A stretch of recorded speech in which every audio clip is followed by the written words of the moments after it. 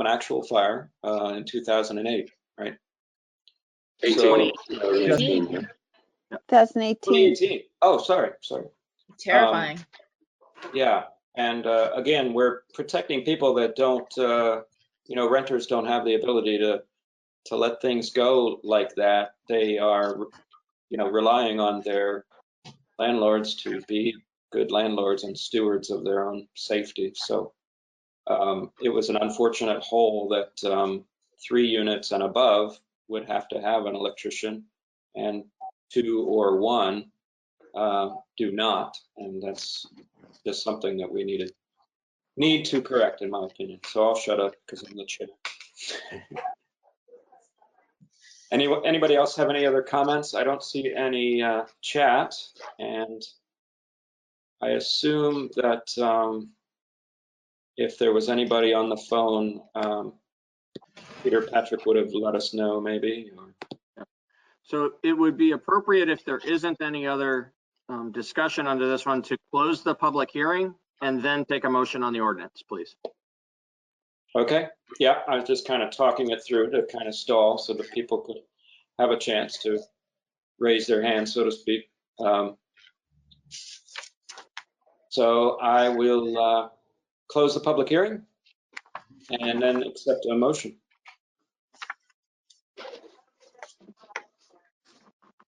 I can make a motion. I move to approve the amendment to Chapter 8 of the Brattleboro Code of Ordinances as presented. Thank you, Daniel. Daniel has moved to approve the amendment to Chapter 8 of the Brattleboro Code of Ordinances as presented. All those in favor signify by saying aye. Aye. And none opposed. That is 5-0. Thank you, Len, for all the work and your team. And thanks, everybody. Thanks, Thank you, Len. All right, so that does it for unfinished business at this time. So we move into new business, and we have a few things that we're going to let Peter talk again on. Thank you. So the first is the monthly financial report. I alluded to this during the COVID discussion that the expenditure numbers are good. So after 3 quarters of the year, 75% of the year has been completed. Our prorated rate of expenditure in the general fund is at 71.6%, and that rate has reduced since last monthly report. And the reason for that is, again, because our altered operations have actually reduced the cost of daily operations in the general fund. The same is true in the utility fund, not for all the same reasons, but it is true that the rate of expenditure is slightly lower than it was last month, and that 75% of the way through the year, our prorated rate of expenditure is at 70.8% there. So we're in good, solid condition. Of course, over in the parking fund, it's an entirely different circumstance. The revenue there has gone to 0, and so we will, when we in May are dealing with the utility fund budget and the parking fund budget, give a good full report about the status of the parking fund and how that affects decisions you might make about the FY21 budget for the parking fund. But the numbers in the parking fund are not especially relevant for this evening because of the fact that we've closed that operation down for now. In the utilities fund, on the other hand, with the continuing operation, this is good, solid position that we're in from the expenditure side, and the utility payments that are due on May 15th have already begun to arrive, and so we'll see how that comes in. Obviously, in these times, there may be some reduced level of collection compared to usual, and we'll have more to say about that as we get into the middle of May. But on the general fund side as well, there are, of course, a variety of different revenues. We are largely dependent on the property tax, but there are a variety of other revenues that the general fund receives. And staff is in the process of doing a very thorough and careful analysis of both the revenue streams and the expenditure line items, so that we can provide to you, most likely actually at the next meeting, rather than waiting until May 19th, when there'll be a monthly financial report again on the agenda, as always. Likely on May 5th, we'll have some additional information that we're going to want to share with you and with the community about the analysis, both for the budget impacts and the cash flow of the town related to COVID-19 impacts, and just, looking out into the future. Because even though our expenditures are, really stable and nothing abnormal at this time, the revenue streams may be low enough that there's some things there that are worth calling out and some adjustments that we may need to make. So we want you to know that we're in the midst of working on that, and we will have good detailed information at future meetings. Thank you. Great. Anybody have any questions? I have to say that I'm still trying to get used to the PDF thing, and some of them are sideways. So but you can turn it. I know that you can turn it. I'm old. So I saw a hand up, but I think it was Daniel. Yeah, I want to thank Peter for what you just said about the analysis of our situation, because at least in my experience on the board thus far, the financial report is something that we go, yes, very good, everything seems fine, and then we move on, or I ask an annoying question about a line item. And looking at the financial report this time, I had a lot of questions about what ifs, and I know that we don't really know the answer to those questions right now. I noticed some of the expenditures were significantly reduced, in particular, facilities where we're not really operating in the same way. It looks like the electric expenditure is down significantly. Mm-hmm. And so I guess in the analysis, I would love to see where we're seeing, significant drops and what that saves us, and then how that's offset by, losses of revenue and whatnot. And I mean, I guess that's what you'll do. I just wanted to acknowledge that, this is a financial report that gives me pause right now. So fingers crossed. It should. So first of all, there are no annoying questions about line items.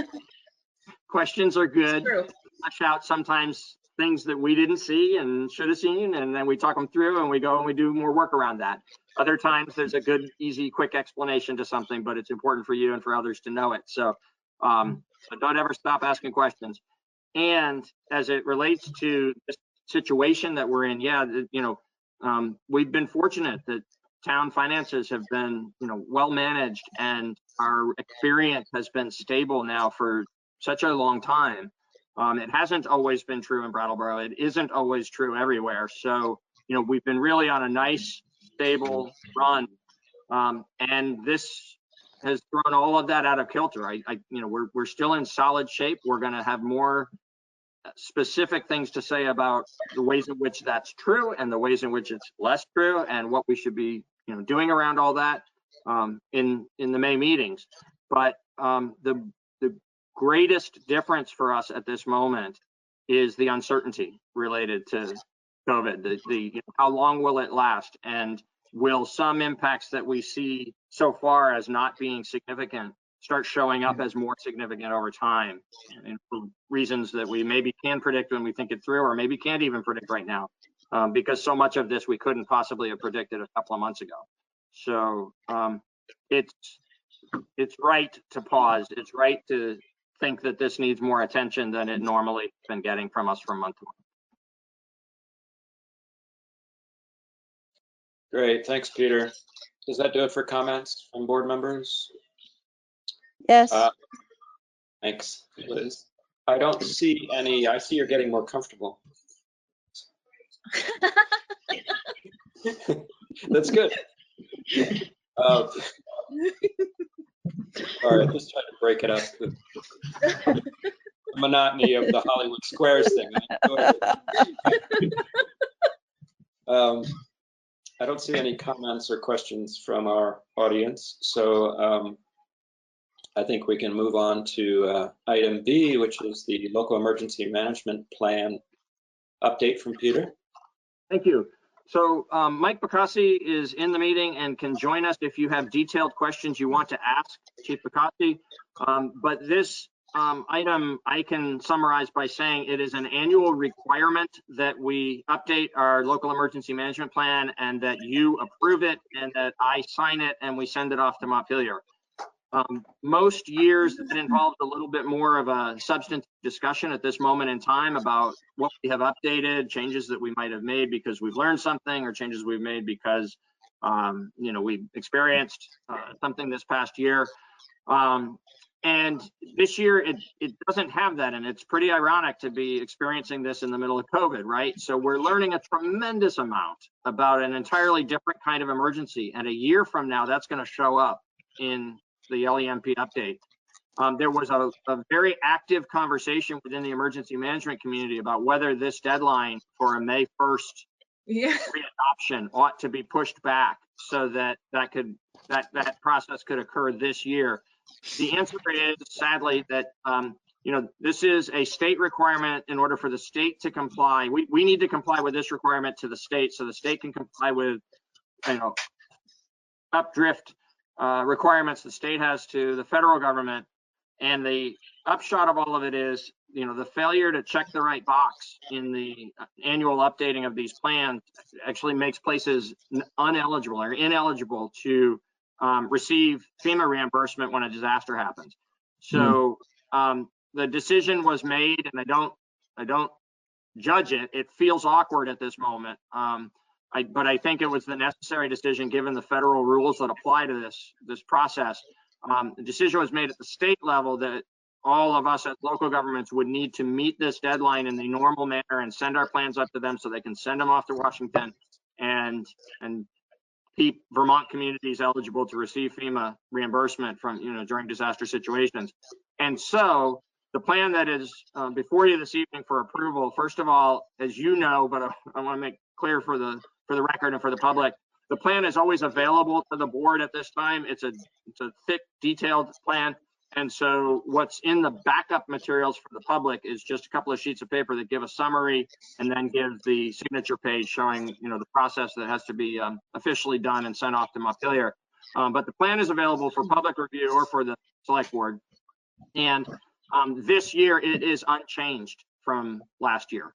There's just too much going on in the world of emergency management right now to have made any changes to it that would be appropriate and reasonable under the circumstances. What everyone is doing, virtually everyone is doing, is taking last year's plan and approving it again this year so that we can comply with the requirements for the federal government and know that we're going to do a pretty thorough update, much more even than usual. And this is a plan that actually gets every page gets attention each year in a normal circumstance to see what might need updating. This year, we know it's going to be substantially updated. There'll be a whole new section added for public health emergencies and other aspects of it like change as well. So that's the overview. If you need to take a deeper dive into some particular aspect of the plan, it would be appropriate to ask that of Chief Bacassi.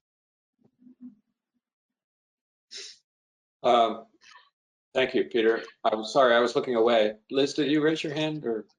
No, but I'll be happy to make a motion when you're ready.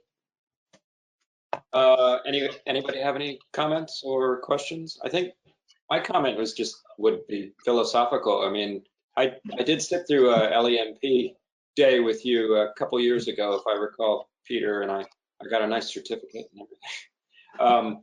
But those are all sort of like punctuated emergency, or yeah, just punchy, I guess. Punctuated emergency, events, like fires and active shooter situations and all kinds of horrible things that we prepare for and our fire department and police prepare for all the time on an ongoing basis. But now we're in a situation where we have an emergency, a public health emergency, and we could very well, as we've seen in the Midwest and the South, have emergencies that we understand better on top of our current emergency. So the multi-layer aspect, or at least the ongoing new norm for public health concerns, could be added to very easily with another, act of nature. So I don't know. I just think it's sort of interesting to consider the new norm going forward on the LEMP for the next iteration. So now I don't see any comments or questions from the public, so I'll go ahead and take a motion, Liz. Okay. I move to adopt the 2020 Brattleboro Local Emergency Management Plan and authorize Town Manager Peter Elwell to sign the Local Emergency Management Plan municipal adoption form to certify that the plan meets certain requirements. Thank you. Liz has made a motion to adopt the 2020 Brattleboro Local Emergency Management Plan, aka the LEMP, and authorize Peter Elwell to sign the Local Emergency Management Plan municipal adoption form to certify the plan meets requirements. All those in favor, say aye. Aye. Aye. 5-0. Thank you. Thank you for that. And we're going to move on now to item C. It's a certification of VTrans road and bridge standards. Peter? So this one also is an annual requirement. It keeps us eligible to receive substantial funding assistance through the state road maintenance program. And so we have to follow certain, adhere to certain standards in our road maintenance work that are established statewide. And by adhering to those standards and certifying that we do continue to adhere to those standards, we keep ourselves eligible to receive that funding assistance from the state. Here again, just exactly like the last one, if you need any kind of more detailed explanation of how we actually maintain our roads, we have Steve and Dan still both in the meeting and able to come back in and answer those detailed questions. But our ask to you this evening, and well, our assurance is we do continue to comply with all the road and bridge standards, and the standards are unchanged from last year. And so we're asking just that you certify that the town does continue to be in compliance with that. Great. Thank you. Does anybody have any more detail or any questions about this action? No. If not, I think I'll take- Ian's got a question. oh, sorry. No? Did you have? No, I'm preparing to make the motion. Oh, okay. Nice. Please do. You saw that inquisitive look on my face. I did. No, it well. Go right ahead. Oh, great. All right. I move to approve the annual certification of compliance with town, road, and bridge standards as presented. Thank you. Ian has moved to approve the annual certification of compliance with town, road, and bridge standards as presented. All those in favor, say aye. Aye. 5-0. Thanks, by the way, for the raising of the hand too. It kind of helps that I make sure that I'm not going to I was get it. raising my hand before, but I couldn't figure out how to get it in the screen. Oh, right. So I've been raising it way over here. This is not Yeah. right.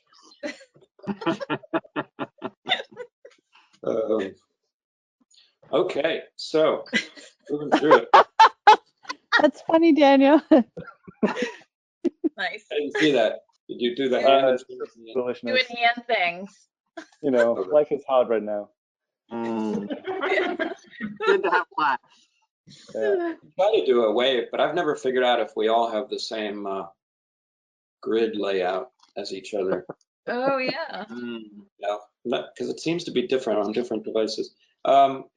We can work that out in executive session next time. I don't think that's an appropriate topic. No. Come on. Our last, I believe, item in new business It is. tonight is appointments for Brooks Memorial Library Board of Trustees. Woo. So you have a memorandum from Star, and Star is on the line if you'd like to hear from her. The short summary of this is that there are 2 seats vacant on the board, the Brooks Memorial Library Board of Trustees. And just as the select board was able to go through a relatively normal, timely transition, where some of the details were different because of our unusual circumstances this year, but through Dave Scholl's resignation and Ian being sworn in, you were able to move on into the sort of the new select board year, even though an official transition will occur after town meeting. Likewise, the Library Board of Trustees would like to have the opportunity to fill these seats and move forward with its work with a full complement of members. And so has asked that the select board follow the procedure, even though at this time of year, normally what would have happened is the town meeting would have elected the new members of the Library Board of Trustees, and they would have been seated in the reorganization for the year. Instead, we're following the procedure for the filling of vacancies, which is a straightforward appointment by the select board without any confirmation at this time. And then when town meeting can be held, this question will be put before town meeting for the formal election of library trustee members or trustees. So the particular proposals from the library trustees, the request is that you appoint Karen Tyler, serve a 3-year term that is vacant, and Gabriel Sestar to complete the final year of an incomplete term. And if someone knows Gabriel, I'm sorry I don't. If I've just butchered Gabriel's last name, I apologize. Yeah, actually, I was going to exercise our select board power and ask Star to come on just so we didn't mispronounce that Thank last name. I should have deferred. I just always like talking to Star anyway. Yeah, really. Are you able to magically And there make she is now. I think so. Aha. Hi, Thank Star. you. Hey, thank you so much for inviting me in, Yes. because it gives me the chance to say Happy National Library Week. Thank you. Hi, Star. Yay. And also today is National Library Workers Day. So it couldn't be more appropriate because our trustees worked so hard for the library and they don't get paid. So this is a great way to honor them. So I thank you. And it's Gabriel Sestare. All right. Yeah. The Star? Yeah. A book from the library, relevant trying to to read our it. work. Is it back to front? Anyway, I'm sorry. I got excited about books. I was like, oh, this book's important. Where did you get a book? Seeing the books in the background of Liz's frame, I have to say. I'm just watching everybody. So I got books. I know you all have books. Also, Star, that's not a pipe, just so you know. Thank you. But can you say it in French? Not at all. Something. So where were we? Are we ready to vote? Yes. Liz is all business tonight. I know. I haven't had dinner yet. Oh, okay. I Uh, don't have that either, so I'm just enjoying myself. Liz, please make a motion if you'd like. I would be happy to. I move to appoint 2 interim trustees for the Brooks Memorial Library Board of Trustees as follows. Karen Tyler for a 3-year term and Yay. Gabriel Sestare, did I say it right? For the final year of an unexpired term. Great, thank you. Liz has made a motion to appoint 2 interim trustees for the Brooks Memorial Library Board of Trustees. Karen Tyler for a 3-year term and Gabriel Sestare for the final year of an unexpired term. All those in favor? Hi. Aye. And none opposed. That's 5-0 for Jan, who's keeping track. Thank you, Jan. Thank you. Hi, Thank you, Star. Star. Bye, Star. I like how Star is just one name, you know. Like Prince That's right. Or Cher or Brandy. Madonna. or Brandy, yeah. Oh, Brandy, yeah. I thought about adding my last name and then I didn't. So we can see. Well, Know by Uh, now. I think we're getting this down. How does everybody else feel? Yes. Yeah. We don't have an agenda item for personal feelings, but I think we're done with. Thanks for everybody for watching. And I would entertain a motion to adjourn. So moved.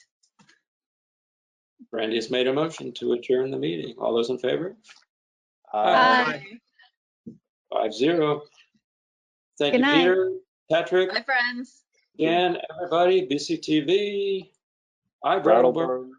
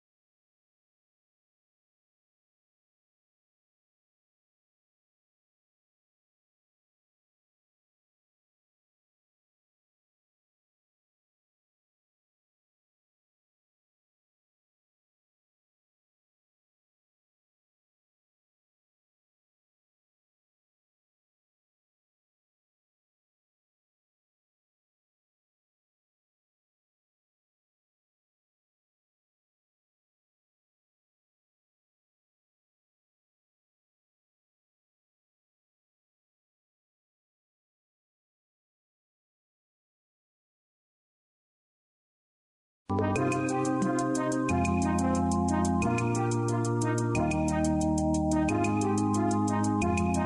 David Pakman Show at davidpakman.com.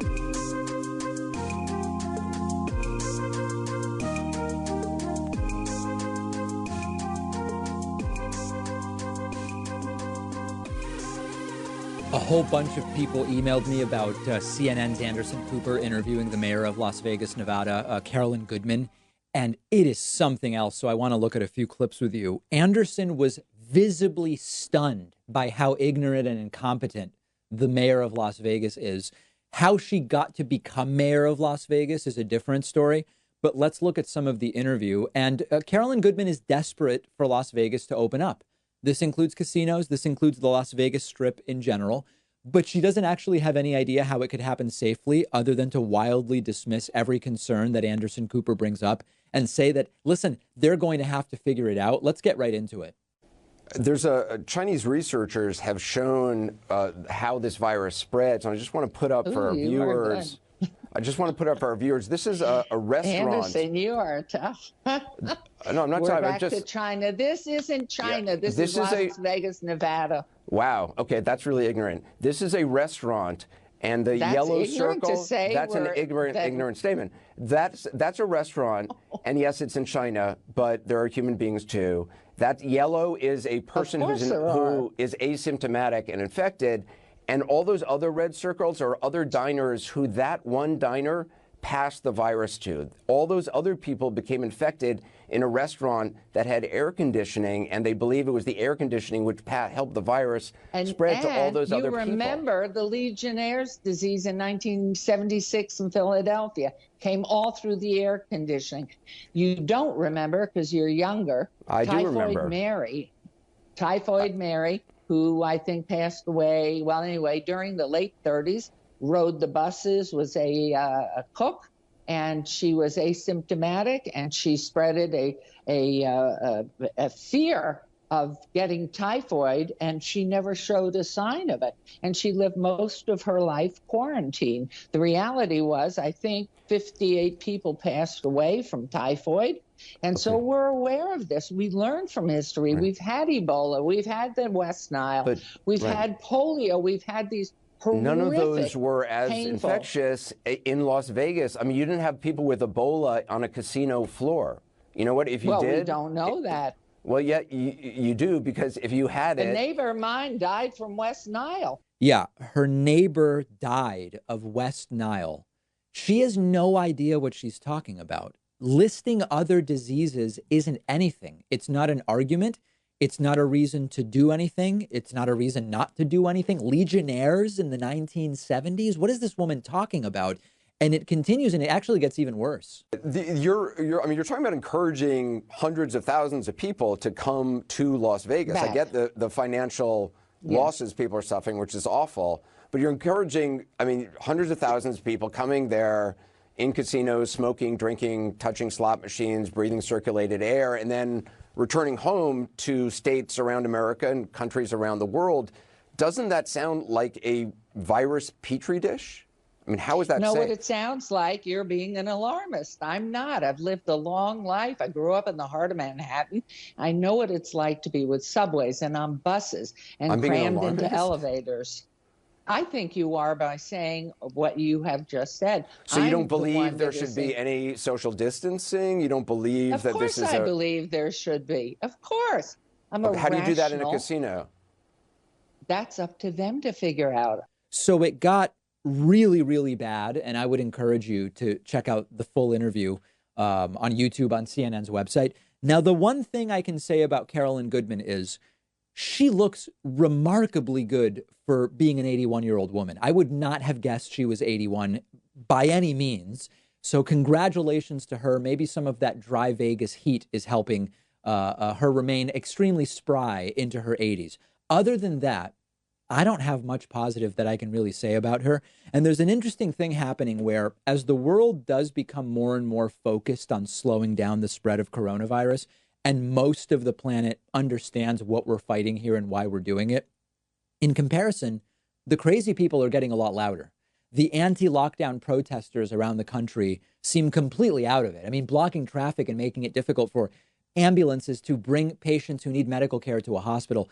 It's crazy. Carolyn Goodman, as mayor of Las Vegas, seems completely disconnected from reality. At this point, when someone like Carolyn Goodman doesn't deal in fact, but just abstractly talks about the economy opening up and ignores the issue of the virus spread itself, they are essentially saying, I don't care who lives or dies, but we need to get money flowing. It's the embrace of what I talked about on Wednesday, maybe it was Tuesday, Republicans embracing let them die in exchange for whatever they've identified as a higher priority. This is the approach that they're taking. Most people aren't going to fall for it. And yesterday I pointed out, mayors can't really open cities. Governors can't really open states. The president can't really open the country. It's up to the people to do it. And in the case of Las Vegas, even if it, quote, opened, there aren't many flights coming in and out. Foreign flights are almost completely cut off. Most people recognize that a crowded casino, even if it's open, even if you could go and sit down at a blackjack table and get the free drinks brought to you and the entire thing, most people recognize that it doesn't make sense to do that right now. So even if she opens Vegas, it's not going to be much of an opening. And I think that that's an important thing to remember, regardless of the increasingly astroturfed protests to reopen. Polling shows that most Americans are prioritizing slowing the spread over saving the economy. And I'm not saying the economic destruction is not significant. We now have 26 million people who in 5 weeks have filed new unemployment insurance claims. I'm right there with you. But over the medium and long term, we are better off if we don't have resurgence of the virus because of opening too early. Carolyn Goodman doesn't seem to understand that. And a stunning interview I encourage you to check out in total. Let me know what you think. I'm on Twitter at dpacman. We have a fantastic program planned for you today. The David Pakman Show at davidpakman.com.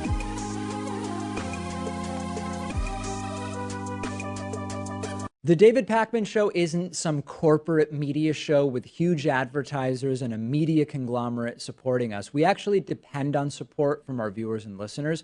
The easiest way, the most rewarding way, the most exciting way to support the show is to get a membership at www.joinpakman.com.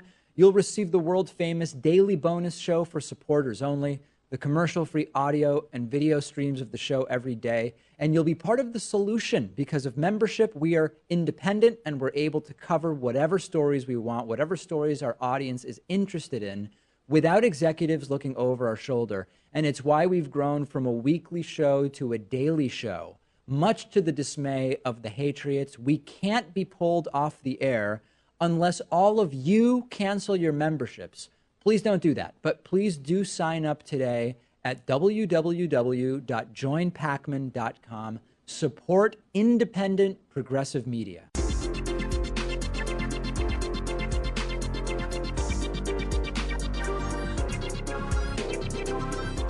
The David Pakman Show at davidpakman.com.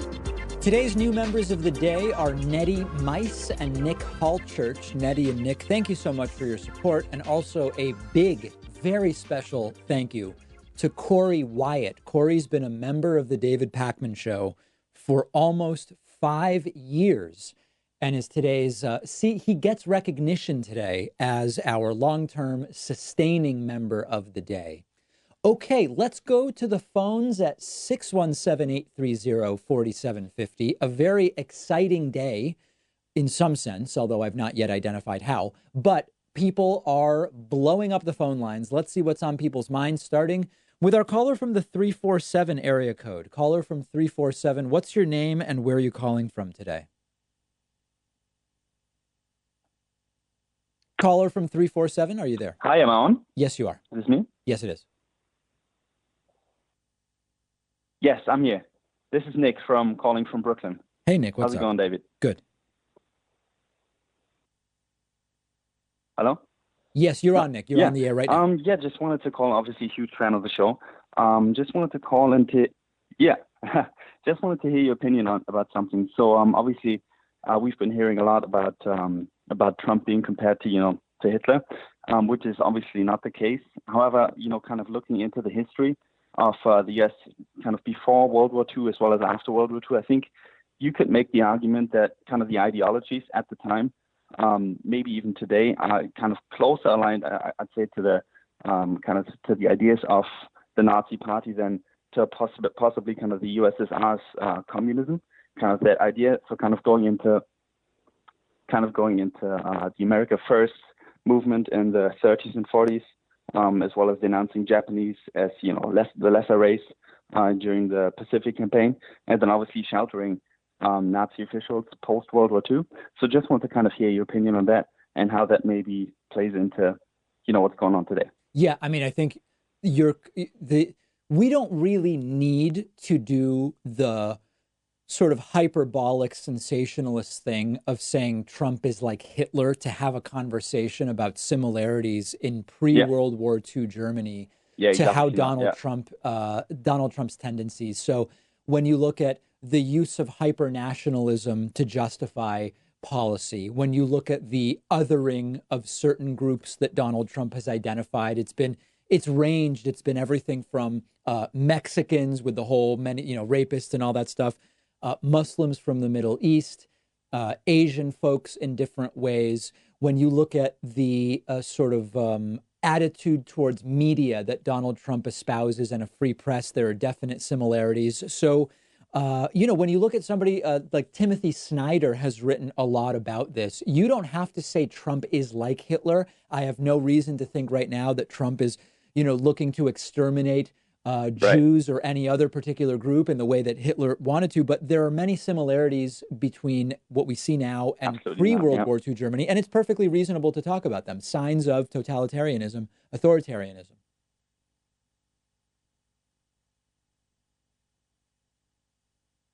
Right. And I think just talking about kind of this belief that communism or socialism, is the big evil.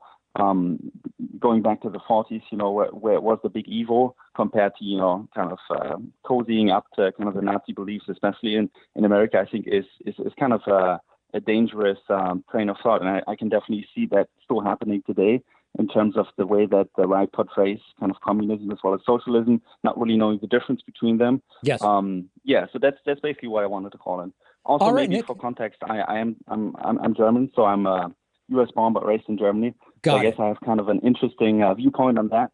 But yeah, thanks for taking my call, and all the best. All right, great to hear from you. Nick from Brooklyn, 617-830-4750 is, of course, the number. Let's go next to our caller from the 309 area code. Caller from 309, what's your name? And, of course, where are you calling from? Very important details. Hi, David. This is Sam from Texas. Hey, Sam, what's up? Yeah, so I'm a Bernie supporter who will be voting Biden in November. Okay. I talked to a fellow progressive on Facebook. He was posting some Never Biden stuff.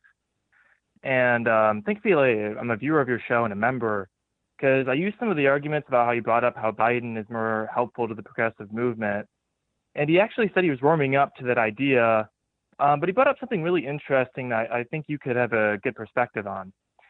He said he can't vote Biden because of his past policies and how a lot of his previous votes in the Senate sort of contradict the current platform or his appeal to progressive values. Right. And he said that a lot of his past policies are what got us Trump. So I guess as people who want to convince Never Biden people to vote for Biden, how do we convince them? How do we help them reconcile that? Listen, it's a matter of this is simply a matter of do you want to win, and do you want to reduce harm by getting Trump out? Trump was pro-choice for 68 years of his life. He completely transparently said, and it was transparently dishonest when he said, as he was becoming a Republican candidate, oh, I'm pro-life now. I'm against abortion. Abortion's terrible. Jail the doctors, jail the mothers, right? He said every crazy thing. And the evangelicals said, we're going to vote for the guy because that's what he says his policy is now. And we at least somewhat credibly believe that this is how he will govern. And he has. Donald Trump spoke to the March for Life or whatever, and whatever the case may be. With Biden, the policies are more complex than simply, are you for or against abortion? There is no question that Joe Biden in the 80s and 90s was running a more conservative platform as senator than he is espousing for 2020. But this is just this is how things work. People don't have, there's this idea that has become popularized with Bernie Sanders that if you have the same idea for 40 years, the same position for 40 years, it's objectively better. 40 years is a long time, and things change during those 40 years. Many of the people who in the last 5 years have become large advocates, strong advocates of LGBT rights, 20 years ago were probably pretty homophobic by today's standards. And if that's going to be the standard, we'll just lose. I mean, it's like we're just going to lose if that's the case. Is Biden going to do everything he claims he's going to do? Of course not. Just like Bernie wouldn't be able to, just like Trump hasn't been able to. But that seems like a very poor reason that Biden's policies have changed. Therefore, we want Trump to win. It seems crazy to me. Yeah, no, I 100% agree. And I also tried bringing up to him that I think Biden will keep people around him that'll kind of like, I think the people that Biden will keep around him are going to be pushing for those progressive values. And I also tried explaining how, AOC or someone like that or progressive has a better chance of meeting with Biden to discuss policy than they do with meeting with Trump to discuss policy. Course. You know what I mean? Of course. In a Biden presidency, the AOC wing at least will get a voice and a hearing. They might be ignored 98% of the time, but with Trump in the White House, they don't even get a hearing. They have zero voice. You're absolutely right, Sam. And in fact, Trump campaigns on actively hating those values. That's right. So it's just such a ridiculous position, in my opinion. Sam, you're not falling for it, which I think is good. Yes, absolutely. Good. All right, Sam, excellent to hear from you. Very much appreciate the phone call. Let's go, just because a lot of people are interested in this arc, let's go to our friend Pedro from Colombia. Of course, none of us believe that that's the case, but what's new? What do you have for me this week, Pedro? Hola, Mr. Pacman. Thank you for taking my call. Por supuesto. I just really wanted to tell you, thank you for the show, and I appreciate, all the people on, all the viewers who tell me, nice things, All of your fans, yeah. Oh, yes, so I just want to tell you that, you're a good guy, Mr. Pacman. And I actually did send you a picture of me, by the way. I don't know if you got it. Yeah, Pedro sent me a drawing of a stereotypical Mexican mariachi guy, which is a weird thing to send if you claim to be from the South American country of Colombia, right? That's an unusual thing to send, right? Oh, well, I wanted to send an actual picture of me, but my wife, she doesn't like that I call the show at all, I see. And, she got mad when I told her, and she's like, oh, Pedro, you can't do that. Now, that's interesting. So I was like, okay. Pedro, as you and your wife, of course, immigrated to the U.S. from Colombia, right? Oh, yes, you know. And do you speak to her in English? That sounds unusual. Oh, no. Well, so we talk in between Spanish and English, I'm just doing a little impression of her. So how did she actually say, how does your wife tell you in Spanish that she doesn't like you calling the show? What does she say? Ay, está llamando ese Pacman otra vez. She talks like that, Interesting. It's kind of, so I didn't want to get on her bad side, So yeah. I just got my friend from Argentina. He drew that little picture, but it looks just like me. It's not a stereotype. It's just what I look like. Yeah, because Colombia doesn't really have the Mexican mariachi stuff. It's not part of the culture there. Oh, yes. There's a little bit, but, it's more Mexican. But I love Mexicans. I love Mexico. And I love Argentina and Ecuador. Pedro, where are you really from? Can you just tell me, where are you actually from? Well, I'm in Texas now, but No, I'm but where just, were you born? Where were you born? I'm just on the, I'm from Colombia, Yeah. I forget the city. I know there's some confusion about where Yes. I'm from, There is but confusion, yeah. you can just, All right, Pedro, listen, how okay, long is but, this going to go on for? oh, I'll call you and just say hi sometime, but I don't want to bother you. I like your show. I like your good answers and good guests, so, I don't want to bother you guys. So if you don't want to talk to me anymore, that's No, okay. I But, just would love to know where you're really from. That's what I would love to know. okay, well, someday I'll remember. Someday. All right. Okay, Pedro, thank you for the call. Very much appreciate hearing from Pedro. A lot of people in the audience all wrapped up in the entire Pedro arc, as it may be. Let's go to Dante from Florida. We haven't heard from Dante for something like 5 or 6 weeks. Dante's calls are sometimes interesting. What do you have for me today, Dante? So, there's been a lot of criticism of Trump and how he's handled the response to the coronavirus, and I think that's merited because his response has been terrible every step of the way. Sorry, But Dante. I hate to I've also interrupt. noticed Dante, that, do you have us on speaker or Bluetooth or something? Because your connection is not what it usually is today. no, I don't. Okay. All right. Go ahead, Dante. We'll keep going. Yeah, but there isn't really any criticism of the Democrats and their inadequate response to the coronavirus, because it's the Democrats and Nancy Pelosi and Chuck Schumer who came out in favor against the universal basic income during the pandemic and wanted to means test any payment. They also came out against any recurring payment to the people who qualified for the original payment. Yes. And they've also, even though Nancy Pelosi controls the House, she hasn't proposed anything to deal with the like rent freezes or even subsidizing people's rent. Right. She in the middle of the unprecedented pandemic and economic crisis, she is on vacation. She's allowed the House to go on vacation for a month and refuses to adopt remote voting.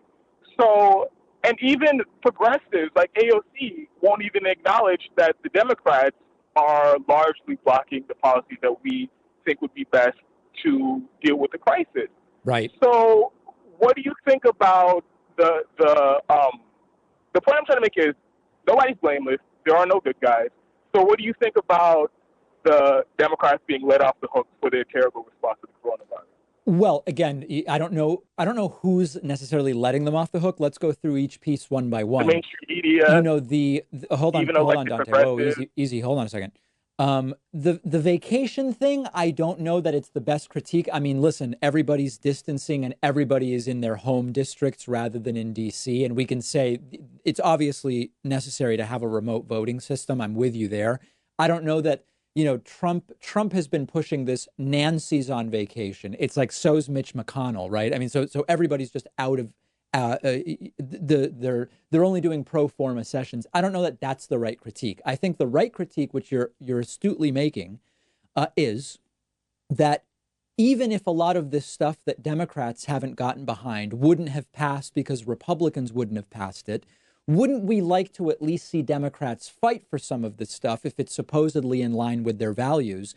And as you're pointing out, even AOC has been, the supposed standard bearer on a lot of this stuff has been silent on a lot of it. So I think you're quickly figuring out why I have been saying for years, none of these people should be deified. It doesn't matter who it is, whether it's Pelosi or Bernie or AOC or whoever.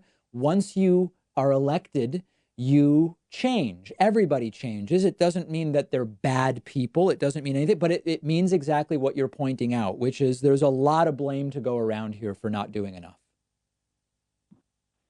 And what do you think? Do you think that they'll ever try to adopt these policies, or do you think that they're just going to go along with everything that the Republicans propose to deal with the crisis. Like, they went along with the multi-trillion-dollar corporate bailout. That was their first priority. Yes. Like, do you think they would ever do anything to help the regular people, or do you think they're just going to leave everybody high and dry throughout this crisis? Listen, I am not naive enough to think that I can tell you whether they will ever do something. If this extends, imagine that the current situation extends 8 months. I think what you will see elected officials be willing to do would be very different than if we're able to start loosening things in 6 to 8 weeks. So I don't know. I just don't know the answer to that. I wouldn't pretend to know.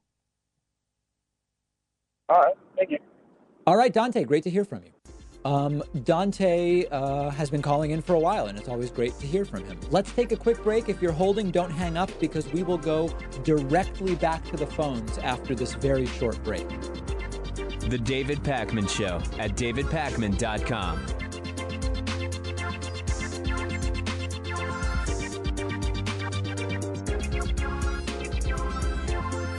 The David Pakman Show is audience-supported media. I really mean that, not just a catchphrase. And much of that support is small contributions on Patreon, contributions as small as $1 per month, meaning just cents for each hour-long episode of the show. Plus, patrons can also get the daily bonus show and the daily commercial-free TV show by pledging at patreon.com/David Pakman Show. We've rolled out great new perks on Patreon, including free bumper stickers, t-shirts, coffee mugs, and more at different giving levels, as well as exclusive content. And it all comes with the pleasure of knowing you're supporting independent progressive media, an alternative to the corporate stuff that is as much a part of the problem as our political system. If you value the show and have as little as $1 to put towards independent media, check out patreon.com/David Pakman Show and make a pledge today. It'll feel good, and I'd really appreciate it. Patreon.com/David Pakman Show.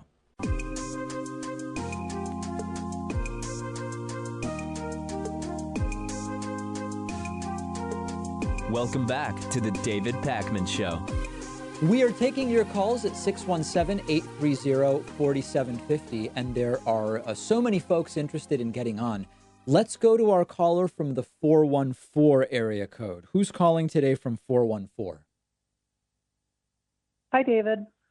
Hi, who's this? This is Ann. Hi, Ann.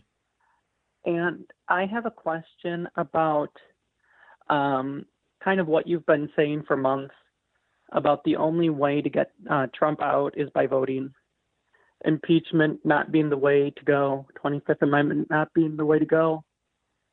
And seeing Trump's increasing incompetence in just today's news with Trump re-engaging with conflict in Iran, this obviously being an incredibly dangerous situation. Yes. Especially layered on top of the coronavirus. This is coupled with the voter suppression. Being in Wisconsin, we had that whole battle with, our election still going on in the midst of a pandemic, voter suppression, etc. It seems like the call for the only way to get him out is by voting is becoming a weaker and weaker argument because Republicans keep attacking that avenue to get him out. Do you have anything to say to that argument? Of course. And my argument is not that Trump is not worthy of impeachment and removal, but with the Republican Senate, it will not happen. It will not happen. I'm not saying Donald Trump is not worthy of removal under the 25th Amendment, but his own cabinet is not going to move to remove Donald Trump. So when I say the only way of getting him out is voting him out, I'm not pretending that the election will necessarily be fair. And I'm not pretending that impeachment and the 25th Amendment would be incorrect strategies. I'm merely saying the only chance we actually have is to vote him out in November. And so they're going to be purging the voter rolls. They've already been doing it. They're going to be limiting early voting. They're going to try to push for in-person voting, even if it's dangerous because of the pandemic, which is disproportionately likely to keep Democratic voters at home. We need to, knowing that, lobby every state to go to vote by mail, at least the states that will matter. Here in Massachusetts, there's already 30 or 40 mayors that have written to the governor saying, we have the system. We have absentee ballots. Let's expand it. Now, Massachusetts won't make a difference in the election if Wisconsin and Michigan and these other states do it. So we need to, knowing that it's our only shot, knowing they won't play fair, we need to get moving now to ensure that we're actually positioned to remove him in November. Well, I agree with that. So you're saying that our efforts should be in things like reaching out to lawmakers to say, let's get this vote by mail thing rolling. Yes. That's one part of it. So that we can have at least a fair shot. That's right. And we've got to fight at every opportunity. We have to fight the voter roll purges as well. Exactly. Well, I appreciate your time. I appreciate you addressing this because this has been a concern of mine. Because I've been feeling more and more frustrated with your increasing call for, vote is the only way to get him out. And it's like, well, they keep attacking that avenue. But at least, I feel a little bit of hope that there's something we can do about that. Right. For example, when Wisconsin had their primary, I was sending an email blast, an 11th hour email blast to, I think it was the health secretary to, put in some emergency measure. I mean, it was going out on a limb entirely, but at least I felt like I could do something. So hopefully now that we have a lot more time, we can try to mitigate this kind of, this attempt at, completely squashing democracy. Yes, and we've got to get active on it now, which is why it's so important, Anne, that you are talking about it. Thank you so much for the call. I really do appreciate hearing from you. Let's go next to our caller from the 678 area code. Who's calling today from 678? Hey, David. My name is John. I'm from Atlanta. Big fan of your show. Thank you. I just wanted to talk about my thought process in this upcoming election. I was a Bernie Sanders supporter, and I'm having kind of a hard time switching over to giving my support to Biden for multiple reasons. Okay. And one of the reasons that I've been thinking about that a lot of people don't talk about is I'm trying to see, like, the big thing that I've heard throughout this election, the most important thing that we must do is to get rid of Donald Trump. And I agree with that. But my problem is that Joe Biden has made it no secret that if he were to be elected, he's going to bring back kind of like that Obama era kind of third wave centrism as a template for governance in the White House. And that sort of ideology is what was, I believe, in my opinion, was one of the starts of the Trump ideology being such an attractive brand, people being disaffected by the kind of like third wave centrism. So my question is, what is the point of defeating Donald Trump when you're going to bring back the ideology that helped give us Trump in the first place? Like, won't 2024, like, I believe that even if you get rid of Trump, Trumpism is one the same with the Republican Party. Won't that cause another, like, right-wing backlash in 2024 where the Republicans bring up even more far-right nationalists? So a couple different things there. A couple different things there. First of all, your argument is I believe, more theoretical argument than is relevant in terms of our decision in November. I don't want to discount what you're talking about as very important for thinking about the future direction of the country, the future direction of the two major parties. It's important conversation to have. One thing that you're missing from your sort of framing is that racism was also part of what took place during Obama's presidency that coalesced and emboldened some of Donald Trump's key constituencies. And I think if we're going to really talk about what happened during the Obama administration that led to Trump, we can't ignore that. But I want to put that aside just for a second, if we can, John. What I want to say to you is the following. The theoretical argument about third way, this, that, okay.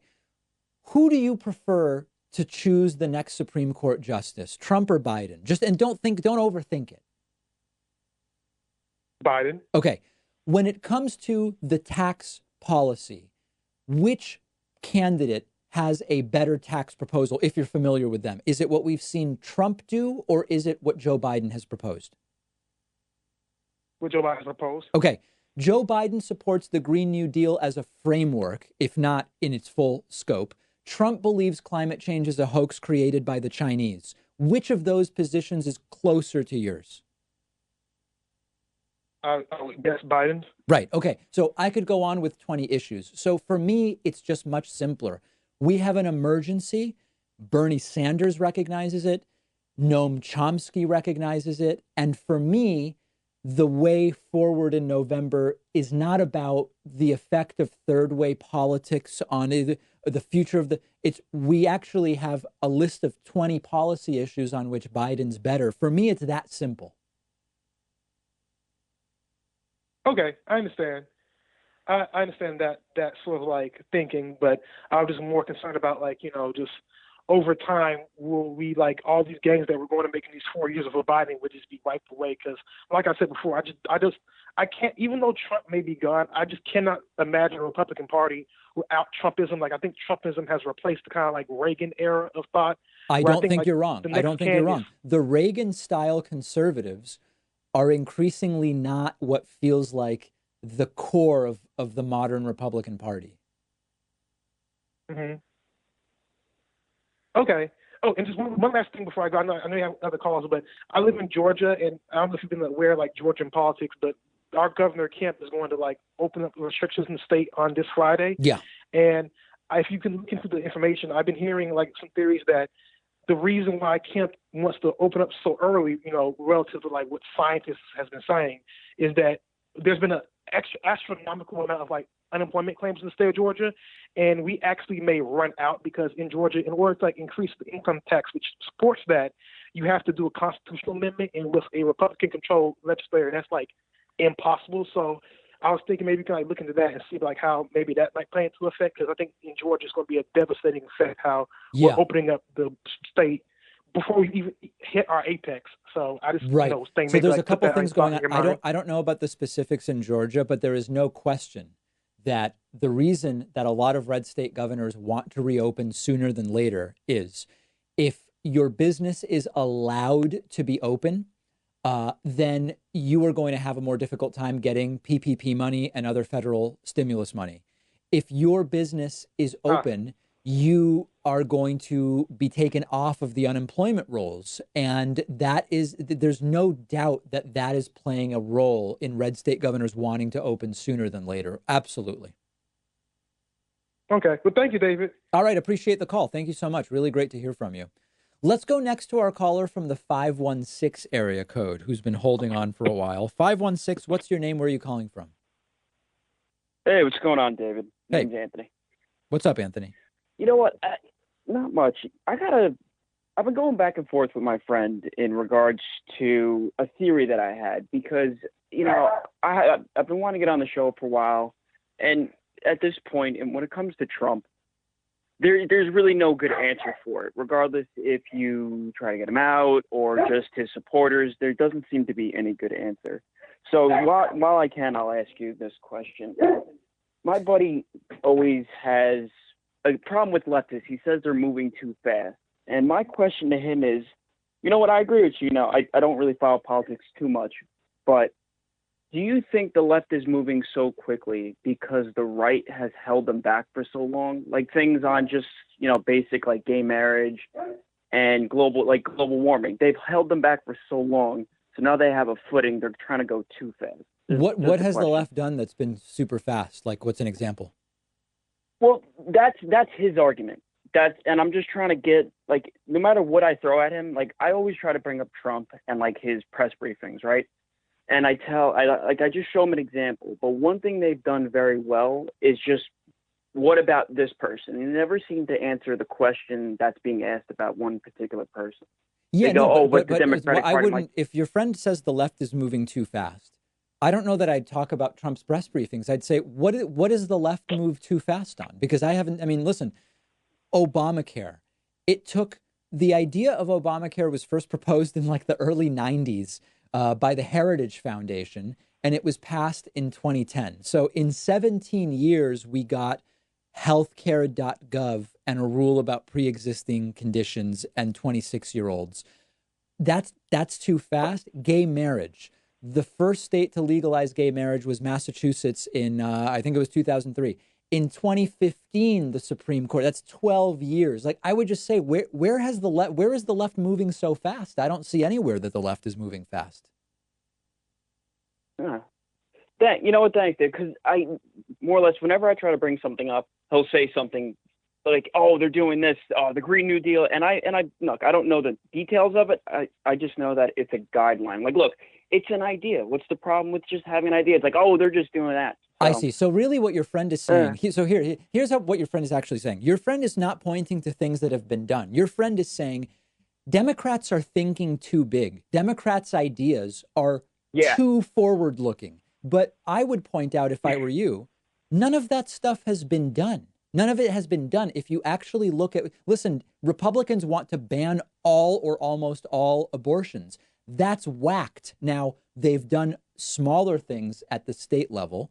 But if I say Republicans are moving too fast by trying to ban all abortion, I'm wrong, because they haven't actually moved. They've been equally radical for a long time. So tell your friend there's a difference between an idea and actually doing stuff, and that in fact it's Republicans that have been preventing any progress.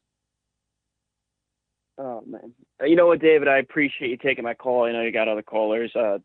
Great job doing everything you do. Thank you so much, man. All right, Anthony, great to hear from you.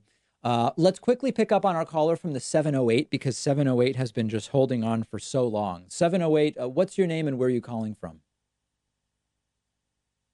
Hey, David, I'm John from Chicago. Hey, John, what's up? Not too much. John, by the way. Yes, John. I misspoke, but I did hear you.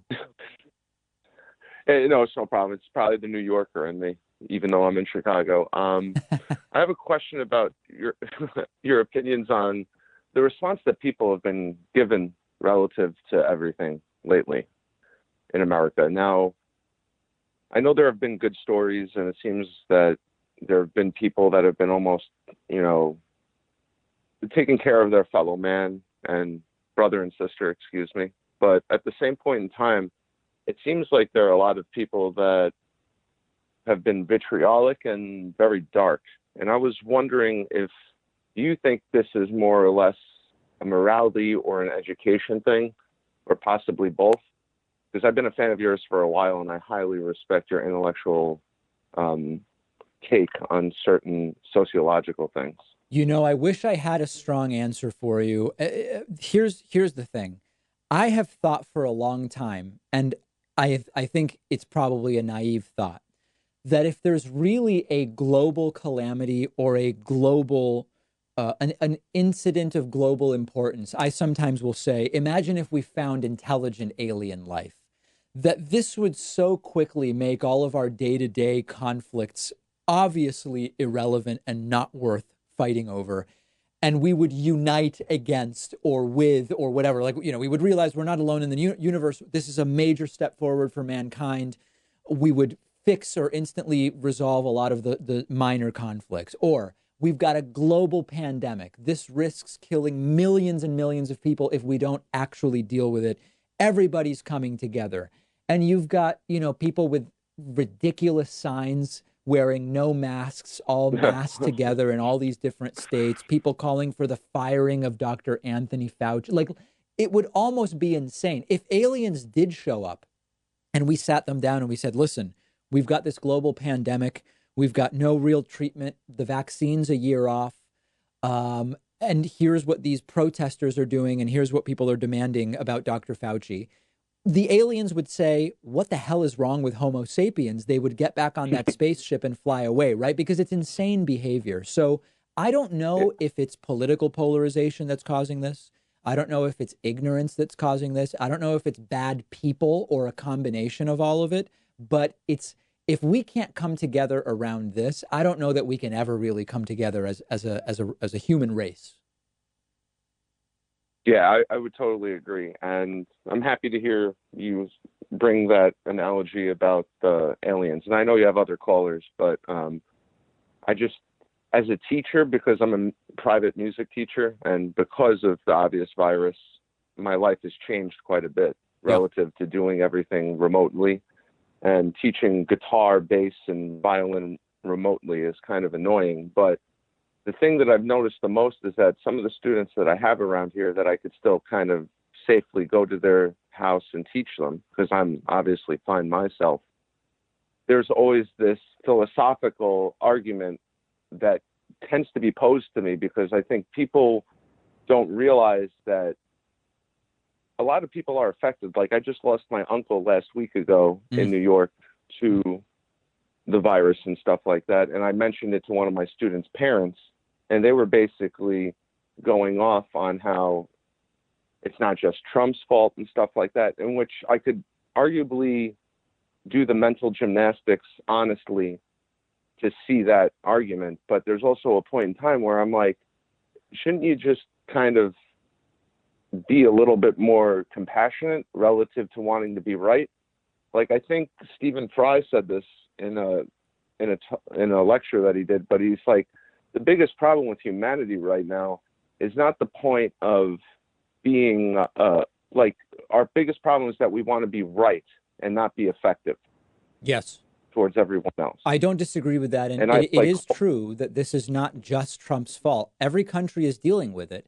And the idea that we would have had no deaths is a silly idea. Trump's response has been a failure, but it is bigger than Trump. That doesn't, excuse Donald Trump's behavior. John, I really appreciate it. I've got to run to a commercial break, but it's been so great hearing from you. I'm sorry I was not able to get to more calls today, but we will take calls again, and I appreciate everybody who did call in. The David Pakman Show at davidpakman.com.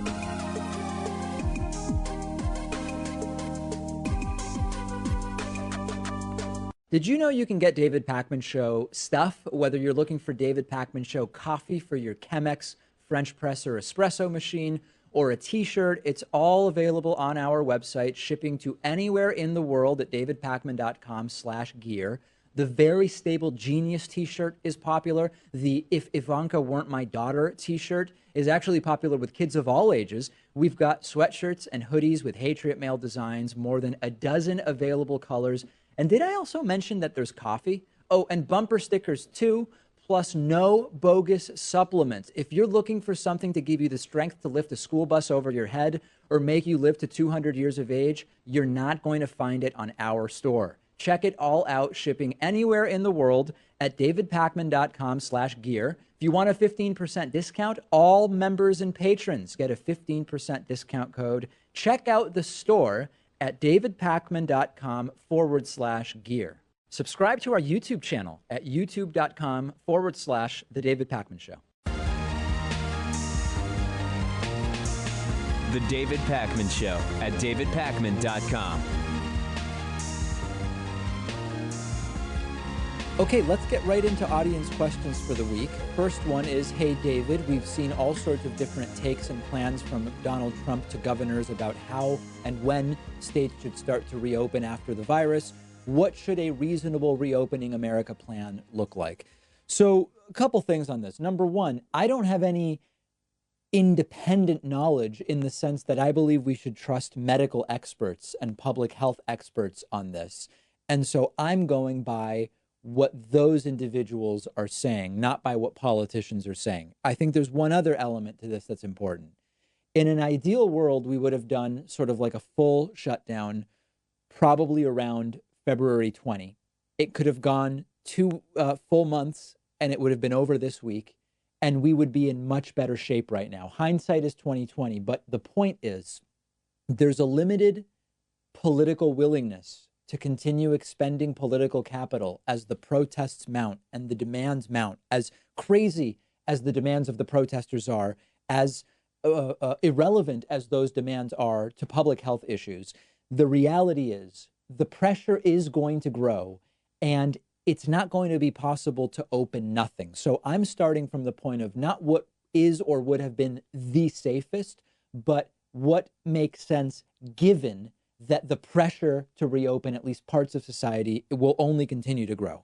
Number one is testing. Now, I'm not going to get into the full back and forth about how Donald Trump initially took credit for testing, even though the testing was terrible. He would insist that it's all him.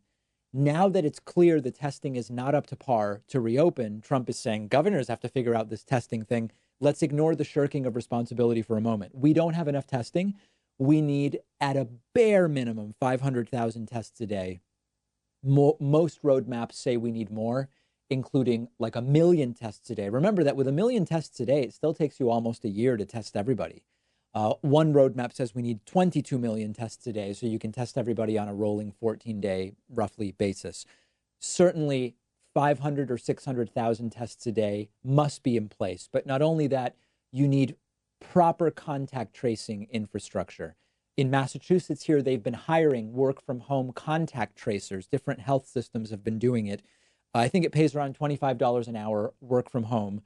All states need to be hiring proper contact tracers so that you increase testing, as you test a lot of people. As soon as you get a positive test, contact tracer comes in and lets individuals that may have been in contact with that infected person know so that they can quarantine. Then, all the stuff about phases, I'm not going to go piece by piece through Donald Trump's proposal because I've already done it, but a few thoughts on that. Number one, there won't be a light switch that's flipped and we are back on.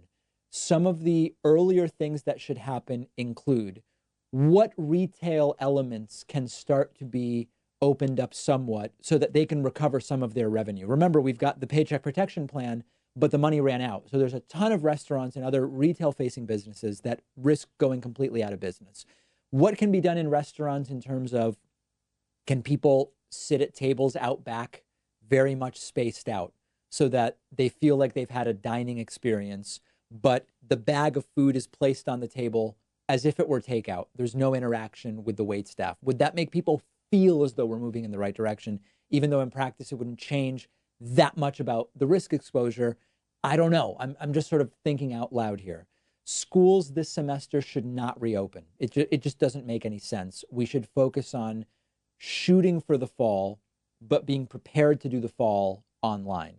People who can work from home and who work office jobs, where a lot of the work is email and phones, should not go back to work anytime soon. We should keep as many people home as is possible to lower the risk of loosening up some of the public elements. Gyms probably can't open right away. I know that that was included in phase one of Trump's plan.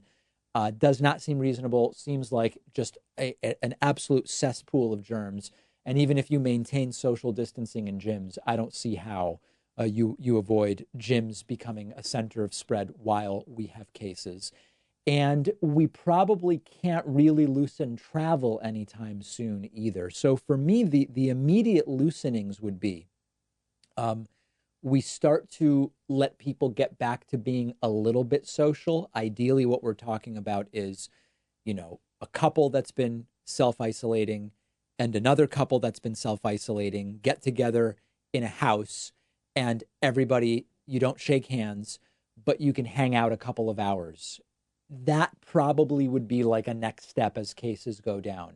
Again, some of these things of, maybe restaurants could figure out a way, if they're large enough, you reduce the capacity by 80% and you let people without table service just sit and have their takeout in the restaurant. These are the types of things that need to happen. And then we want to start opening up some other retail type businesses that may have been closed. But again, remember, many of those have been open. A lot of stuff hasn't actually been closed. It's just been diminished. And people are having to, wear masks when they are inside. But so those are some of the first steps I see. But really, the steps that need to happen before anything is actually opened is testing that needs to increase dramatically, and contact tracing needs to increase them dramatically. Until we have that, opening is a real risk. David, what do you think will happen when Donald Trump is no longer president, whenever that is, and he loses presidential immunity from prosecution? So I'll answer the question. Remember, this whole idea of immunity, it's not been tested. It really is more of a memo that the Justice Department has put out saying, we as a policy don't believe in indicting or prosecuting a sitting president. But here's the way that I imagine it will go. If you were waiting around imagining that Donald Trump is going to be criminally charged and perp walked and tried and potentially face time in prison, forget it. Forget it. I mean, it just doesn't happen to presidents. Trump has violated the emoluments clause, all sorts of different financial crimes. I get it.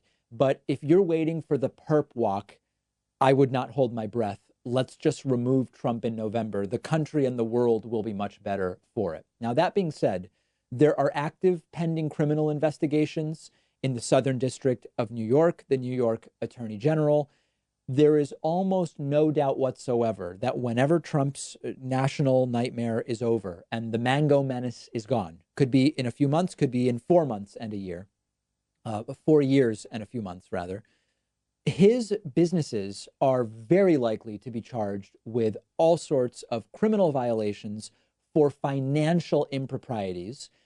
I don't imagine that Donald Trump is actually going to take the fall or be the one who gets charged, and certainly not convicted. There are likely going to be underlings that will get plea deals. Who knows? Trump is not going to be convicted. I would be shocked if he is even charged in those financial crimes. It's going to be financial irregularities, could be anything from money laundering, misappropriation of funds, all sorts of stuff like that. Now, once Trump is gone, he can be charged with whatever a prosecutor wants to charge him with. But there's another element to this. It's not just the general reality that presidents don't get criminally charged once they leave office. How do you get a jury that any legal system would say is a fair one?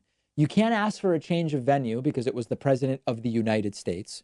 You either have people who voted for the guy on the jury who are not going to be impartial jurors.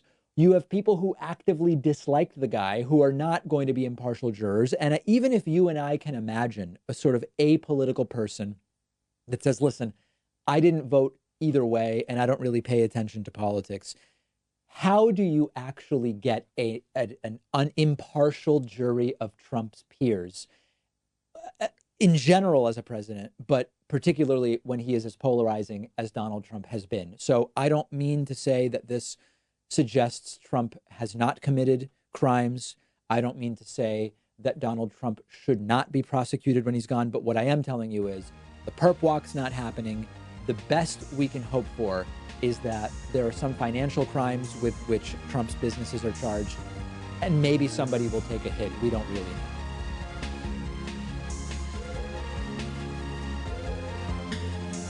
The David Pakman Show at davidpakman.com.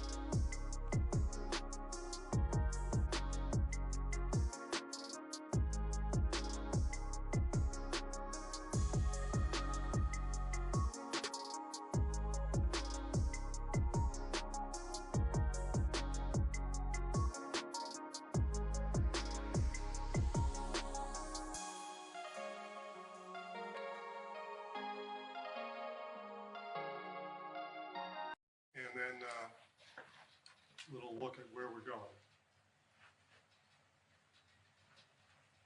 You've seen this before, just updated. All of the gray are the cumulative cases that we've had in Vermont. And as over the weekend, we're in the low 800s for cases. The blues are the new cases. I don't think it's a stretch to say that the slope of the curve has clearly changed. And it's really coming into that more plateau type of phase. This is called an epi-curve. This is really the curve of just the new cases from the day-to-day basis. So you could see, we were pretty accustomed to an average of 30 to 40 cases, with occasional times when we peaked here in the middle here and had 50 there. You may recall we began way back in early March, first case. And around this zone is where we started doing things like limits on mass gatherings, closings of restaurants and bars, and eventually schools, a lot of social distancing strategies, and then in this time frame, the actual stay home, stay safe program began. Go several weeks beyond that, and you see we've come from a peak and down nicely to generally below 10 cases over the last week on a day-to-day basis. And then finally, this is just the graph of number of tests we've done in Vermont. So each vertical bar is number of tests on a given day, and you see they generally range from 300 to 600 or 700 over time. The olive green color is the percentage of tests that were done in a given day that were positive for COVID-19. And that's on this y-axis, so it goes as high as 12%, down to just a couple percent. And you can definitely see the slope of that curve diminishing as well. So as a rough indicator of how much disease is in the population, showing decreasing number of positive tests over time. And most recently, we're in the low single digits. So our focus now, from now into the foreseeable future, remains to protect the most vulnerable, I would say even more aggressively than before, to continue to avoid exceeding the capacity of the healthcare system, and also to protect as many Vermonters as possible from encountering severe infection until we have effective antiviral therapies and a vaccine. And the timeline on effective antiviral therapies could be just months. The timeline on a vaccine, as you know, is commonly stated as 12 to 18 months.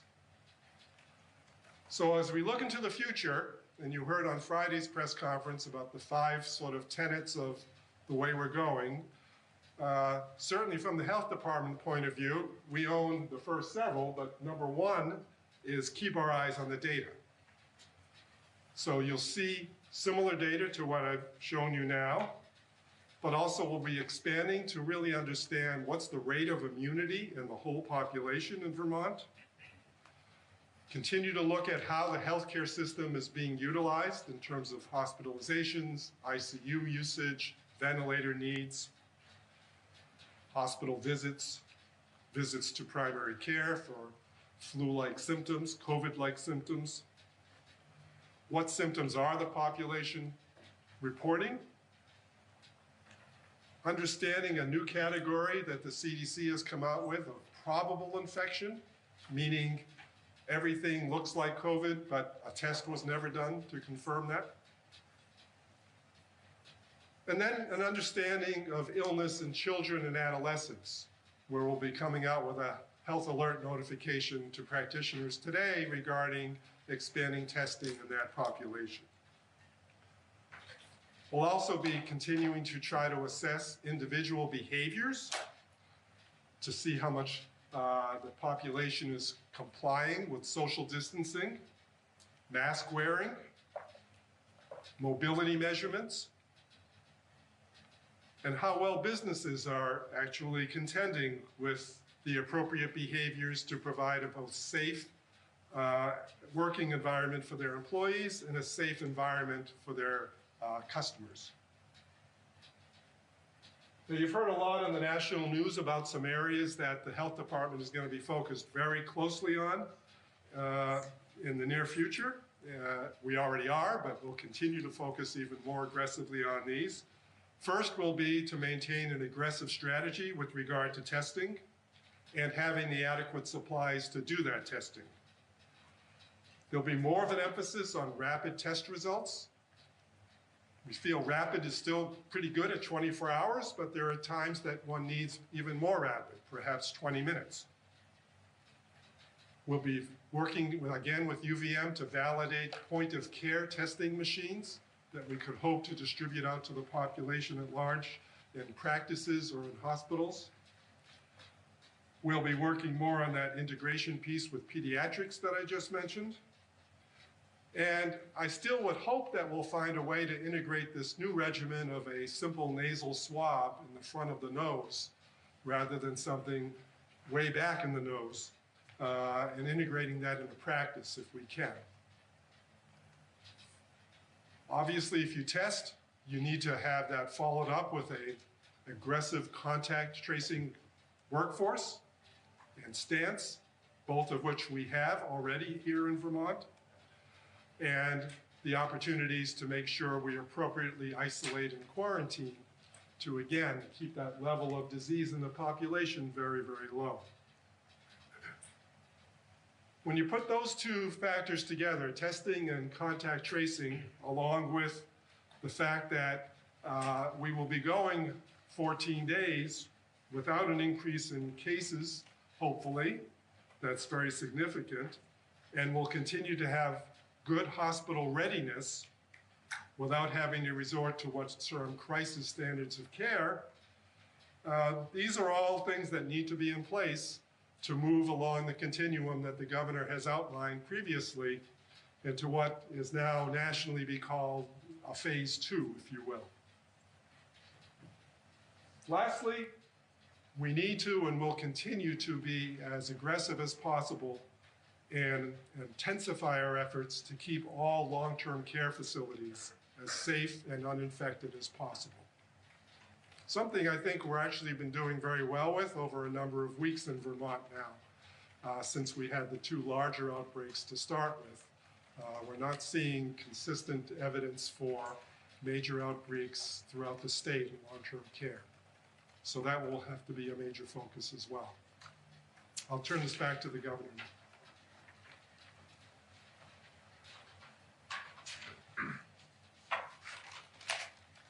Well, thank you, Dr. Levine. For the last few weeks, I know how difficult and frustrating it's been for too many as they've repeatedly tried to get through to the unemployment office, and especially for those still waiting for their very first check. And for many, this was the first time in their lives they've ever been laid off, so had no experience using the UI system. So in order to help more Vermonters get through on the phones, we're adding another 50 state employees and 50 agents with an outside contractor to bring the total number answering phones to more than 150, and a total of over 200 people now processing claims. But getting through on the phones was not the only obstacle, which is why I directed the Department of Labor to clear tens of thousands of issues which have been holding up Vermonters' benefits. As of last Thursday, the department had identified over 34,000 claimants with over 50,000 issues that were holding up payments. Under normal circumstances, investigating these issues is required to make sure we're adhering to federal regulations. But these are not normal times. And these very restrictive federal standards have made it difficult, if not impossible, to keep up with the demands this pandemic has placed on the system. The lack of flexibility has made an already complicated and bureaucratic program even more difficult. While I greatly appreciate the additional unemployment funding available through the CARES Act, our ability to get the benefits to people quickly has been burdened by stringent requirements set by the feds. So we were forced to make a choice, allowing a cumbersome process to delay money desperately needed by Vermont families, or find a way around it. In the end, we went with our heart and put people ahead of process. And the Department of Labor and the Agency of Digital Services rolled up their sleeves and found ways to clear issues to help payments go through when Vermonters file claims this week. And to confirm program integrity, the department will follow up after the fact to verify eligibility.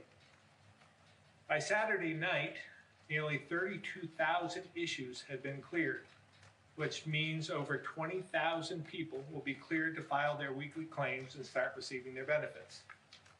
And as I committed to on Friday, we've acted to help those who did not have issues cleared get some relief as well. Working closely with Finance, alongside Treasurer Pierce and her team, we issued $1,200 checks to over 8,300 Vermonters yesterday, and I personally brought them to the mail center this morning. The Treasurer will share more on this team effort in a moment. We did this to get money to those in need, but for most, it's likely only a prepayment of their full benefit, with the remainder being paid through the regular process. I understand these delays have been devastating for Vermonters who are staying home to stop the spread and save lives, but who still need to put food on the table and pay their bills. Because there are risks to federal funding, we'd hoped these issues could be resolved through the normal process, but it became crystal clear to most. This was not happening fast enough, so we needed to find another way. While these steps should help provide some relief, please know we're not going to let up until everyone who's entitled to get a check gets one every week. I want to thank everyone for doing their part by staying home to slow the spread of this virus, which is saving lives. So with that, we have Treasurer Pierce on the phone, and I'll turn it over to her. And again, Treasurer Pierce, I thank you for all your efforts of you and your team from yesterday. Well, thank you very much, Governor. I want to thank you first for all your efforts. The Treasurer's Office had several staff in on Sunday to process the payments for 8,384 individuals, totaling over $10 million. This required the work of 4 of our staff working over 10 hours each on Sunday, as well as support from myself and our IT staff. I want to especially thank Deputy Treasurer Michael Clausen for coordinating this effort. I was pleased to see that the Department of Labor had cleared a substantial number of those claims Saturday night, which lowered the volume for my staff on Sunday, allowing us to process the payments in an efficient and timely manner while still adhering to customary internal control procedures. In Vermont, we work together in times of crisis, and I'm pleased that we jointly were able to process payments, whether through DOL or our office, so that Vermonters will have funds to meet their family needs in this severe and unprecedented crisis. Thank you, Treasurer Pierce, and again, thank your team for me as well. With that, I think we're going to open it up to questions at this point. All right, and we do have Commissioner Harrington in the room for those of you on the phone to answer questions, along with Secretary Smith and our usual team on the phone, Secretary Quinn, Commissioner Sherling, Secretary Curley, Secretary French, and Secretary Young. We're going to start in the room with Stuart. Thanks. Where to start? Governor, we did have some additional deaths over the weekend, and I'm wondering if the numbers that we've seen since we last spoke on Friday give you some indication about whether you're going to be able to turn the spigot a little bit more this week. I'm going to let Commissioner Levine answer part of that. I'm always watching the data. I keep track on a daily basis of how we're doing, how New Hampshire is doing, how Mass is doing, how New York's doing, how we're doing as a country. And so I keep track of that. Deaths isn't the only indicator, and every death is tragic. But we have to watch the number of positives as well. So we're tracking everything, and that will be more of an indicator as to one category. But I'll let Dr. Levine answer that.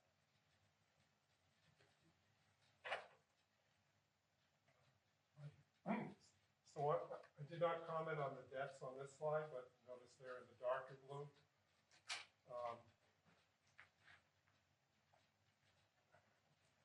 What can I say? There's not like a rapid increase in death. There's a steady trend of death across the board. Obviously, all of these are tragic, but the fact that they occur in the context of this epidemic is not an unexpected finding. And anytime we get 2 or 3, it's not an exception to what's been going on pretty much all along, statistically speaking. So I wouldn't want to, I would always want to focus on it, but I wouldn't want to focus on it in a way that it would derail any of the future plans, because the data doesn't indicate that should happen. Can you characterize the people who died recently, or give us some kind of demographic information? A couple of the most recent were in long-term care facilities, and needless to say, elderly.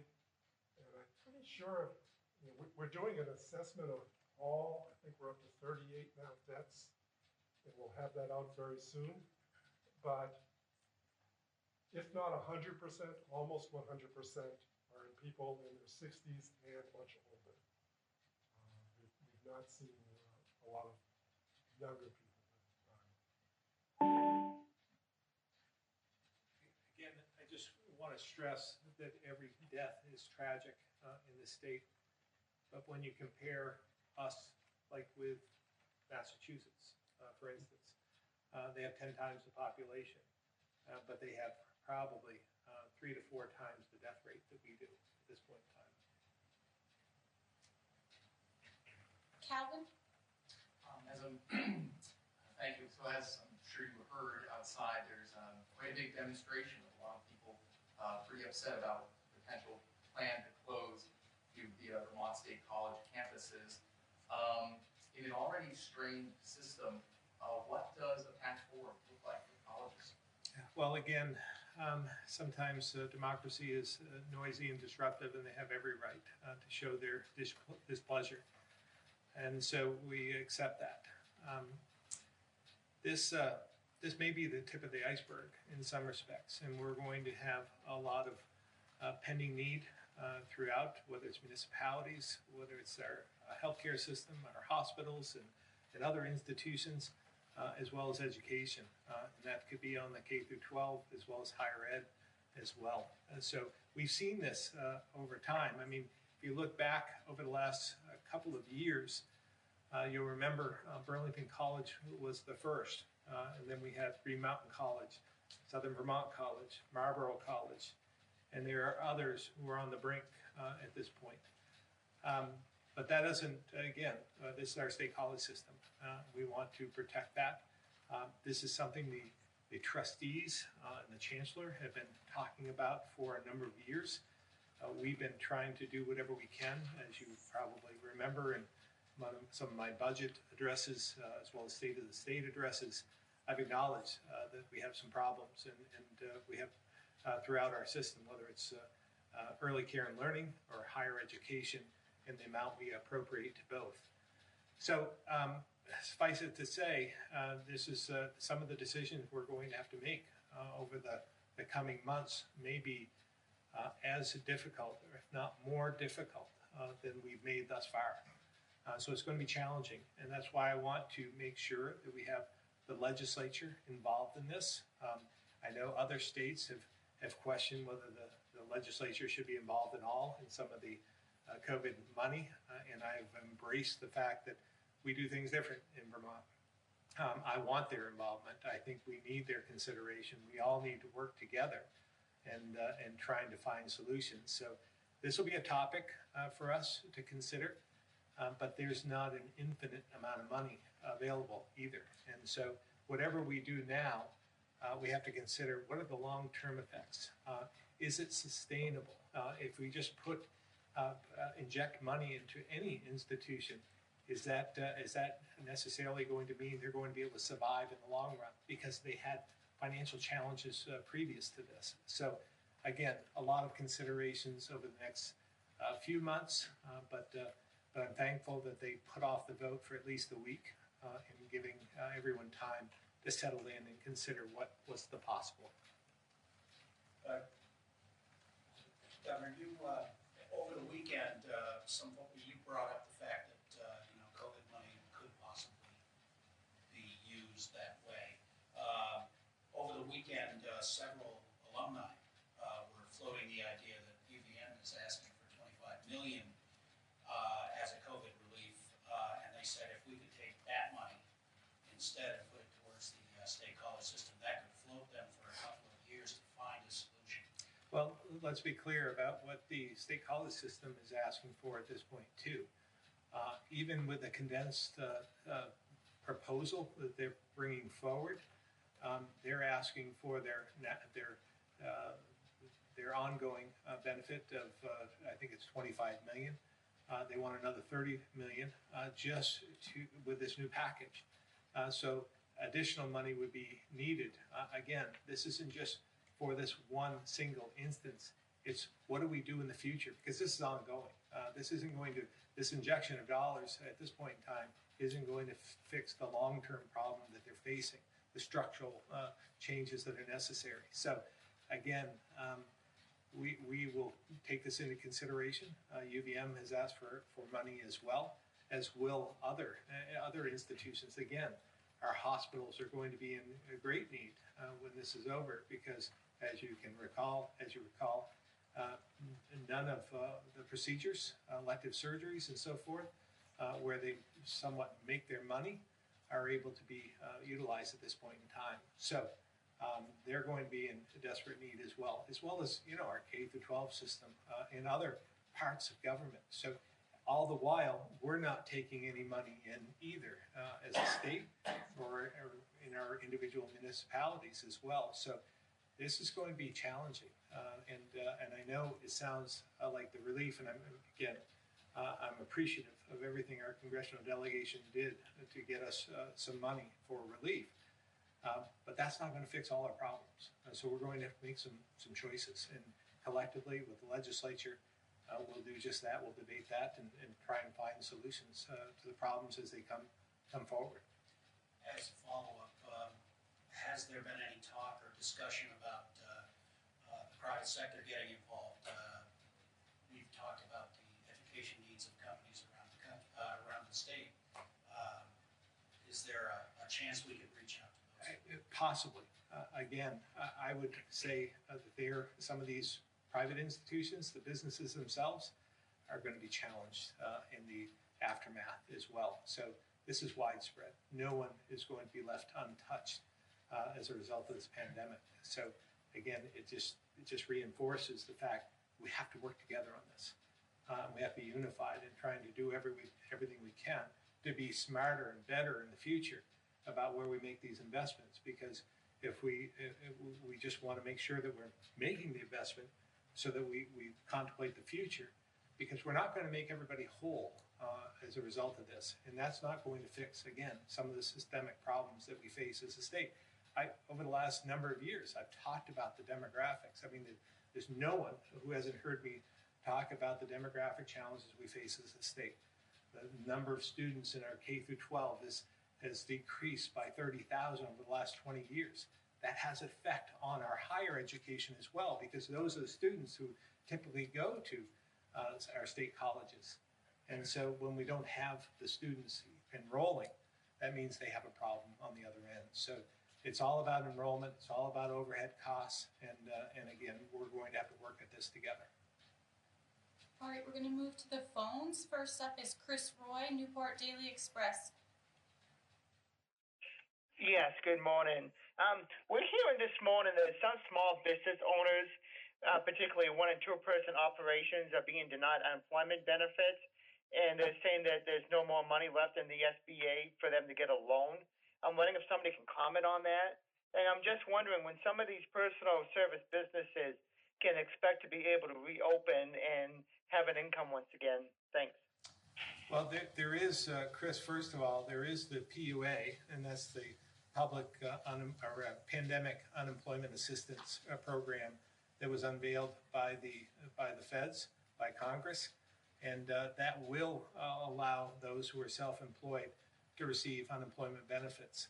Now, this program isn't up and going. We're hoping it will be this week. I'm going to let Commissioner Harrington talk about this a bit. But also the SBA loans that are desperately needed by those in Vermont and across the country. We've heard some good news this morning. It appears that there may be an answer to the logjam in Washington so that they can appropriate more money for that program. So we'll hear more from them, but it's really a congressional problem at this point. Commissioner Harrington. Thank you, Governor. With regards to the Pandemic Unemployment Assistance Program, we are doing final testing today and tomorrow, and as soon as that is complete, we'll go live with the system. In a recent conversation we had with some others, it seems like that is on par with what other states are doing in terms of timeline.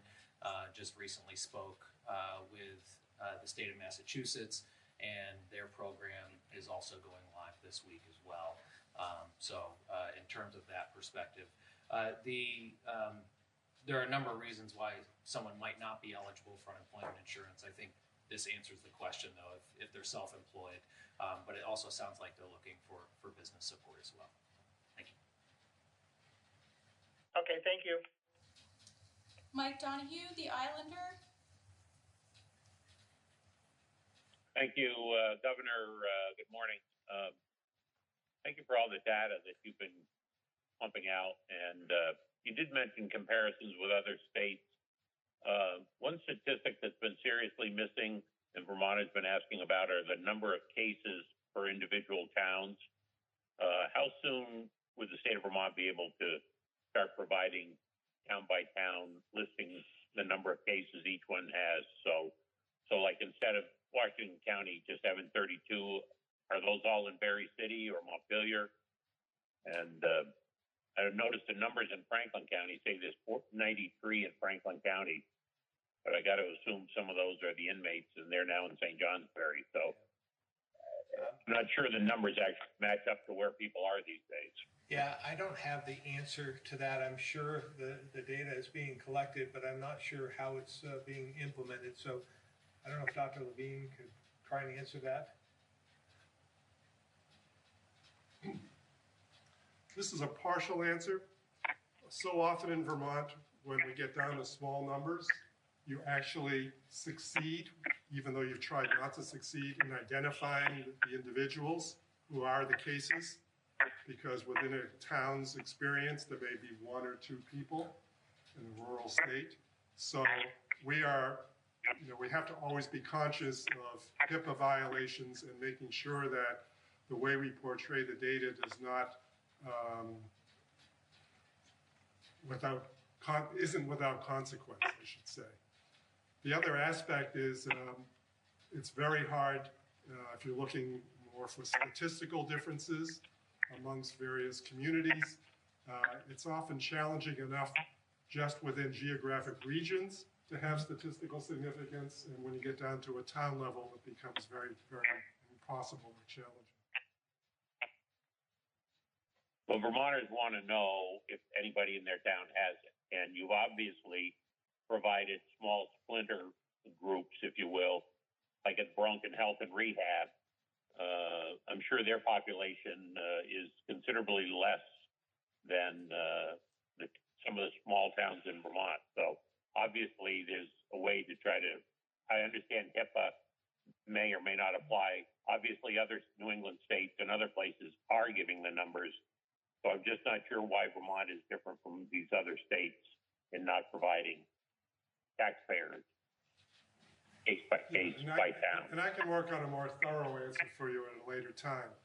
but I will make a general statement since you've now given me the opportunity. I would think that any Vermonter, no matter what town they live in, would be foolish to think there was not a case in their town. This is a condition that travels across state borders, as we know, across town borders, and it has community level transmission at this time. So even if the person in their town that has it doesn't know they have COVID, but they have other symptoms, they probably have it. So, you know, it would not be reassuring for someone to think that their town was not affected. Thank you. No, I understand that, and I also understand people still want to know the statistics in their town. And one other follow-up question for the governor: the contract reference the vendor to bail out the labor department. How much is that costing taxpayers, and how long is that contract for? Mike, this is Mike Smith, Secretary of Human Services. Let me answer the first question, which is the data. We'll look at the data and see what data we can provide and what data we can't at that point, but we'll get back to you on that. And then I'll turn it over to you. Thank you very much. Yeah, first a comment about, you know, in the beginning when we started hearing some of the cases of those who tested positive, protecting those, the identities of those through HIPAA and so forth, and maybe socially, just acknowledging or not acknowledging that someone has it, and it wouldn't be socially acceptable. I think that we're going to get to a point where it's going to be beneficial to actually have had it, and that you might be immune to it in the future. So that may change at some point in time. On the a lot of people are talking about it. Yeah, no. I mean, a lot of people. It's interesting. We talk about it, Tom Hanks and others. So it's not like some other diseases that people may not want to. Yeah, I think in the beginning it was viewed differently than it is today and possibly in the future. So we'll have to contemplate that as we move forward. In terms of the contract, I think I believe it's a 3-month contract, and we're able to continue that if possible. It'll be we'll be able to use some COVID money to reimburse us for that. So it's all taxpayer money, but it may come from the Fed. So I'm going to let Commissioner Harrington answer the specifics because I don't have the dollar amounts on top of my head. So with regards to the Maximus contract vendor solution, it's a 3-month contract with the ability to renew over 3-month contract, ability to renew every 3 months for about a year. From there, we also pay a per customer service representative amount. So we may start at 50 customer service representatives. We have a contingency plan for up to 70. We can go higher than that, or if we find that demand shrinks over time, we can reduce that. So we pay a per customer service representative amount. All right, we need to move to our next caller. And what is that amount? What is that amount? It's so the maximum allowable limit on the contract is $2 million, but roughly, again, it's probably about $100,000 to $150,000 a month, depending on the size of the number of customer service representatives. We still have 20 people in the queue, so we need to move to Derek from 7 Days. Yes, Commissioner Levine spoke again today of aggressive testing as a strategy for reopening. Last week, we still didn't have enough testing capacity to screen, entire groups of vulnerable populations in the prison system or in long-term care homes, for instance. I'm wondering if you can be more specific about where our capacity stands today in terms of the tests that can be conducted, per day or per week, and where it needs to be to move substantially along this continuum you referenced. I'll let Dr. Levine answer that first, but I believe that we do have the testing capacity, and that's increased dramatically over the last 3 or 4 weeks. So, Dr. Levine or Secretary Smith. Dr. Levine. I'll give it to Dr. Levine in just a minute. I just want to clarify something that you said. We have expanded our testing to a number of facilities, long-term care facilities, for example, psychiatric, state-owned psychiatric facilities for another, residential treatment facilities, those with disabilities and disabled facilities, correctional facilities. Whereas if we have a case, we will test the entire population of those facilities. For example, we just tested the Vermont Veterans Home, for example, Decker Towers in Burlington. We tested the whole facility. So we have expanded. And in fact, I think the CDC has given us some congratulations on our testing ability in terms of what we're doing. So Dr. Levine, you want to continue on that? Yeah, the CDC actually just recognized us for the amount of testing we're doing in some of these long-term care facilities. But I will reiterate what we said in the past. We're not just going into facilities who have no problems and testing the entire population.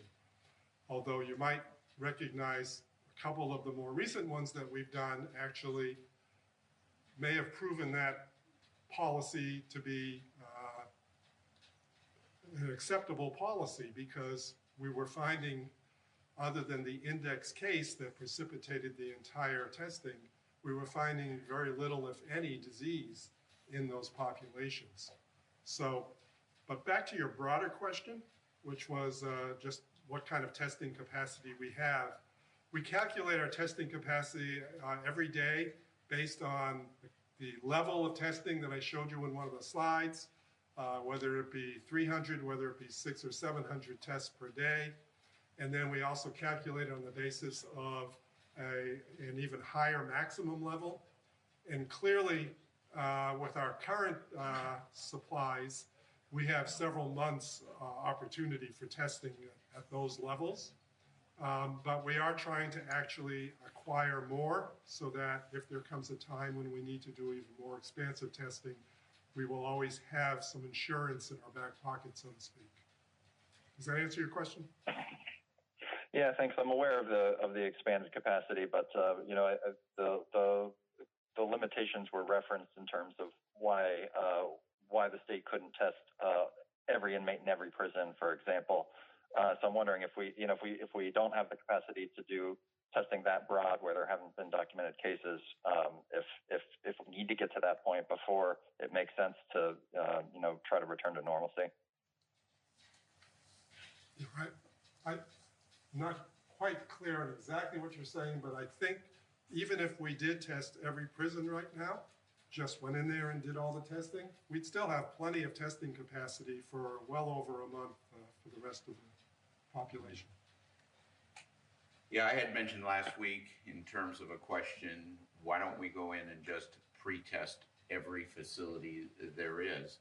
And if we did that, if we did it with every facility in the state, in accordance to the list that we have, there would be a capacity issue, not just corrections, but a capacity issue as we move forward. We have 1,600 tests we can do daily.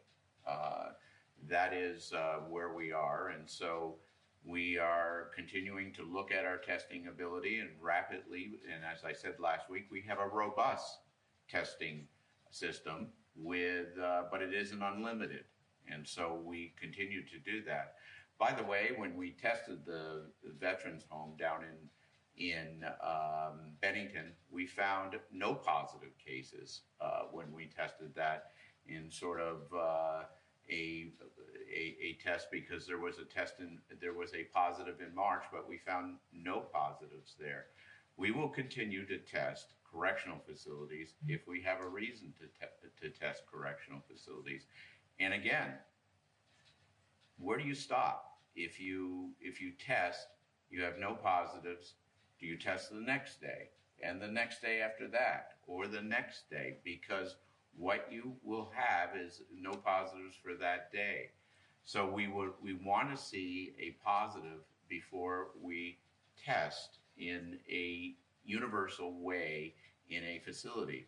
Secondly, we're going to be following up with Northwest this week in the second series of tests that we will do at that facility to make sure that we, in fact, have found every COVID-19 positive inmate and correctional officer in that facility.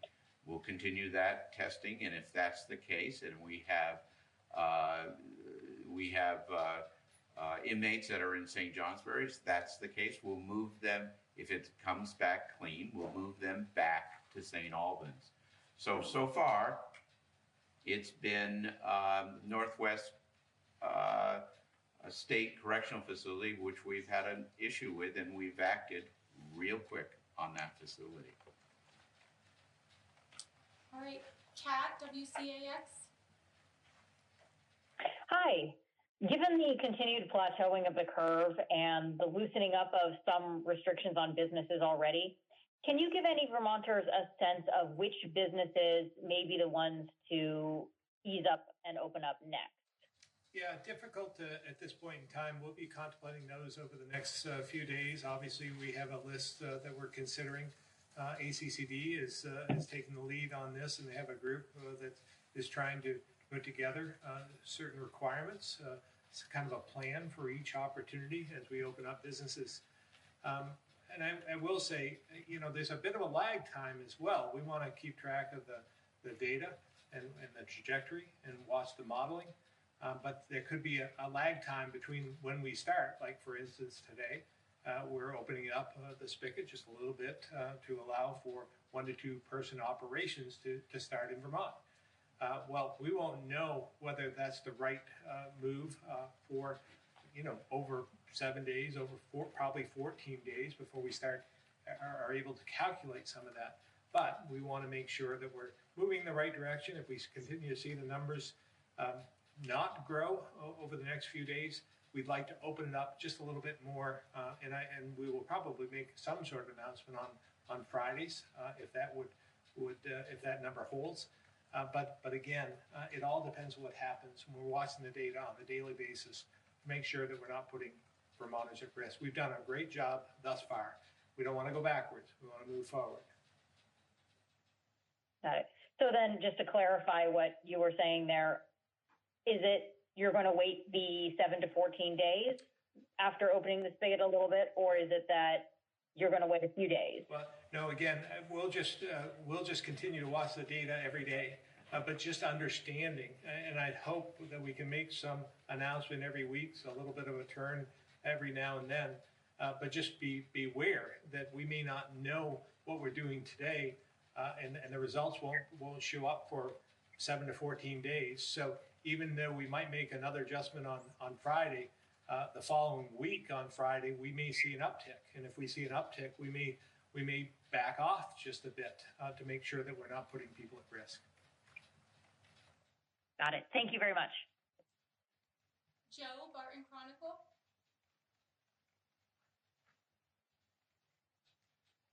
Hello, Governor. This may be looking down the line a little ways, but it seems that the problems that the state college system are having may have existed in some form before, but they've been exacerbated by the situation around the coronavirus. And as you said, hospitals are facing similar situations. Obviously, tax revenues are down, and they're going to continue to be down if people aren't earning money. So at the end of this, Vermont and all the other states, it appears, will be have huge holes in their budgets, and almost all the rest of them, unlike Vermont, can't run deficits. What I'm wondering is, have you begun to be in contact with governors from other states to talk about pushing for help from the federal government to backfill some of the damage that state governments are going to suffer from the coronavirus? The short answer is yes. The National Governors Association, and I talk with members of that association almost every other day, certain people, and there's a mixed response, but for the most part, most of us would like to see some assistance from the feds to fill those budgetary holes that you described. But that's being debated in D.C. at this point in time in Congress. I know that some were trying to attach it to the SBA increase in funding for SBA loans, and I'm not sure if that's going to hold at this point. I think it's more important from my perspective to get the SBA money funded so that businesses can get relief. But I would hope that we continue to have this discussion and debate as to what to do next, because each and every community, each and every state, each and every business is going to have incredible financial challenges in the future. So this is going to be an issue for all of us. So I'm hopeful that the National Governors Association will continue to take the lead. I know Governor Hogan has talked a lot about this and has testified on this in Congress as well. Do you have at this point even a ballpark figure for how much the state of Vermont will need to deal with the damage from the coronavirus pandemic? Yeah, very difficult to determine at this point in time because it's ongoing, right? Every day that goes by where we don't have businesses moving, we're not receiving any money either. So the longer this goes on, we'll be at a further disadvantage. So it's hard to put a number on this right now. We are already in conversation with the legislature about how we close out fiscal year 20, and then what do we do then, and how do we build a budget for 21 based on reality, and what can we expect from the federal government, if anything at all. At this point in time, I would say that we'll probably build a budget based on no money from the federal government coming through, and then work from there, because we have to be realistic. We can't build a budget based on hopes and dreams. We have to base a budget on reality. Thank you very much. All right, Sean, the Chester Telegraph. Thank you. This is a question for Commissioner Sherling, and I'm wondering if you can give an update on what the 911 call centers are seeing in terms of domestic abuse calls, since we talked about this back at the beginning of April, which is like a long time ago. Commissioner Sherling, are you on? I am, sir. Thanks for the question. The overall statewide call volumes remain down. I don't have the specific domestic violence numbers, but we can get those for you. My sense is that we haven't seen an uptick at this stage, but we can verify that and get back to you. Thanks. Anything on when we last spoke, you also mentioned there was a slight uptick on suicides. Anything on that? Yeah, also great question. We are pretty confident that that was a blip, if you will, sort of a confluence of events that had occurred over the prior weekend, but that the 2-week rolling average or the 1-month rolling average at that point was about average. So we're monitoring that on an ongoing basis, and want to recognize the great work that the Department of Mental Health has been doing over the last few weeks to accelerate overall mental health messaging on a variety of platforms. Thank you. Wilson, AP.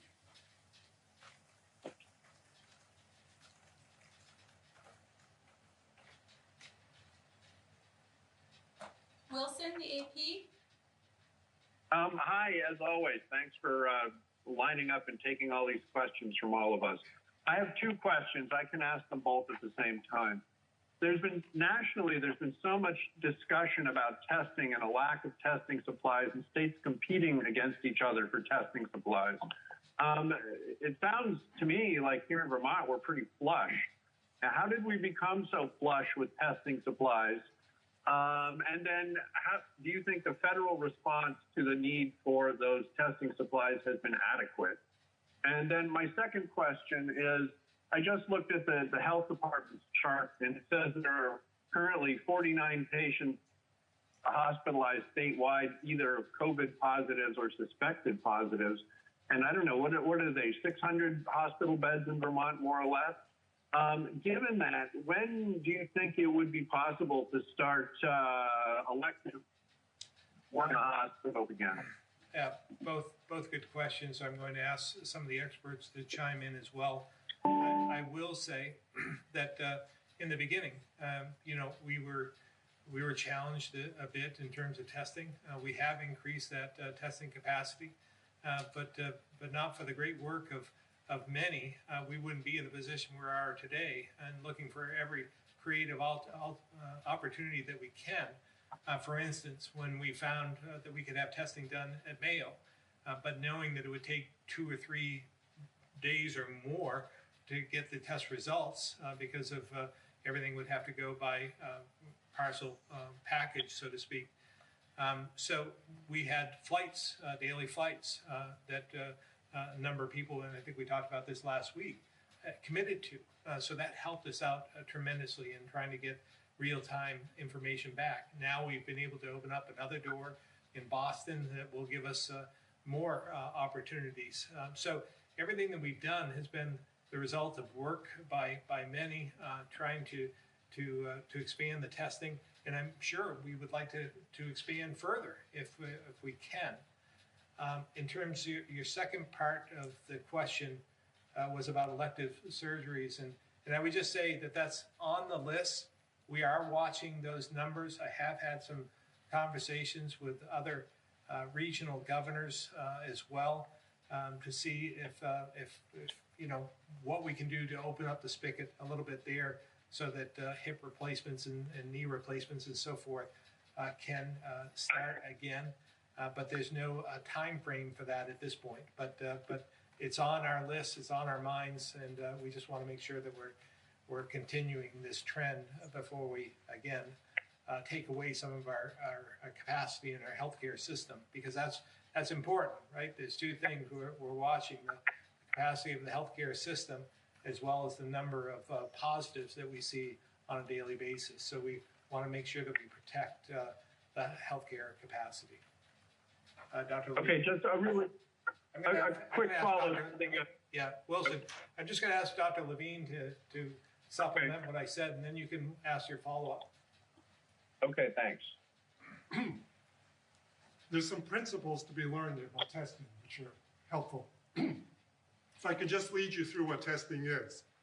Testing starts with collecting a specimen from the patient. So you need the appropriate swabs to do that. Sounds so simple, but that's actually complicated. You need to have the testing facility, and that has to be in the right place at the right time for the right patient. You need to have a viral transport media so that the swab that you got the secretions from the patient with goes into something where it will be preserved until the test is actually performed. You need to transport the specimens, so you need all the right conditions in terms of temperature and humidity and etc. Then you get to the lab, and you need to have the actual test. And the test requires chemical reagents and buffers and an extraction step where the RNA, the nucleic acid component from the virus, is extracted so that you have that ready. And then you need a second step called PCR, which is a special step that identifies that RNA as belonging to COVID-19, that specific coronavirus, as opposed to any other organism in the universe. So a lot of complicated steps along the way. So for the collection part, we've had to really work on making sure we have just the swabs and the right swabs for the right test. For the transport, we've partnered with the University of Vermont, and both our public health lab and the University of Vermont are making viral culture media and filling tubes with that.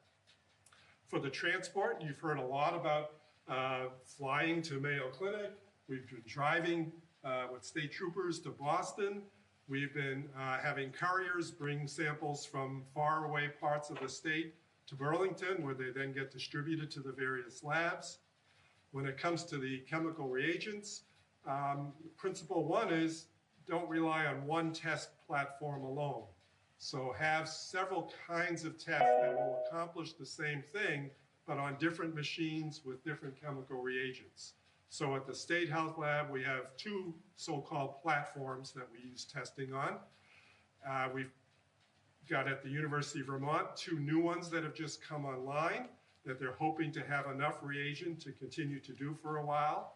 And then when we partner with Mayo and the Broad Institute in Boston, we have other platforms to take advantage that those labs may utilize.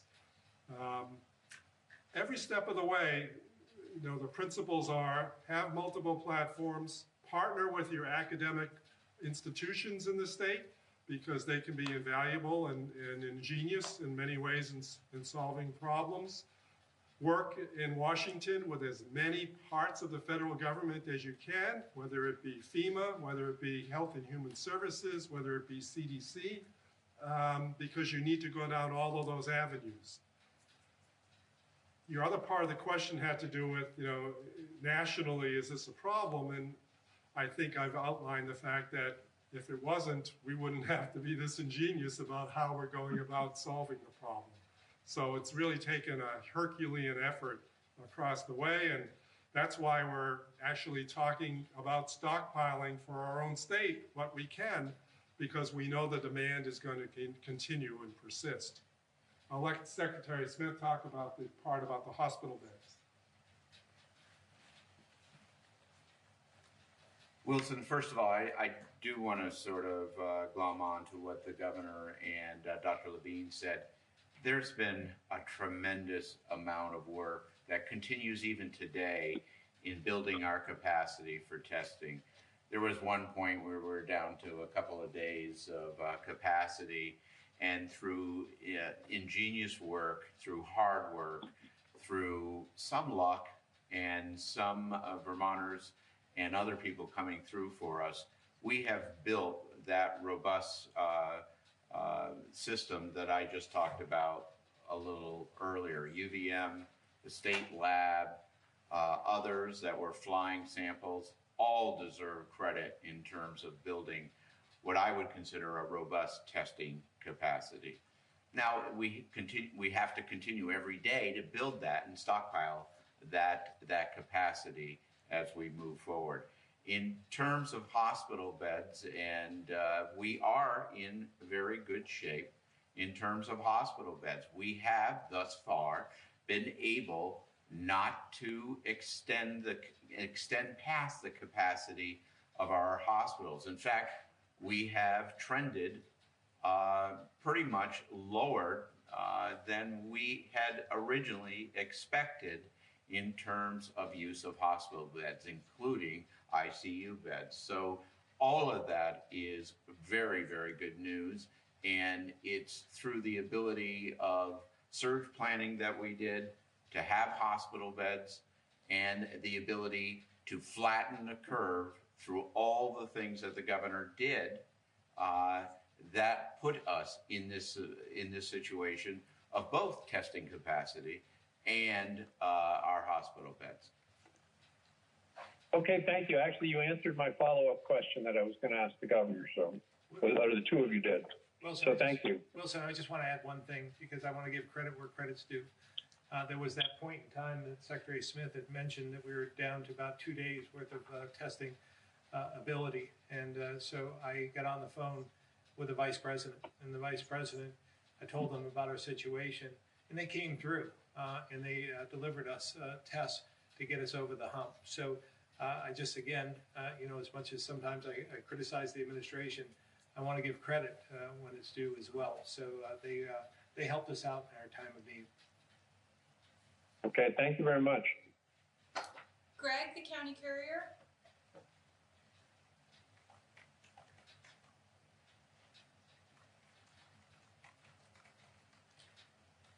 Greg, county courier.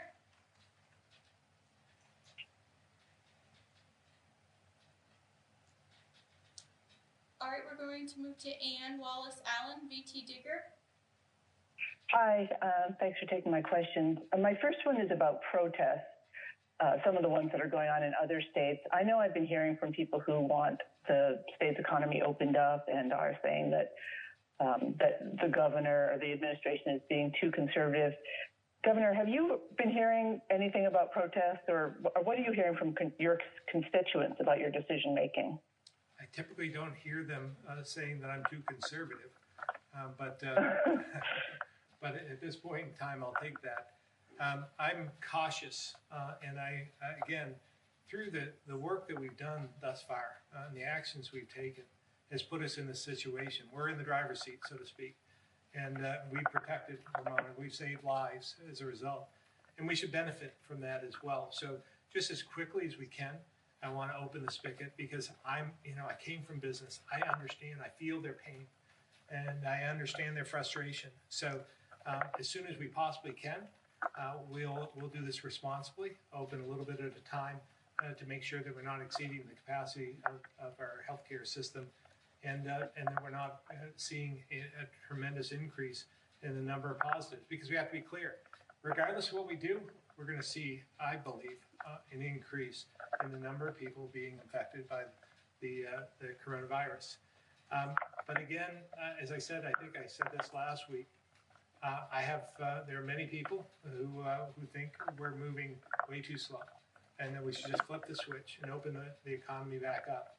And there are those who think we're moving way too fast and we really need to slow down and not do anything for a period of time.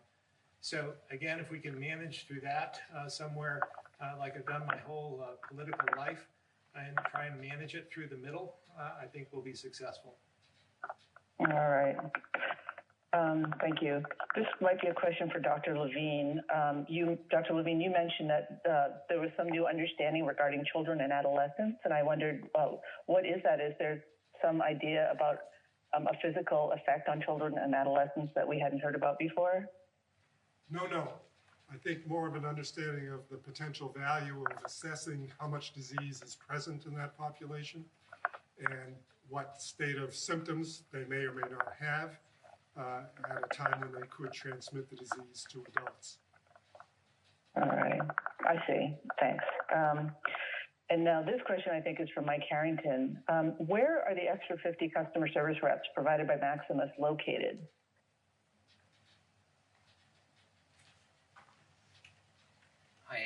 I don't necessarily have that information. I do know they have multiple call centers. My understanding is that they are actually doing most of their call center work virtually, similar to our staff. So where they'll be located when they can go back to a facility, I don't know that. But at this time, I believe most of them will be virtual. I also just I did the math when I stepped away, so I just want to make sure I get that number out there.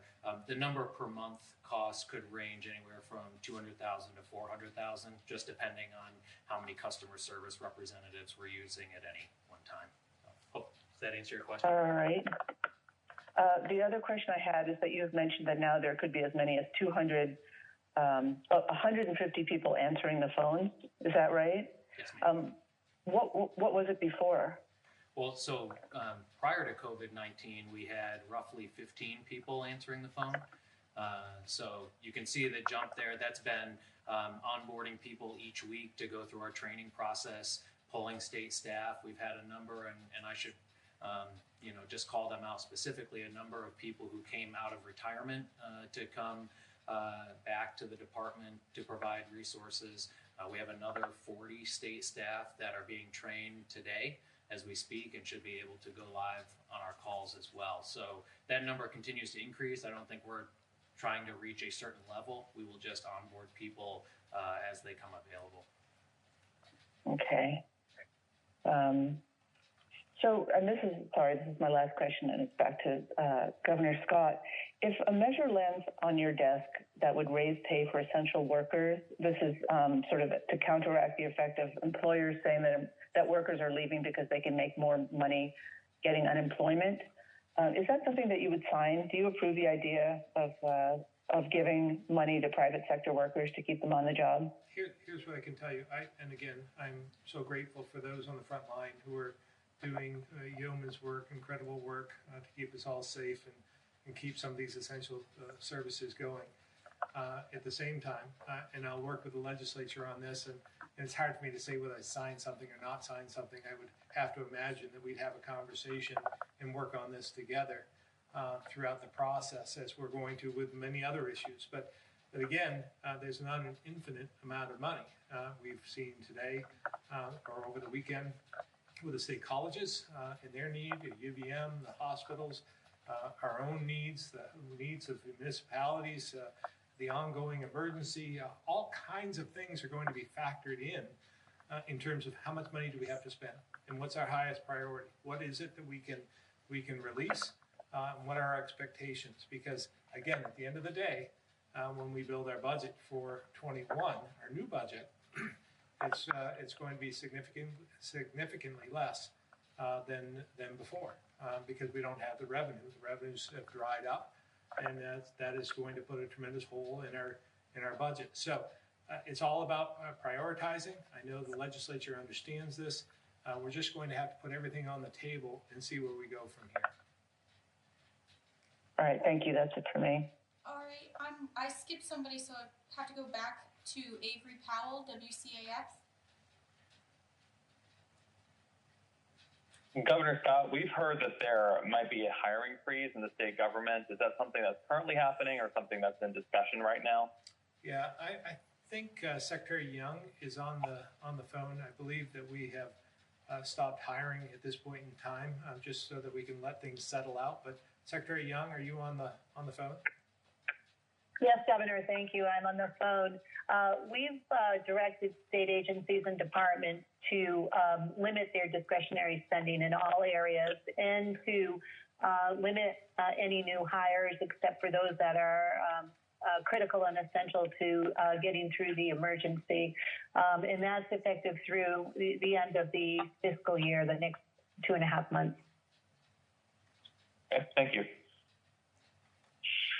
All right, back to Neil Allen, the Vermont Standard.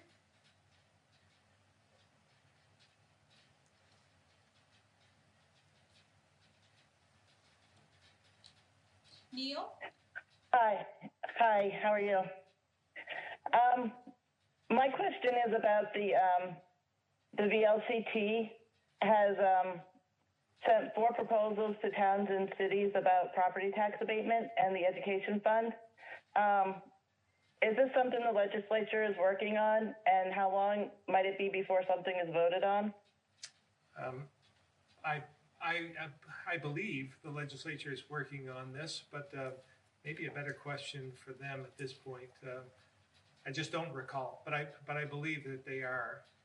Is anybody else on the? I don't know if it's Secretary French or Secretary Young. If either of you have the answer to that. Yes, Governor, this is Secretary Young. I do know that the legislature has been working with the League to figure out some relief in that respect for municipalities. Again, the state does not have control over those payments and when they're due, and so that clearly is a legislative issue. Is there significant concern that the education taxes will not be paid and that there's that towns won't have tax money coming in general? I'll answer that. Simple answer is yes. Yeah, we're concerned about every fund, every source of revenue, and we're seeing this across the board, whether it's in the private sector or in the public sector. So this is a concern for all of us. I would advocate, while I can, if anyone can pay their property taxes who are employed at this point in time, please do. Help your town out, help your community out. Pay your taxes if you can. All right. And that's it. Thank you. Thank you. Patricia Bennington Banner. Hello, can you hear me? We can. Wonderful. It worked the first time this time. I believe this is probably a question for Commissioner Harrington. I just wanted to make sure I have this correct. Were all the individuals who were still waiting for checks to be issued to them and unemployment, assuming they qualified, have all of their issues been resolved, or have they otherwise been issued $1,200 checks by now, or is there anyone who hasn't been issued a $1,200 check or hasn't gotten their claims resolved? Is there anyone hanging out in the ether, so to speak? Yeah, that's a concern of ours too, but let me just run you through the process. So we took everybody that opened an initial claim through the month of March and the first week of April. We then took that population and said, how many of these people were determined to be monetarily eligible? Now, you can be monetarily eligible, but not eligible for unemployment insurance. So we took those that had at least been monetarily eligible.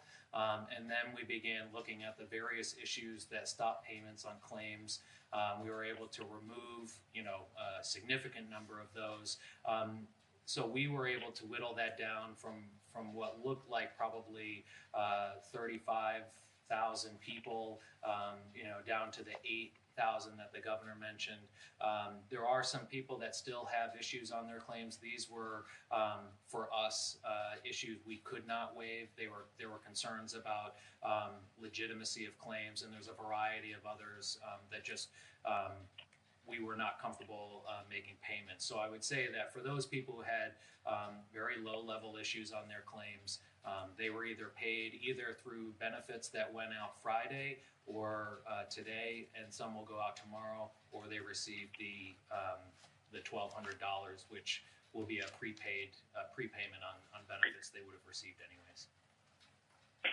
So just so I can clarify, you said for people that had low-level issues with their claims, they were paid through their benefits released last Friday, today, or tomorrow, and the others with those such claims that didn't get that, they received the $1,200 issued on Sunday. So if I understand you correctly, only the individuals with more serious issues with their claims have not been given either of those two things, correct? Correct.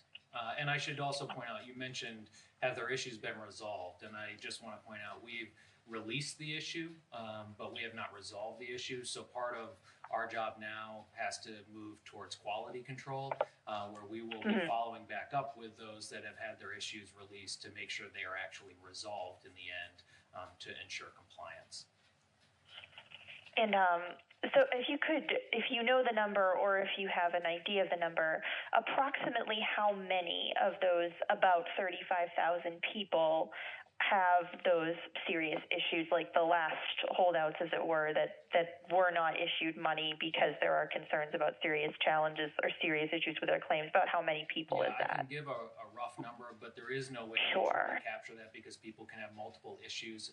Maybe what I should say is or I should say claims can have multiple issues. And these claims can range everything from, there's an issue number for if an individual is incarcerated. There's an issue number if someone voluntarily quits suitable work. There's an issue number if they were previously fired for misconduct. So those are ones where we really felt, good conscience, we had to make sure we had a direct connection with those individuals before we issued payments on those. And that could range, I would say, in the 1,000 to 3,000, although I don't think it's that much. Some of these, in the 1,000 to 3,000 person range. Yes, or claim range. Again, we measure things in terms of claims, so some of these claims may also go back to pre-COVID times as well.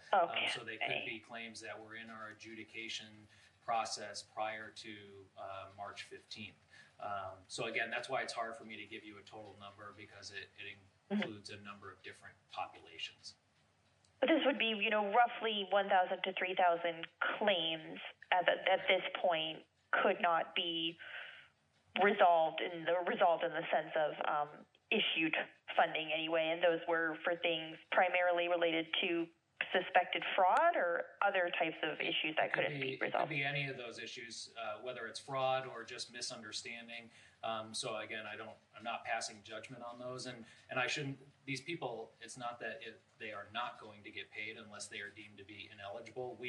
This now gives us a much smaller subset to reach out to and adjudicate those claims, as opposed to going through 30,000 claims. So our focus will be on adjudicating those that are left. Thank you. Yeah, thank you. Governor, wait a second. I just want to clarify something with Patricia. because it's a forewarning, and because we are assuming you still may get calls about those who haven't received benefits because they're self-employed under the Pandemic Unemployment Act. This is something that was passed by Congress, new to Vermont, new to the entire United States. Nobody has been paid as a self-proprietor in the past, and now they're eligible for unemployment benefits. The programs, we're working feverishly to get the programs stood up so that they can be processed starting this week. So you're still going to hear from those who are self-employed.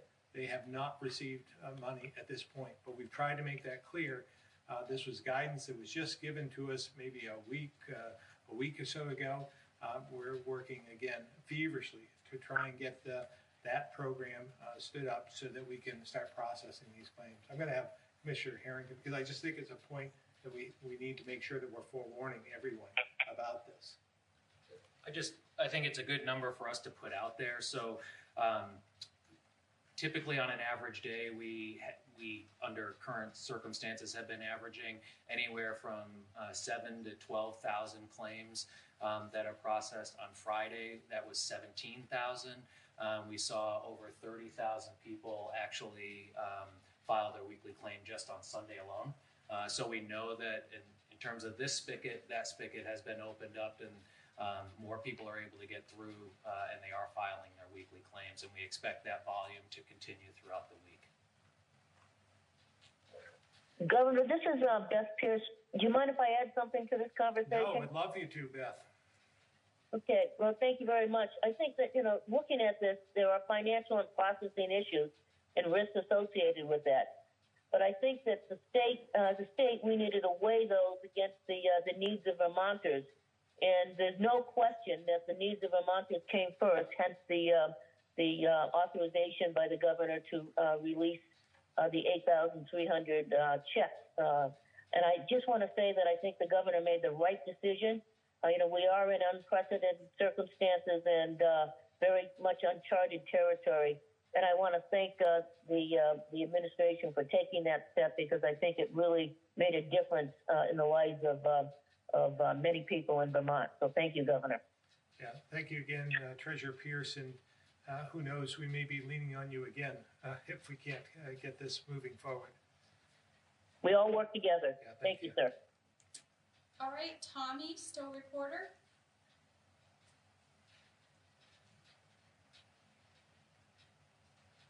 Can you hear me? We can. Thanks, Governor. Yesterday you called for seizing, these are questions regarding the Vermont State College system. You called for seizing the opportunity to save the state college system and use it to strengthen our entire education system from cradle to career. I'm wondering, in broad strokes, do you envision a sort of K through 16 scenario where the public colleges and universities are funded out of some new expanded version of the education fund? Or do you see this as an opportunity to just look at overhauling the entire K through 12 funding and governance as well? Yeah, maybe all of the above. I think that we have an opportunity at this point in time to rethink our education system in its entirety. I've talked about this over the last 3 or 4 years. I don't think there's been a state of the state or budget address that I haven't mentioned the problems that we have with our education system, the amount of dollars that we spend. Property taxes are a big issue for many in this state. So we spend, right now, we spend $1.8 billion for K through 12, and over $1.8 billion. And in terms of us helping out those in higher ed, probably another $100 million. And I saw a need where we needed to fund early care and learning as well. So I just think that we're spending a lot of money for education, and if we could better coordinate in some way, that we could, without raising taxes, without raising more money, we can have a much, much different scenario, much better situation in terms of education. And I've used this before. I've said, if I came to, there's a lot of smart people that are watching this right now, and if I went to them and gave you a check, offered you a check of $1.8 billion to educate our kids in K through 12, I would dare say our system would look much different than it does today. if you could, wipe the slate clean and start over. So I'm saying in this pandemic, in these unusual times, this may be the opportunity for us to get creative and develop the best education system possible, and the best system possibly in the country, maybe in the world. We're so small and unique and nimble. We should be able to do this, but we're all going to have to work together. And again, think outside the box so that we can preserve some of what we have, but give us a better product for our kids in the end. And when you say kids, do you mean adults as well? Presumably, when in the colleges, the higher education, as part of that package, I guess. Well, again, when I've called for more early care and learning and more higher ed, it obviously involves the full spectrum. All right. Thank you. My second question is, over the weekend, Governor, the combined Northern Vermont University faculty assemblies voted no confidence in Chancellor Jeb Spalding, saying his recommendation was made, quote, precipitously, and it's part of a pattern of making decisions without transparency, adequate consultation, and data. As a member of the Vermont State College System's Board of Trustees, do you still support Mr. Spalding in his role as Chancellor? The trustees have been under immense pressure. They've been dealing with this for a number of years. There's been a lot of opportunities where Chancellor Spalding has come to the legislature to talk about those needs and to advocate for more money. So in some respects, this we should have seen coming. I think many of us did. I've been trying to put more money in the state colleges over the last few years, but it's obviously not enough. So it's not as though the trustees and Chancellor Spalding have not been advocating for this for quite some time, but this again with this pandemic, it's just accelerated and exacerbate the situation. So we just have to deal with this crisis now. There'll be plenty of time to figure out the other parts of this in the aftermath. But I think it's time for us to work together with the legislature, with the state colleges, with higher ed, to see what we can do in terms of education throughout the state, and all from, again, early care and learning all the way to higher education. I mean, do you think the Chancellor got out too far ahead of this by making that recommendation on Friday afternoon, and it kind of came as a big surprise to a lot of people, and a lot of people reacted very quickly over the weekend. Do you think that was the wrong move to make that recommendation public so abruptly, or was this something that we all should see coming? Well, I think it was a little swift in some respects on Friday, and then have a vote on Monday. So I'm pleased to see that they decided to wait at least a week so that we can absorb this and consider this over the next at least 7 days. And so I think from that standpoint, it could have been rolled out differently.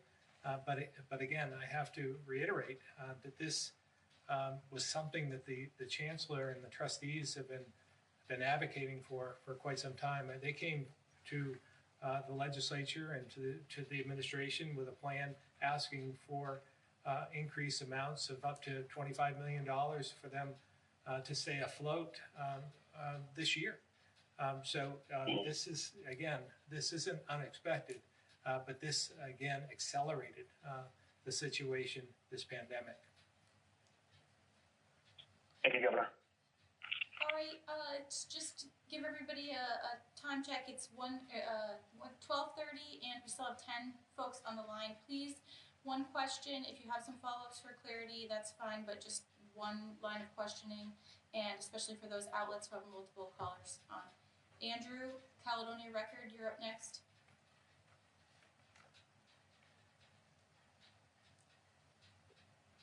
Andrew? Good afternoon. Can you hear me? Yeah? Yes. We can. Yep. So you've already addressed some of the questions I was going to open with in terms of the no confidence votes coming from the faculty assemblies and alumni associations.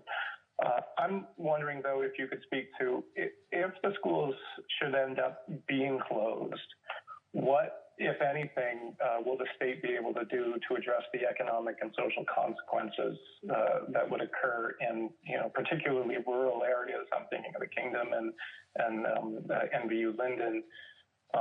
In terms of the schools being both a significant employer and really one of the principal pathways for local kids to advance into higher education. Yeah, obviously I'm very concerned about the rural parts of our state.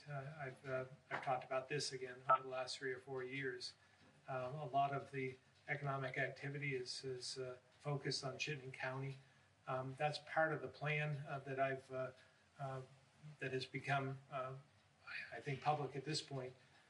That part of the mission, or the trustees feel as though putting more investment in Chittenden County is the answer as they close these other 2 facilities, or Johnson and Linden in particular. And from my standpoint, I would rather see, if we're going to invest money, I'd rather see the Chittenden County operation closed and try and do whatever we can to keep the other rural campuses open. So again, these are some of the conversations and discussions, debate we need to have as we move forward. And at what level are we willing to prioritize this, and what are we going to do without if we do decide to move forward to help the state college system continue to operate.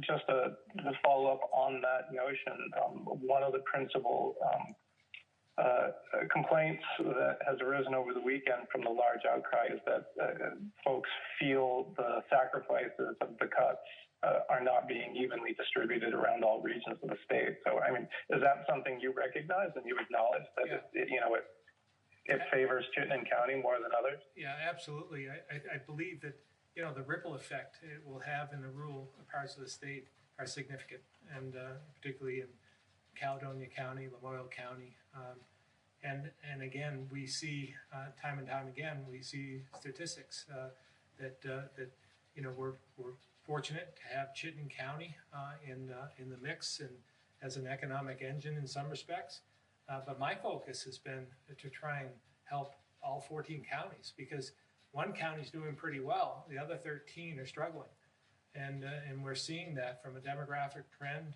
all the way through to education opportunities in our K through 12 and so forth. So again, I'm of the mindset that we should be focusing on what we can do to help the rural parts of the state as well, because Chittenden County's doing okay right now. Okay, thank you. All right, Liam, VPR.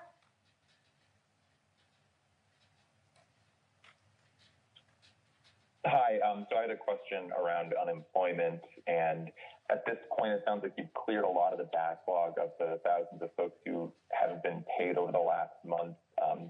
And I'm wondering, do you feel that you now have sufficient capacity? Have you expanded the infrastructure and personnel needed to make sure that those thousands of people are going to be regularly receiving those benefits for the foreseeable future? I'll answer part of that. From my standpoint, I certainly hope so, and we'll continue to monitor this on a daily basis. And if we see the need to add more people or take other initiatives, we'll do so, because it's important, again, that we identify what the stumbling blocks are, what the challenges are, what the obstacles are, and rectify those. And we've done that over the last 3 to 4 days, and if we find more roadblocks, we'll make other changes as well. And if we have to add people, we'll do that. I'll have Commissioner Harrington answer anything further. I think the governor nailed it. Some of these were system changes, some of these were one-time release of issues on claims. So we still have work ahead of us, but I think we have methods in place to expedite some of these. And some of this goes back now to individual claimants. They still need to be filing weekly and going in each week to file for the prior week. So again, I would just encourage those who hear this message to make sure you're going in and filing weekly, and only those who are coming to some type of standstill, then they should be contacting the department. We have multiple methods and ways to do that now, and I think in terms of bandwidth and capacity, we certainly are getting there with the call center, and we'll move through the issues as quickly as we can. And I mean, in terms of the 8,300 or so folks who you issued those $1,200 checks to, who are still waiting for their more regular benefits to be coming in, will you be able to go through that and resolve those issues this week so they can start having regular benefits paid out? Yeah, in some of these cases, they were actually individuals or claims that we had opened the door for them to file again. And it's a much more complex, and we can go into detail some other time, but they hadn't. And so some of this too is they will be able to file going forward. They just weren't going to receive payment in a timely fashion, and that's why we felt like we needed to move forward with this alternative step. So all of those people, there was, I can't say that all 8,000 had some block on their account. Some of them just needed to go in and file. Others will have to manage through. Thank you. Brittany, Local 22. Hi. So my question is for Governor Scott. You talked about the benefit checks that were distributed this weekend, and you said you put the people above the process, and I was just wondering what went into making that decision, and also, do you expect any backlash from the federal government because we went around them? Well, the first part is, I just, I watch people, I see people who are suffering throughout Vermont through no fault of their own, and due to this pandemic that we didn't ask for. So we have a responsibility to take care of them. And when we saw the process wasn't working as well as we had hoped or expected, I just thought that we needed to take additional steps. So again, I give great credit to many in the Labor Department, as well as the Agency of Digital Services, the Treasurer's Office, the Finance Department, everyone coming together to find a way to get money in the pockets of Vermonters, which was important, so that they could put food on their table, pay their bills, and just survive. I couldn't let that go any longer, and decided to take some risks in doing so.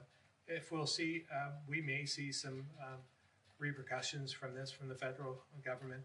Time will tell, but we'll work through that and try and again give comfort to those who are in need and do what is expected of us. So we just took that move that I believe is of most benefit to Vermonters at this point. Thank you. Elizabeth Gribkoff, Digger.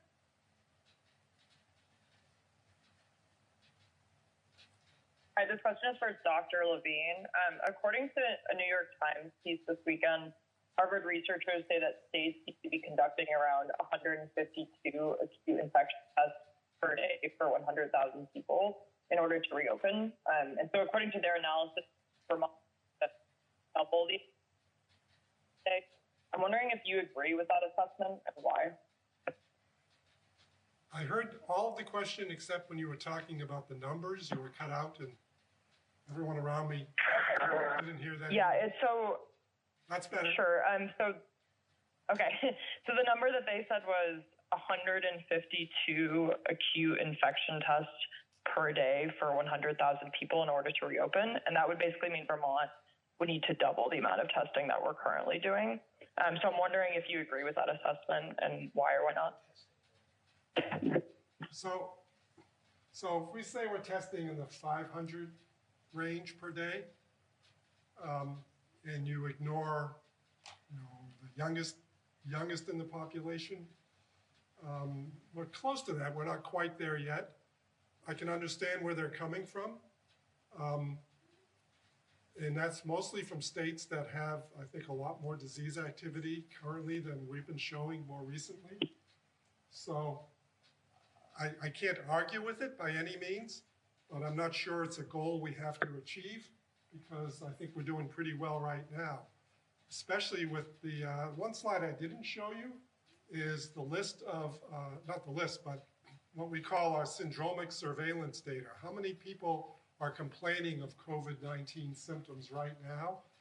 And that curve actually goes steadily downhill, just like all the other curves I showed.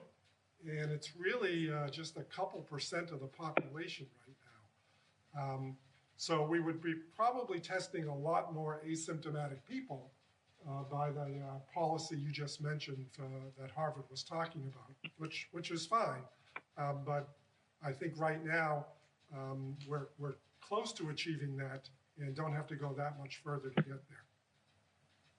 Okay, just one follow-up. I mean, you mentioned earlier in the press conference phase 2, and we've had declining test numbers the past few days. Do you think is that trend problematic to you? Well, not really, because it's a weekend, and often on weekends, especially on Sundays, we see that drop. So I'd want to see that during the course of the next couple of days to more fully be able to answer your question, but I don't think so. Okay, thanks. Aaron Digger.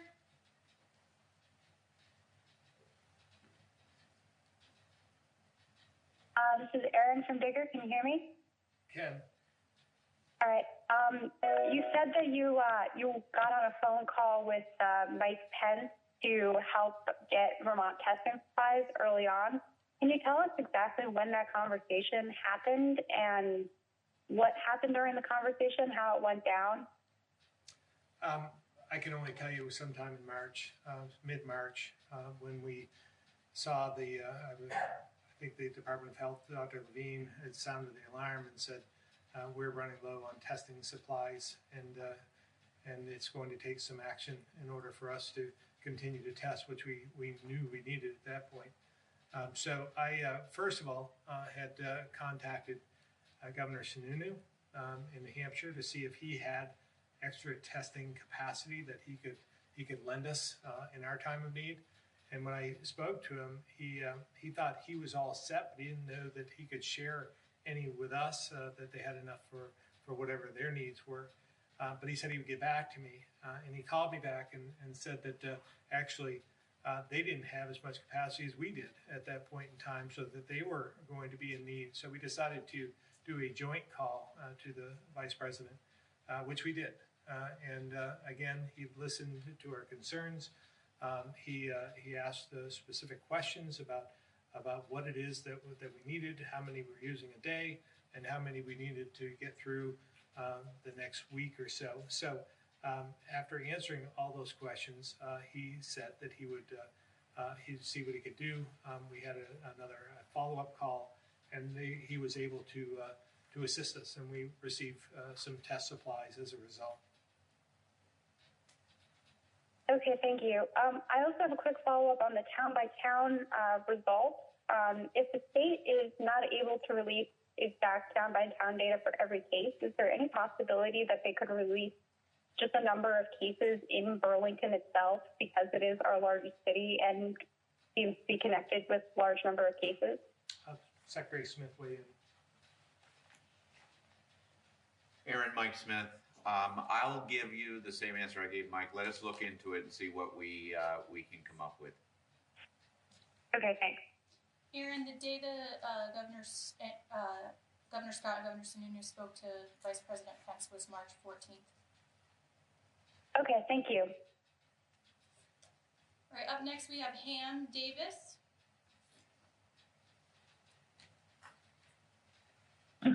Can you hear me? We can. This is I've got two questions. The first question is for a combination of the governor and Dr. Levine. I'm curious, Governor, whether in your job of turning the spigot on with the getting the economy running again, whether you've been able, your people have run the epi curve run out, stripping out the strictly confined populations like nursing homes and prisons, and so that you can measure what's the real management job, it seems to me, in opening the economy is what's happening with the virus in the general population, not the confined population. Have you seen those? Have you seen those curves done that way? I can't say that I've seen those done exactly the way you're proposing. I will say that every decision that we're making is in consultation with the EPI team. So Dr. Kelso, Dr. Levine, and others weigh in on any proposal that we're contemplating. So again, the step we took last week for today was in consultation and in discussion with them, so they were fully aware of what we were doing, and they gave us the thumbs up to proceed. So again, part of my cautious nature in this regard, I want to listen to the experts and make sure that we're following their guidance. Thanks. All right, Dr. I'm sorry. Oh, I've got a question for Doc.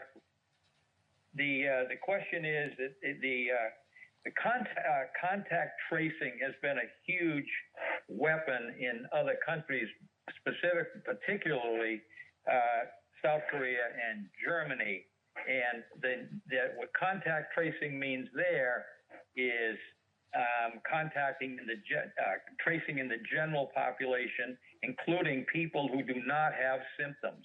I'm inferring from what both Mike Smith said about his confidence in the testing in prisons and in nursing homes. He calls that system robust. Is there any chance that you're going to be able to get contact tracing into the general population as you try and figure out how to get that spigot turned fully on? Thanks for that question. That gives me a chance to explain a little about the process, because you'll find it's actually already in the general population. So by definition, contact tracing occurs after a case has been identified, usually by a test. That person is isolated. All of the known contacts to that person are then spoken with, whether they have symptoms or not.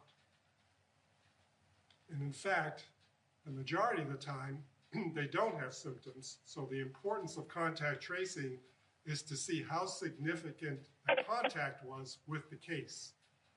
Was it a sufficient amount of contact that one would think that the likelihood of getting infected was high? So that person usually hasn't developed symptoms at the time you're talking with them. They may in the future develop symptoms. So we then advise that individual to undergo a 14-day quarantine so that the entire incubation period of the virus can play out in them, if it's going to play out in them, while they are separate from other members of society, so that they themselves can't infect other people.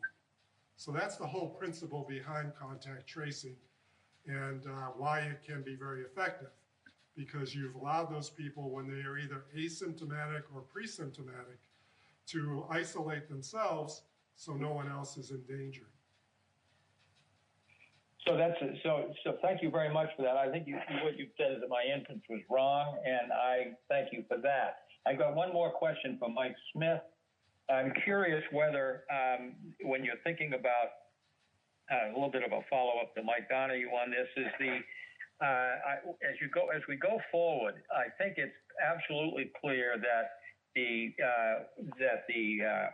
major issue coming, it's not visible yet, but it's there now, and that is the financing of the Vermont hospital system, whose budgets have to be approved in September by the Green Mountain Care Board. My question is, would you be willing to report, not town by town as Mike suggested, but would you report the distribution of confirmed cases, hospital by hospital, and also include Dartmouth-Hitchcock? Because that doesn't get it to the town. You're going to have 3 or 4 towns and all of those small hospitals. You're going to have 7 or 8 or 9 or 10 towns that are regularly feeding into Dartmouth-Hitchcock. So could we see, in order to have a sense of how to manage the hospital system going forward, especially with reform in the budget. We need to know what's going on in each hospital, not just in each county. Well, let me take, there's two answers in there to what I think is two questions. Let me take the first one, hospital finances.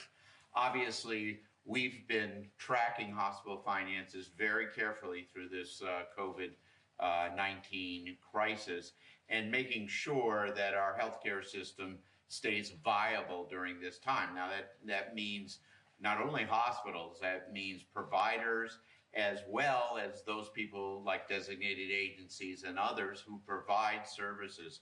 So throughout this crisis, we've been really monitoring that, and in some instances, we've had to help out various healthcare facilities in terms of finances. Secondly, I'm open to, given the fact that this comes hopefully every 100 years, I'm open to anything that gives us more data in terms of how we react and how we sort of look at our healthcare reform and healthcare system. So everything's on the table, Ham, including what you just mentioned.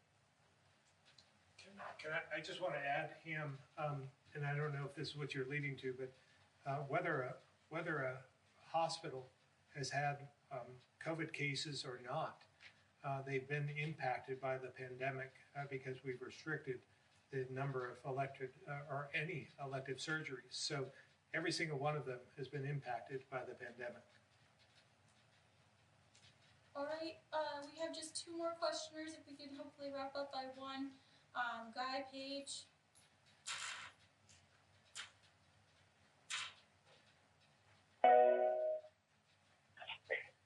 Governor, I've heard there was a coordinated project among Vermont, Hawaii, North Dakota, and Idaho to build a new unemployment computer system because the feds were demanding an update, but it wasn't going well, and you pulled the plug on the project earlier this year. Can you confirm that and tell us what the problem was? Yeah, that is true.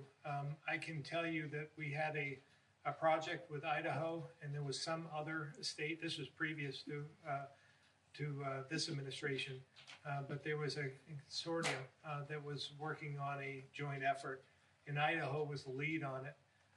And then one state dropped out, and then North Dakota joined in, and then we weren't getting the results that we wanted out of this, and it wasn't working well at all.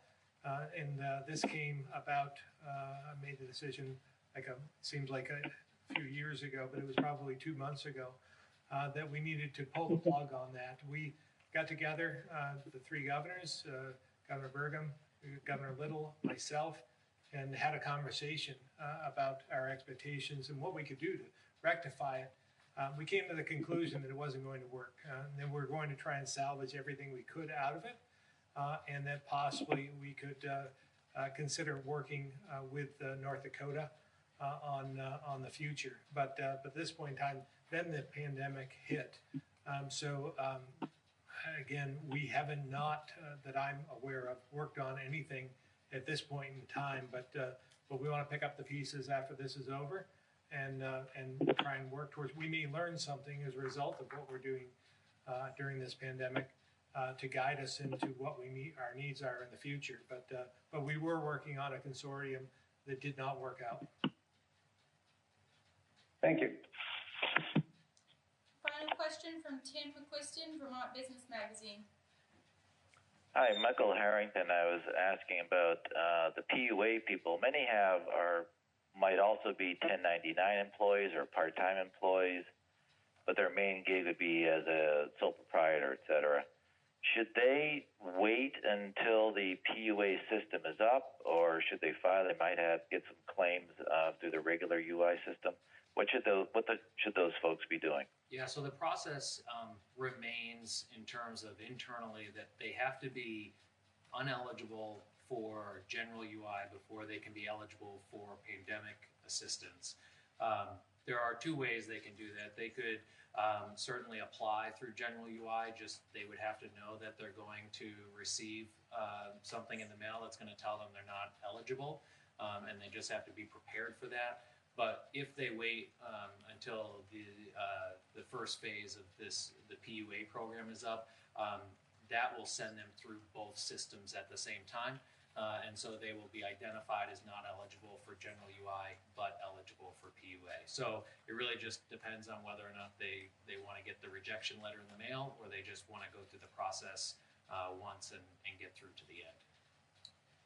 Okay, and thank you. And quickly for Dr. Levine, I've noticed that there are increasing cases in Windham County, kind of an outlier there.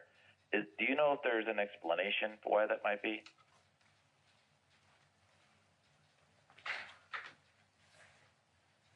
There were, excuse me, the question was there were what about cases in Windham County?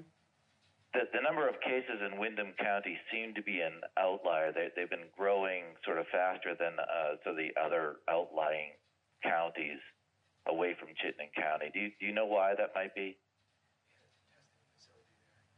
Well, yeah, we did have a pop-up facility that went there, and a number of extra tests were done. Plus, they do have other facilities there, and I don't want to incriminate other states, but we have had cases come from other states that they border on as well. So perhaps that played a role. Don't have a full picture for you, just these little possibilities. All right. Well, thank you very much. I appreciate it. Thank you. All right. Thank you, everyone.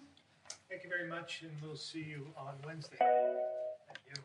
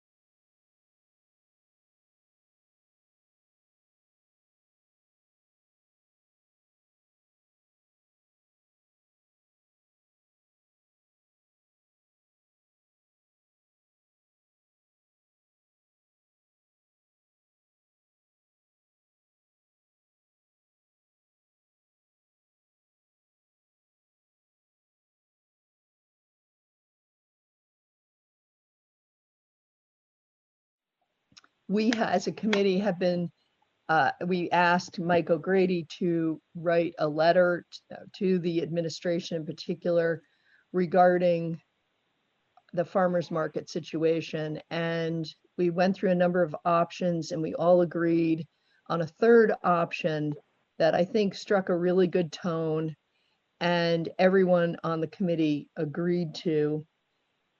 Linda, is that online? Did we? Yes. It is online.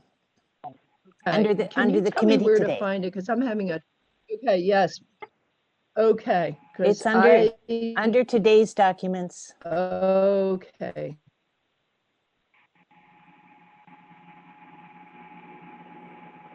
Okay. I was having a little bit of a hard time finding it. Anyway, so momentarily, the governor is going to be giving, yeah, Linda, could you put that on screen? Linda just chatted with me and I offered to put it on screen. But I will say that in just in a matter of minutes, the governor is going to be doing a press conference.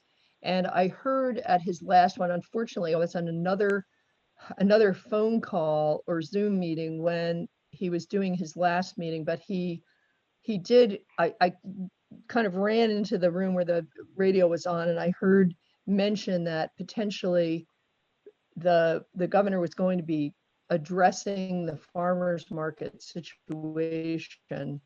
I know I've gotten I've gotten a number of emails from people outraged about farmers markets not being open. And I share that sentiment to a degree, but I also know that it's really important for people to maintain social distance, and the administration wants to move carefully, and I really appreciate that. So I know I've gotten emails from people who feel that things should be gone back to fairly quickly as they were. I know that there's concern about people taking money individually, and I appreciate all that. But what we were trying to do is come up with a strategy and protocol. Well, we weren't coming up with the protocols. It's really the administration that needs to come up with the guidance. So we have the letter before us. Mike, I don't know if you wanted to kind of go through that with us for the sake of us as well as the public. If you would like me to, I can do that. Okay, that would be fantastic. So why don't you go ahead? Okay. So the first paragraph is just setting the context. The letter is from the chair on behalf of the committee regarding the guidance that the agency issued prohibiting the operation of farmers markets during the stay home, stay safe order. The committee understands the difficulty that all of the entities, the governor, Secretary Tebbets, Commissioner Levine, and Commissioner Sherling face in responding to the virus in a manner that maximizes protection of Vermonters. However, the committee believes the guidance prohibiting operation of farmers markets is overly broad and could be revised to allow operation in a manner that protects public health. Then the next paragraph is basically excerpts from the stay home, stay safe order on why it was issued and the basis for it, including the fact that people need to stay at home except to leave home for essential reasons. Among the essential reasons is to leave home to shop for groceries, pick up goods curbside, and obtain meals or beverages. And the Agency of Commerce's guidance provides that businesses that provide essential services, including food distribution, may continue to operate. Then it goes on to say that the committee believes that farmers markets are essential services, that a farmers market supply fresh local food, that they also sell prepared meals, beverages, and other goods, and that farmers markets serve as a necessary source of food for persons participating in food assistance programs such as 3 Squares And then to the committee, farmers markets are more than essential. They are necessary services that should be exempt from the stay home, stay safe order. Then goes on to reference the Agency of Agriculture's guidance about farmers providing food from their food stands with appropriate social distancing, and that the committee believes farmers markets can implement similar appropriate protective measures. Then you ask the relevant agencies to develop clear guidelines or practices that farmers markets can implement to protect public health. We believe that with such guidelines, open air markets can operate as safely as indoor food providers, if not more so. Then you reference the difficulty that the state is facing. It's extraordinary times. People are anxious. Unemployment is high. The economy is suffering. You, as a committee, recognize and respect that the state is making difficult, novel decisions every day. And the committee understands that the state must take unprecedented action to protect public health and safety. You applaud the state's work. However, the committee requests that you revise the policy prohibiting the operation of farmers markets and allow farmers markets to operate subject to appropriate social distancing guidelines. Such an action would provide an essential service, protect public health, and avoid additional negative economic impacts on farmers. In addition, the operation of farmers markets with social distancing could signal a return to relative normalcy and comfort that all Vermonters currently would appreciate. And then you repeat your request to revise the policy as quickly as possible so that farmers markets and the farmers that participate in them can work to implement the social distancing guidelines so that markets can reopen quickly. And then there's the ending paragraph, thanking them for their work, appreciating their efforts, thanking them in advance for their time in reviewing and responding to the request, and an offer to contact the chair if they need additional information or have questions. Allison Eastman emailed me yesterday and said as soon as the governor's proposed revisions to the policy are public, she will send them to the committee. I'm kind of expecting them as we speak, but I have not received them yet. Okay, thanks. And I really haven't been able to check my email to see if they've come yet. So I understand, and Mike, you can feel free to report to us because you may have been at the meeting yesterday of the Senate Agriculture Committee. They did, Senator Polina had asked me for a copy of the letter, which once all of you had approved, I did give my consent to Mike or me. I can't remember who sent it to Anthony, but at any rate, he did have a copy of it. And I understand, did they discuss this yesterday, Mike, in committee? They discussed the concept of sending a letter. The letter was on their website, but they didn't actually walk through it because Senator Starr had a conversation with Secretary Tebbets either on Wednesday or late Tuesday regarding the policy and whether it was going to be revised. Secretary Tebbets, according to Senator Starr, Secretary Tebbets had indicated that the policy was going to be revised today, and Senator Starr said he wanted to wait and see what the governor proposes before writing a letter. Okay, thanks.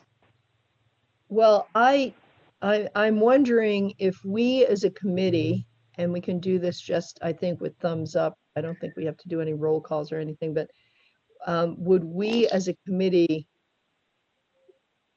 want a half an hour or so to see what happens and to have the letter ready to go? Mike can email it to folks, but to wait and see if the administration does revise the guidelines and move forward with allowing for farmers markets to function, knowing that there are probably going to be some serious restrictions, that farmers markets are not going to be social gatherings, there's not going to be music, and there'll be some restrictions that some vendors are not happy with, but that it may be a start and an opening of the door so that our farmers markets can move forward. So I would entertain any comments from folks or nodding of heads or whatever in terms of waiting for that strategy. We might need to have another conversation. Vicky's thumbs up, Sharon's thumbs up. Any other? John O'Brien's hand is up. John. Just getting back to that, what you said earlier, Jackie, about the Shelburne Farmers Market canceling for the whole season. Did you hear reasons for why that happened, even if there were revisions of the governor's order? I did not. I think that came up during the Senate Ag meeting, and I think Maddie Kempner was the person that made the comment that Shelburne was closing for the year. So I don't know why they decided to do that. There was no explanation, unless Michael knows of something else. So Grady? Could you repeat that question? Do you know, do you have any idea why Shelburne Farmers Market decided to cancel their season, basically? Was that brought up in the Senate at all? No, I don't recall that it was. Okay. All right. It might have been at a meeting that you were not attending. I think Maddie Kempner might have said something about it, according to Jackie. She may have mentioned it yesterday. I've got like 3 screens in front of me right now, and I'm getting bombarded with stuff, and sometimes I get distracted. So understood.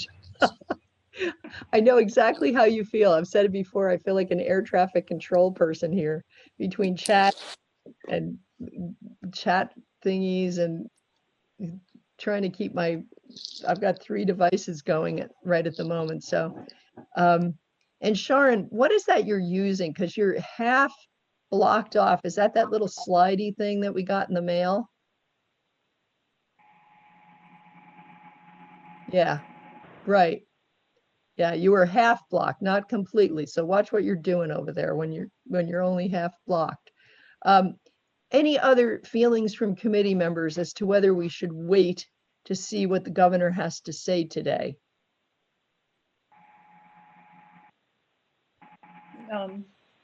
Sharon?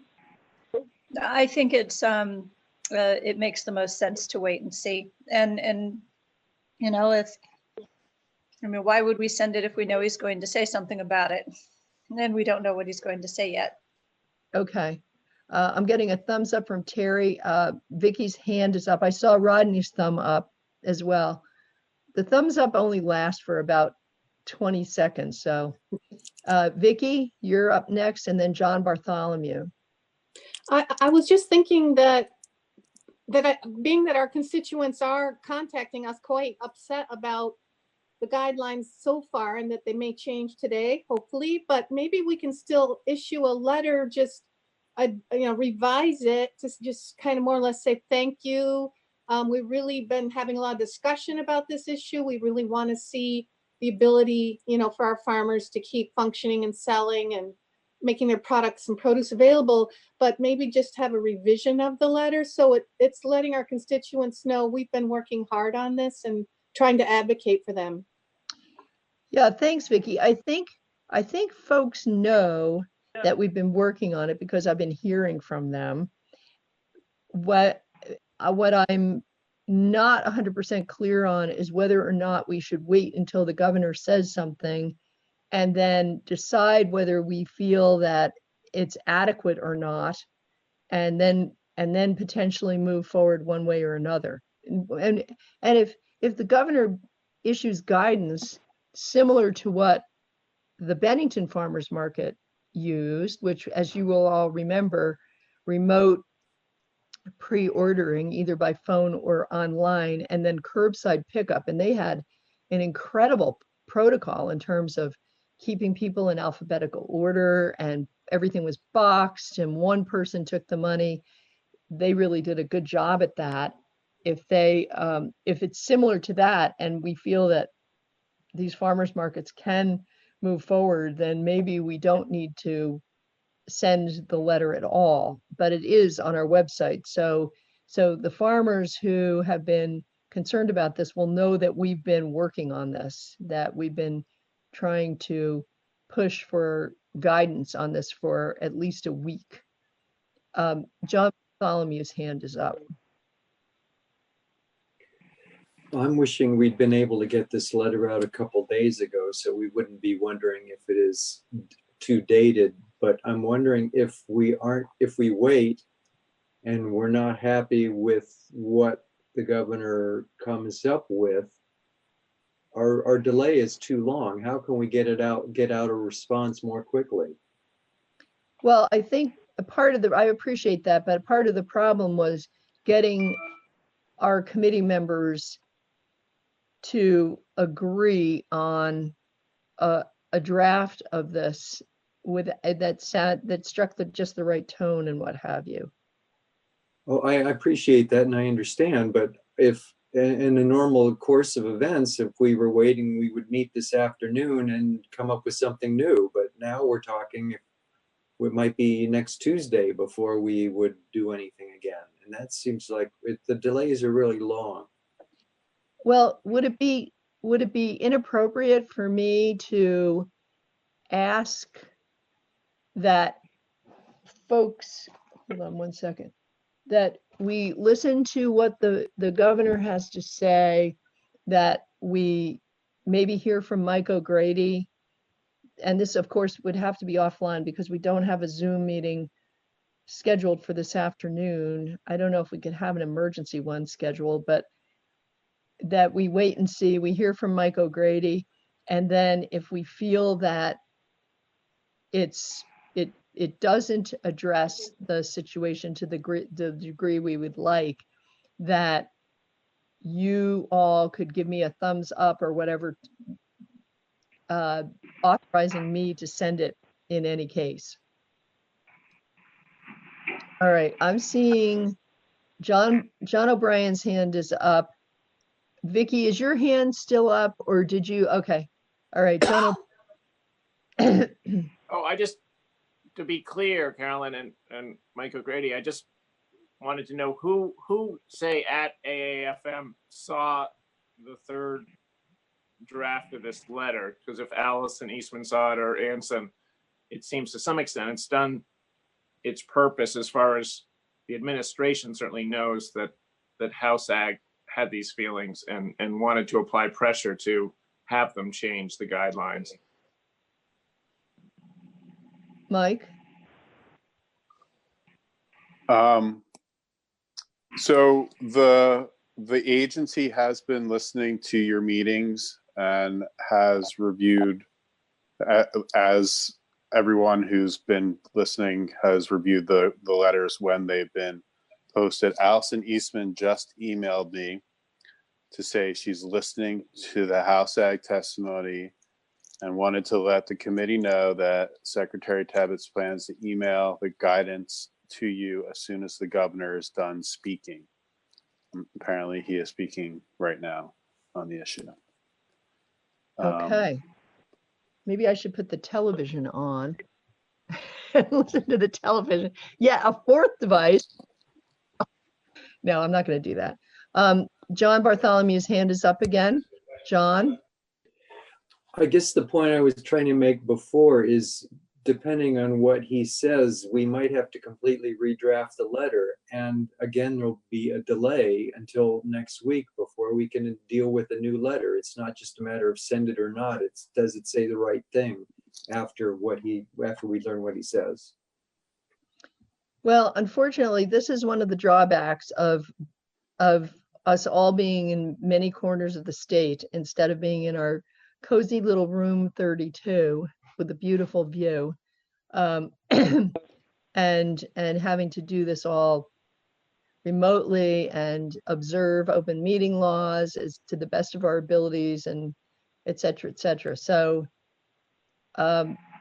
let's, and I'm going to apologize to Mike in advance if we have to have yet another version of this letter, but yeah. You are such a good sport. It's what I'm here for. Yeah, I know, but you seem to have unlimited patience, and for that I am very thankful. Thank you. Thank you. Yes, Vicky's clapping hands. I appreciate that. John, your hand is still up. Do you want to speak again? Okay. All right. So we have another 13 minutes until 11:30. I don't know. Mike, did you get the idea that Allison was going to email you after the governor was done with the entire press conference, which sometimes these things go on for quite a while, or just after he addresses the farmers market issue? There really isn't that type of detail. It just says after he's done speaking. It doesn't Okay. really kind of parse it that way. Sorry. No, that's fine.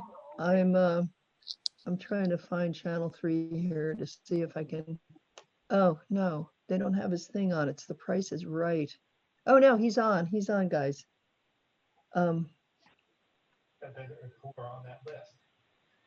So with that, I'll turn it over to Commissioner Pichette. Oh, sorry.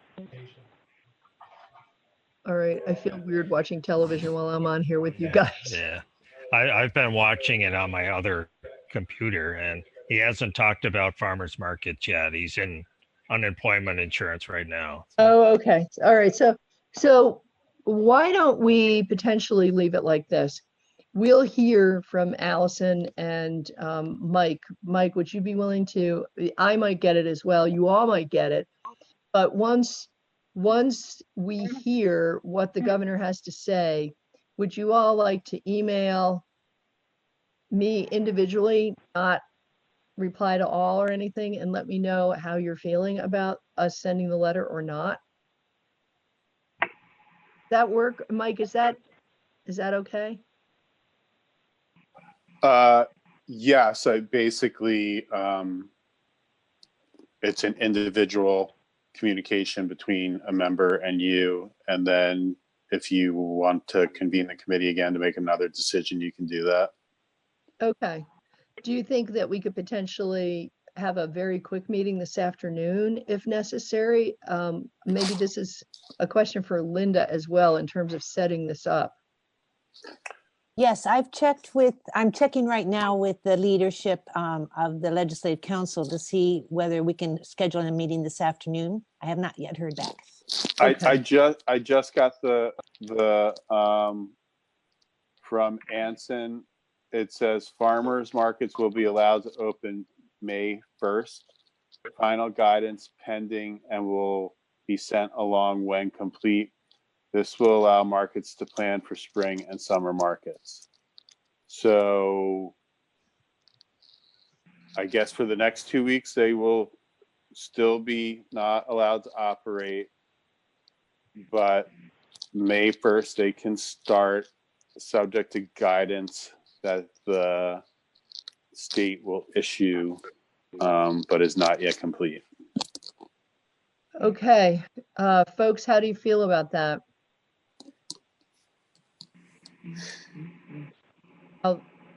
Tom feels good. Vicky feels good. A thumbs up. May 1st, John O'Brien. I'm seeing thumbs up everywhere. John Bartholomew, was your thumb up? Are you asking how we feel about what he's saying or what we should do with the letter? I'm asking about how you're feeling about what was said May 1st.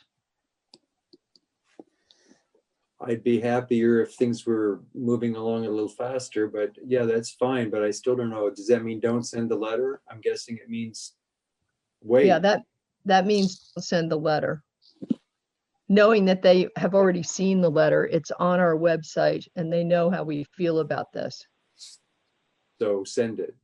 That's what you're saying. Don't send it. Don't send it. Right. Okay. How do the rest of you feel?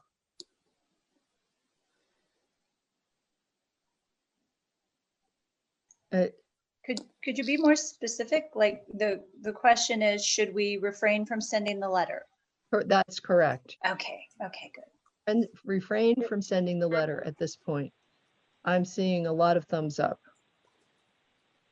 All right. One of the things I like about this is that I've also heard from folks, in particular, Alice Emmons reached out to me, and they're concerned because Mother's Day is coming, and it's a huge opportunity for our farmers markets and farm stands in general. I know that there were times when we'll off if we were meeting around Mother's Day just to be able to meet the demand of, and of course, a lot of that is hanging baskets, but I think as long as folks are providing the proverbial potato, food and vegetable starts, they should be okay in terms of selling their ornamental baskets. Mike, is there anything additional or any guidance on that? The ornamentals? No, and I think that is probably, let me step back. There's going to be a lot of detail and probably some nuance in the final guidance that they issue. So I think you will probably want to review that when it's issued, because it may address things like that markets can only sell food, or markets can only sell starts and not ornamental. So I think you still have some questions for the agency and the state, because it's still a little unclear what they're going to allow. So, okay, so Linda has chatted with me to say that we can call a meeting for this afternoon if we want. Like, you don't need to, but Ledge Council said it's okay if we want to. Now, so Mike just brings up something, another thought, and that is perhaps we revise the letter yet a fourth time and suggest some of the things that we've just been talking about regarding ornamentals, regarding what can be sold, and the fact that the hanging baskets are important. We understand you can't go wandering through greenhouses picking them out, but you could pre-order them. John O'Brien's hand is up, and then Sharon. John. Just three quick things. One, I think the letter, by being out there, sort of did its purpose, whether we get complete credit for it or not. Certainly the administration heard about it, and I think that may have helped change their plans. Another is that, right, maybe it would be in this future letter or just back channels that we would encourage the administration to work with NOFA or Farm to Plate as far as protocols go, because it seems like people like Maddie Kempner and Ellen Taylor know a lot about successful farm markets that are continuing on with the right safety protocols, and they would have some good examples there. And the last thing was, what's going on with nurseries, because there's certainly agriculture and things like seed starts you could buy. It seems like apple trees, there's a lot of gray area with nurseries, as far as, and thinking about Mother's Day too, how it's such a big deal at nurseries. Okay, so Sharon's waving her hand, and looks like she wants to say something. And then I know, oh, sorry, I was going to say, John, I know that Arcana is, where we get our hot starts. I know that they're in operation. So I know, at least for the agricultural piece of it, for food items, that greenhouses have the full go. But I don't have the answer for your ornamentals or trees. now, Sharon, what do you mean by a hot start? And I know that we not had a meeting. Hots, the anything that needs heat, like, so our peppers, tomatoes, eggplants. So that's what I meant by hots. But they're food, they're produce starts. Yes, right. So Jackie's hand is up. Jackie. This is so strange. Thank you. Just on behalf of the greenhouses and nurseries, I know you had that great discussion with Will Stevens, and I would like to give you folks credit for keeping the pressure up to get the farmers market resolved. And I think it would be a wonderful idea if as you discuss whatever is going to be in the next iteration of this letter, that you go the next step and talk about ornamentals and greenhouses, because they are working right now. The Houghton greenhouse is actually, they've got an ad up that they're opening April 25th, God willing. Obviously, that's not going to happen, but people are itching to get those plants and farmers are growing them. And I think if you could just remind folks that you are also, now the next step, we've got farmers markets somehow. Let's see how we can get the ornamentals and nurseries open. The Vermont Flower Farm down the road here, George Africa, with all of his lovely lilies and hostas, he has been sending out Facebook posts every day that we're salivating over at the beauty of these things that he's growing. And I think that the next step is logically greenhouses and nurseries and ornamentals and landscaping. I think that's a good way to go on behalf of our farmers. Yeah. So I know that as long as you're selling some vegetable starts and potentially produce, you can create a pre-order curbside pickup. And I think that that's what Will Stevens was in the process of doing. He and Judy had worked out some specific protocols.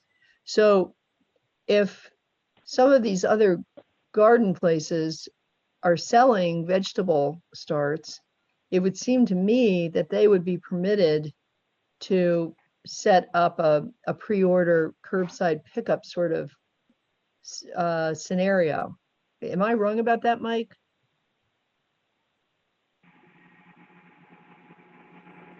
I think that I'll confirm this with the agency, but I think that that's what the agency was providing as an option.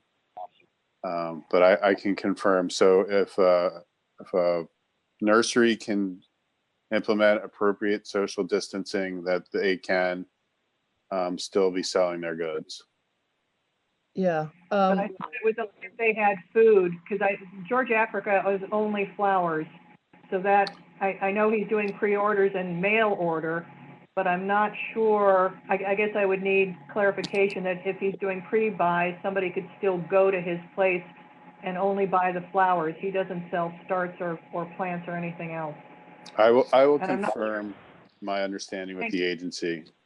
Okay, thanks, Mike, and thanks, Jackie. And maybe he should get some tomato plants to sell. Nasturtiums, right? I remember saying that. Nasturtiums. Put a nasturtium plant in every hanging basket. They're edible and delicious.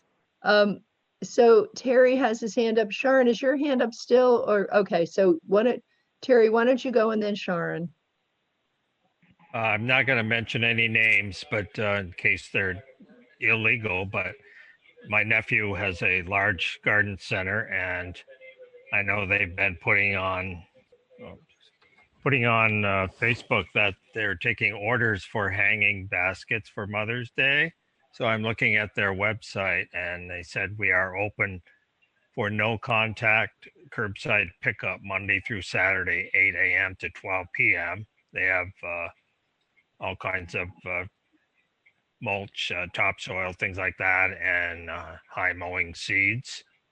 And you can order the hanging baskets right through there. So I know he was very concerned back about a month ago when they had to order their landscaping trees because that's a huge part of their business, and they decided to not do any landscaping this year, but they built another greenhouse, and so they're already got their plants already started, so anticipating being open eventually. So I'm guessing that since he was so concerned, I'm sure he double checked before they had the no contact pickup. Okay. I'm thinking they're fine. Okay, thanks, Terry. Sharon? So a quick thing for Jackie. Lilies and hostas are edible. In Japan, they eat hosta. And I've certainly enjoyed lily flowers, but something that John O'Brien had said, I think in our last committee meeting, or maybe the one before that, if we're going to send a letter advocating for farmers markets or the protocol, I think I really latched onto what John O'Brien said, that there should be consistency for what we are asking from our grocery stores, our dollar stores, and our farmers markets, so that if we shouldn't be asking for more or less from any of them, because the virus behaves the same way, regardless of what the name of your or what type of retail operation you are. And I think that consistency is parity that's really important. And I just wanted to bring that up.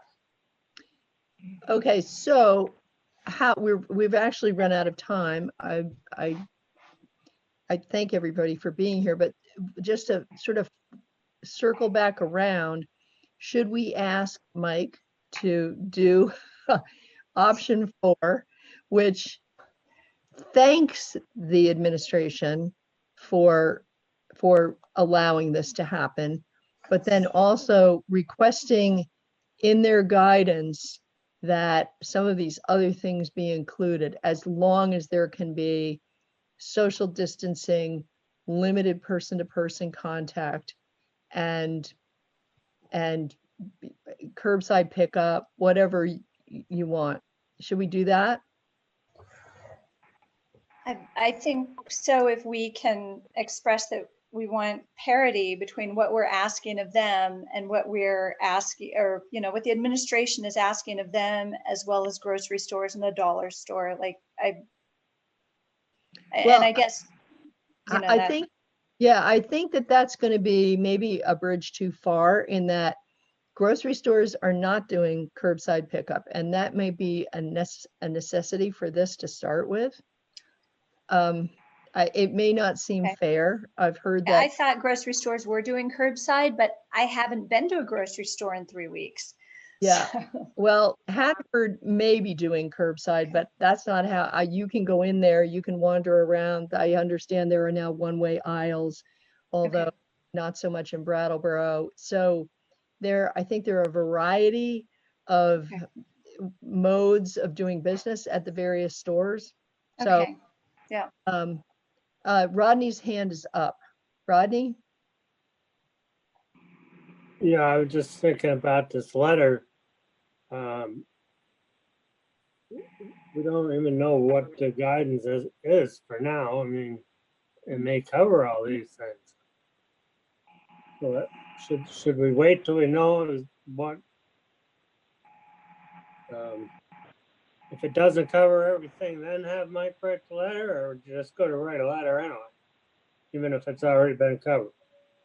I think that my impression would be that we would be, as Jackie said, we would just be encouraging that they consider some of these different situations, because there are a lot of different situations, and do it. I mean, we're not telling them what to do. We're just asking in a respectful way.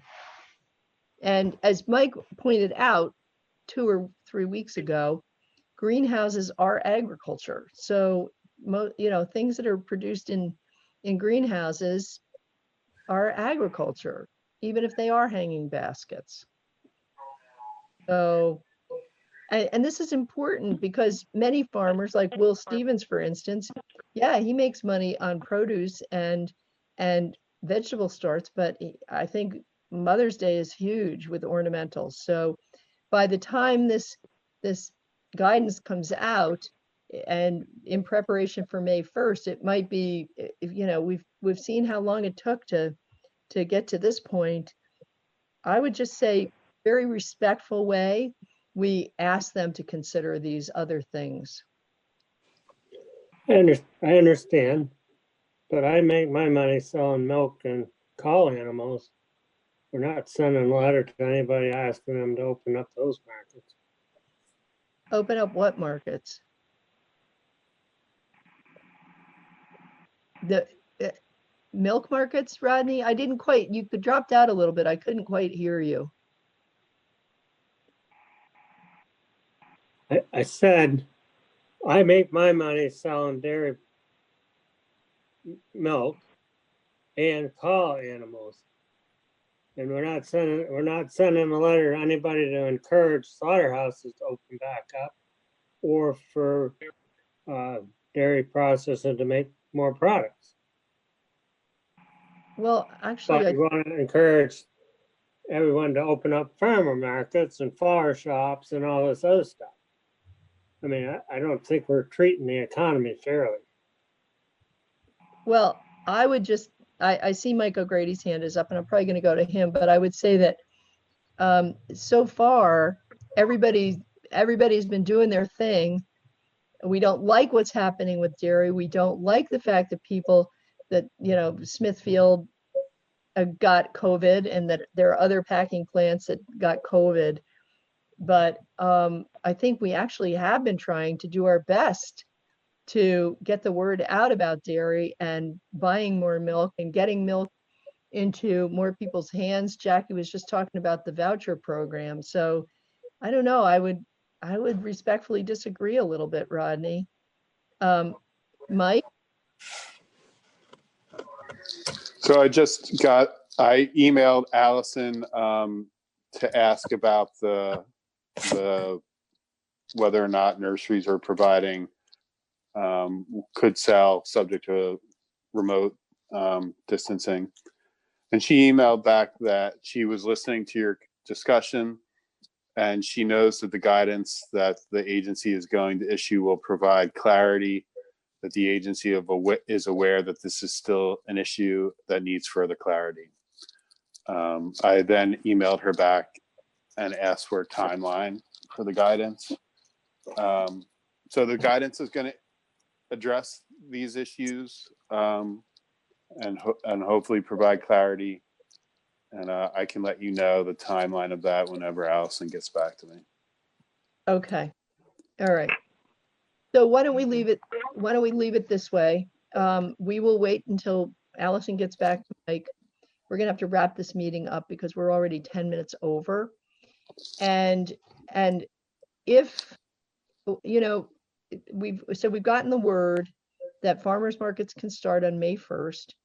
And if we find that the guidance isn't, or there isn't total clarity for us about what's going to happen with ornamentals, which I suspect that we won't, then maybe at our meeting on Tuesday, we can bring this up again and talk about potentially sending a letter, just asking, first of all, thanking them for responding to our concerns and our requests, and then asking them to also consider other options here in terms of folks who are not necessarily selling things that are edible, even though we all know now that hostas, lilies, and nasturtiums are edible. Mike, your hand is up. You just didn't lower it. Yep. Okay. All right. So do we want to leave it that way for now, folks? Can I have a thumbs up or a shaking of a nodding of heads? Yeah. Yeah. Are we good? Okay.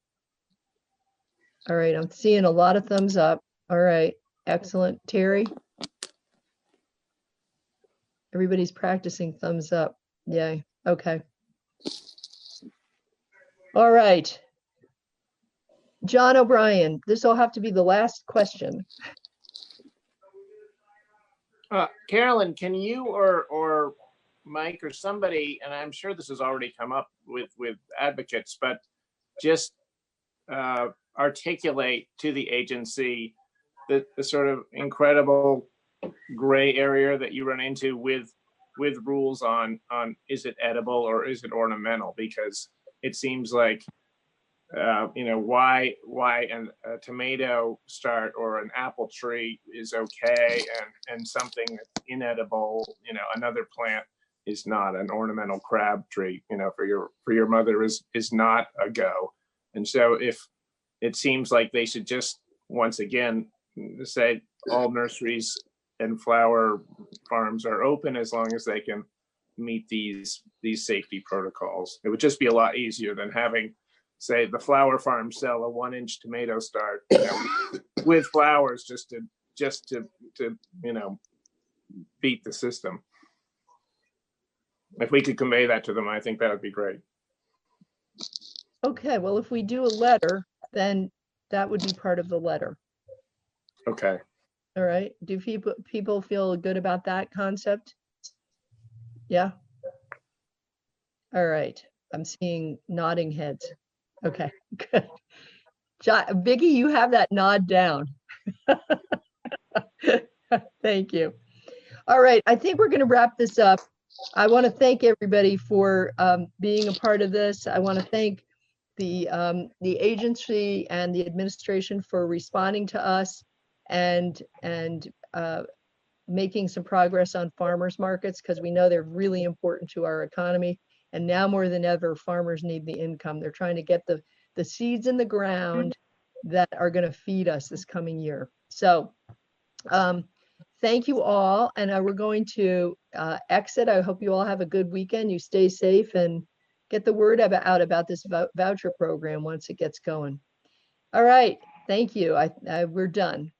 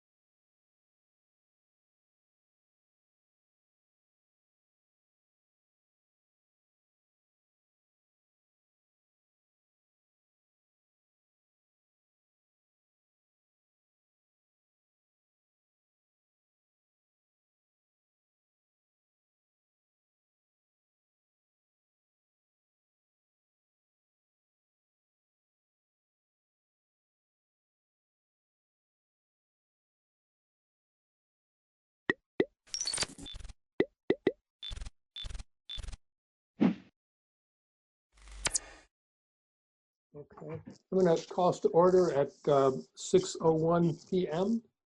And Lyle, has the meeting been properly warned? Yes, it has. Thank you.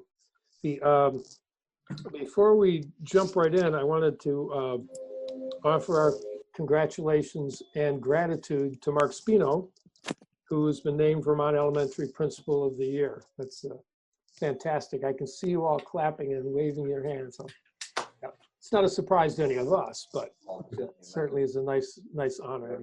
Well deserved. Thank you, David. I really appreciate that. You're very welcome.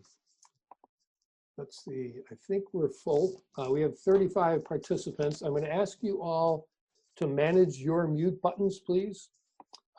If you're not speaking, please, you can mute yourself. Right now, about half of you are muted and half aren't, and it's nice and quiet. But if it, sometimes there's background noise and sometimes electronic noises. So if you would unmute yourself and raise your hand and put it right close to the camera, you'll notice I can see it if it's way up like that. So if you have something to say, please do that. As usual, we'll, the things that the business that we are covering, the board will participate, we'll hear presentations when appropriate, and the board will comment and ask questions, and then we'll open it to the public for participation as well. And there'll be the recognition of visitors and the communications and the public opportunity to comment on things not on the agenda will be at the end of this agenda. So that's the plan so far. If you're on the phone, Kate is at the moment, and Deb Gass and Christina Naylor and Ann Beekman.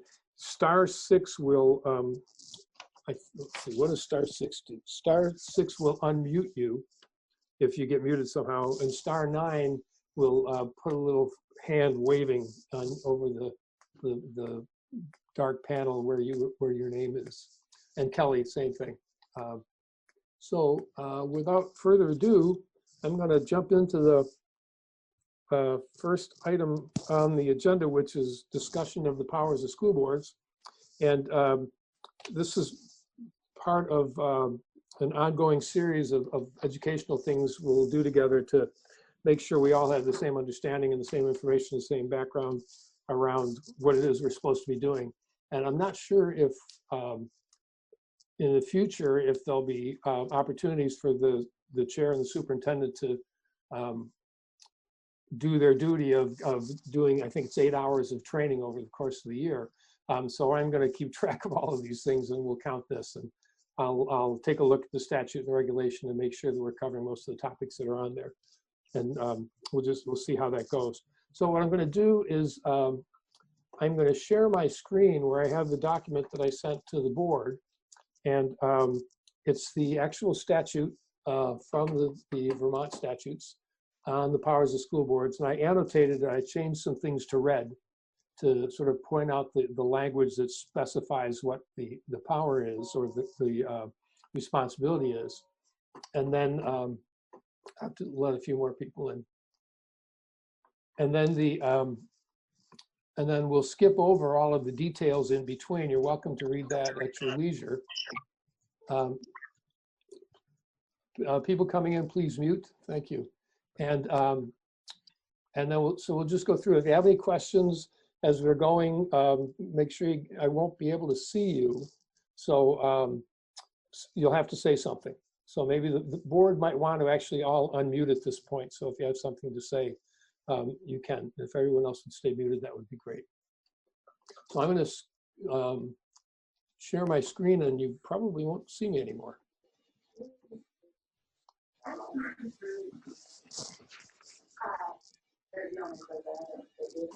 Okay. So you should have on your screen Title 16 Education, Chapter 009, School Districts. I hope that if you're a board member and you don't have that, please let me know. Okay. So the first power is the board shall determine the educational policies of the school district. And this describes about how to do it. We need to give someone is I'm getting some feedback on somebody's other conversations in the background on somebody's mic. So if you could mute, please, that would be great. The school board has to give public notice of its intent at least 10 days prior to adoption of a policy. And we have an extensive manual of policies that we'll be looking at. The policy committee is working on a sexual harassment policy right now. So we'll see that in operation fairly shortly. The second power enumerated is to take any action required for the sound administration of the school district. Any of the actions that we take can be overruled by the Secretary of Education with the advice of the Attorney General. But it's we're responsible for soundly administering the school district. The third one is we have discretion to furnish instruction to students who completed high school, who completed secondary education, and to administer early education programs, which we do. We have a number, I think it's 19 pre-K, private pre-K partners that we help with the administration. The next one, number 8, is establish and maintain a system of receipt, deposit, disbursement, accounting, control, and reporting. This is our warrants. This is the reason that we have several accountants in the central office, and this outlines the ways that we need to do that. The system of accounts is what you see in the budget. It changes from time to time, and that comes generally from the Agency of Education, or the Agency of Education. We have to report on the condition and needs of the school system, and we do that annually at our annual meeting and in the published report. And we have to prepare and distribute annually a proposed budget for the next year. And some categories are prescribed, and some categories I think we get to add as well. But that's become pretty formalized at this point. The next two are the provide at the expense of the district, public to approval of the superintendent, all textbooks, materials, equipment, and supplies. This, we do sometimes have students pay for things, and that's something that we're going to have to be looking at some point. It's on the agenda of the performance and programmatic equity, the PPEC, and there are some courses and some participation activities where students are paying. So we need to have a look at that in terms of equity. But it's our responsibility to provide at the expense the materials that are necessary. And then number 15, which is kind of like the 10th Amendment in the Bill of Rights, shall exercise the general powers given to the legislative branch of a municipality. But this basically says, and I made this larger because this is really the catch-all. It basically says that we make the rules. It doesn't say we carry them out, which is an important thing to keep in mind when we talk about administrative responsibilities. And a little later in the season, we'll have a look at the policy governance model of operating school boards and school districts. And that'll make a little bit more sense. But basically what it says is that we have the legislative power, the rulemaking power. 21 talks about that we can borrow short term to cover projects and things that will be reimbursed by the state. But the state, at the bottom, it says the state will not pay the cost of borrowing funds under this subdivision. So if we have to borrow for something we're going to be reimbursed for, we can do that, but we have to pay the finance charges.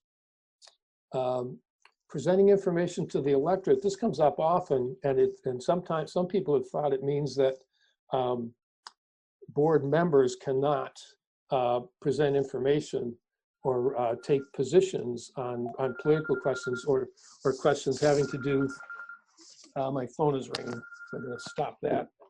Questions having to do with things that the board is doing. So let's see. And so we can present information and materials designed to inform, educate, and explain to the electorate the board's position on the matter. And 24 is adopt. We can integrate homeschool students into the schools through enrollment in courses, participation in co-curricular and extracurricular activities, and use of facilities. So that's a quick run through of the, I got to admit a few more people. That's a quick run through of the powers of the school board.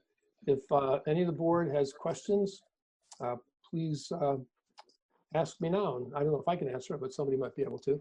David? Yes. So I have a question. I think it was on number 21, talking about the borrowing. My understanding from last year when we had to, we almost, there was a lot of discussion about maybe having to borrow the 87% of, to cover the budget into this coming year. Mhm.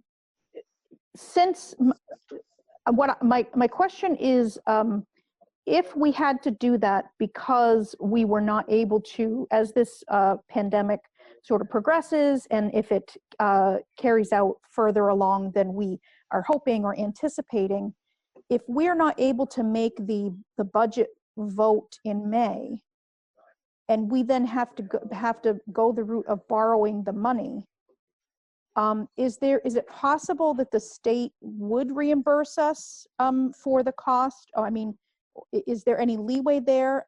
I don't expect that anyone would have an answer to that now, and it may be a moot point, but possibly if it does become an issue, maybe that would be a question that could be looked at.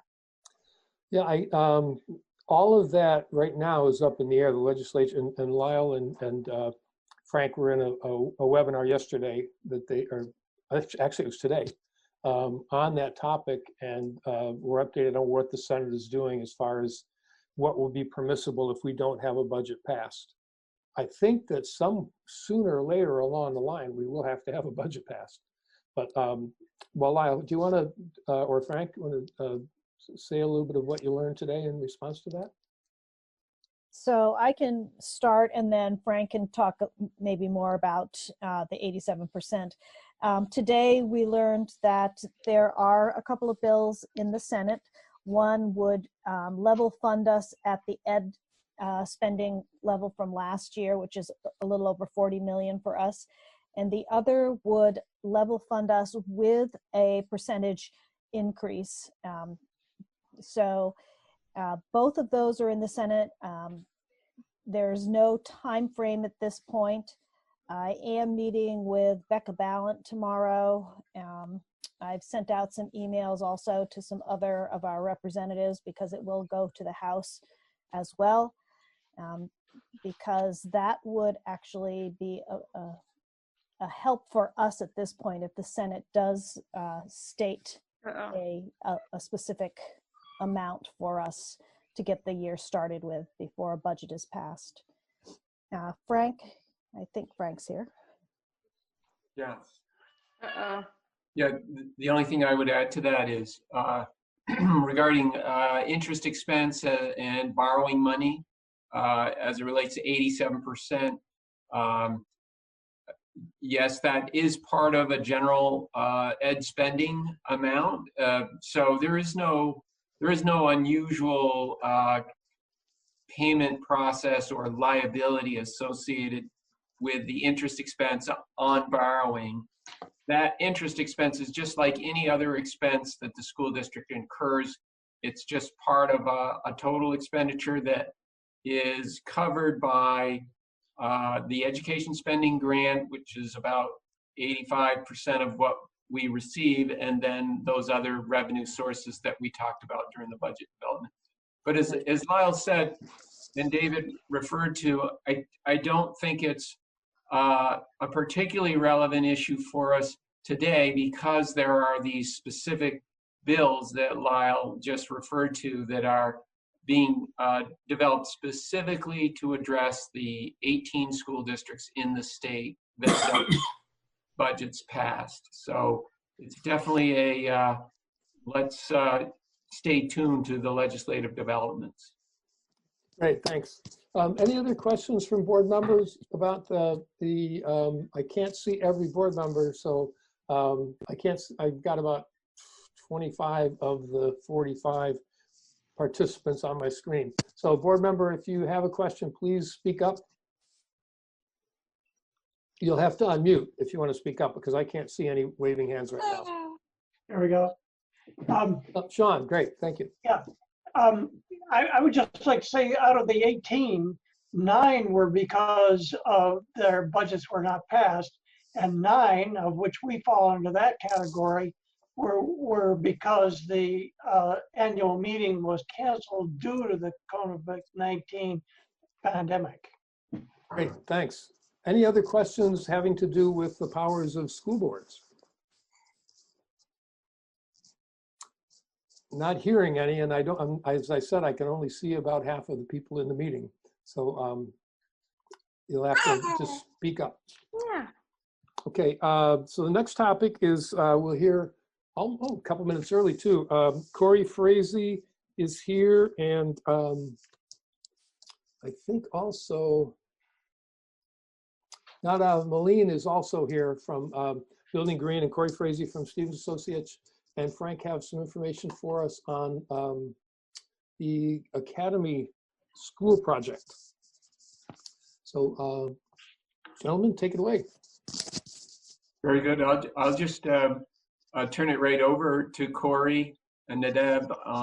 We've met. We have some follow-up points to review with you from the last meeting where we discussed school board goals as it relates to this project. And so they're ready to give you sort of an update and a follow-up to that last conversation.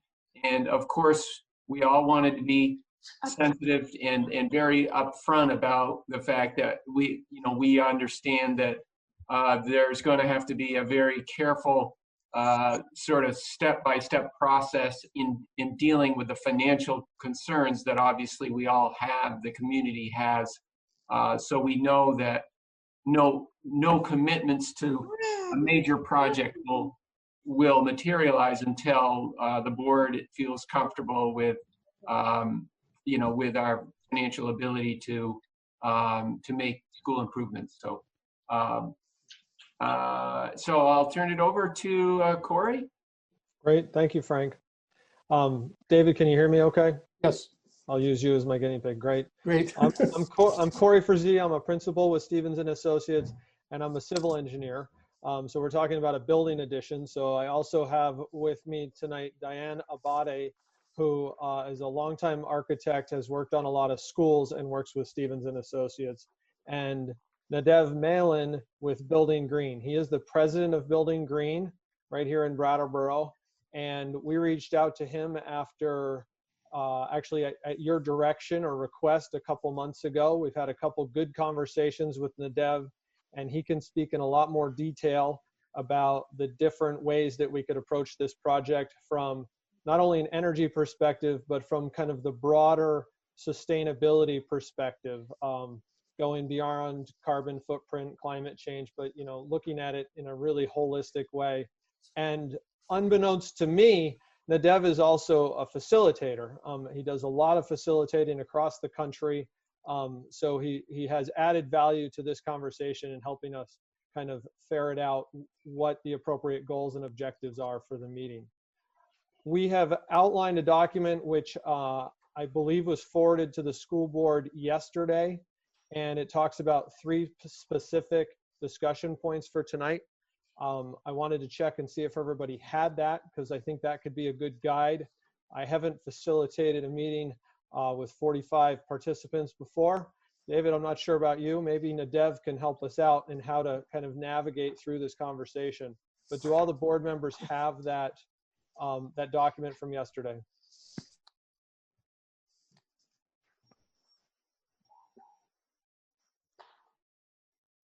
David, is it agreeable to you to kind of move down through that?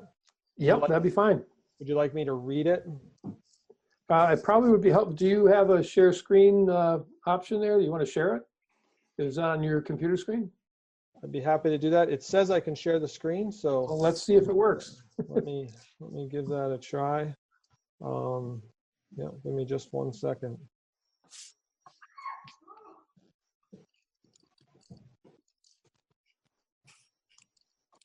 All right, here we go.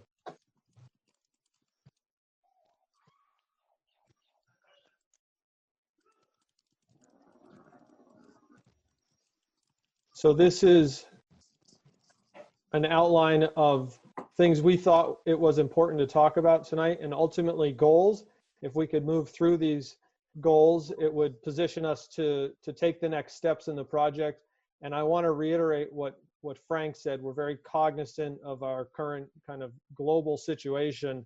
And so at the bottom of this page, we've identified that we think there's some good timely steps to take. It would kind of keep the momentum going on the project. But this would ultimately culminate with a bond vote, and the school board would set the date for that bond vote. So we are in no way suggesting that that should be pursued at this point. It would more be the work to get prepared for those public hearings, but not to actually schedule any public hearings yet. So first bullet point, confirmation that architect and design team will include an energy consultant for next phases of design. And we're going to actually propose to change some of that language, and I'm going to ask Nadev to speak to this. But Nadev has a great background in the sustainability side of things and can speak to the energy standards.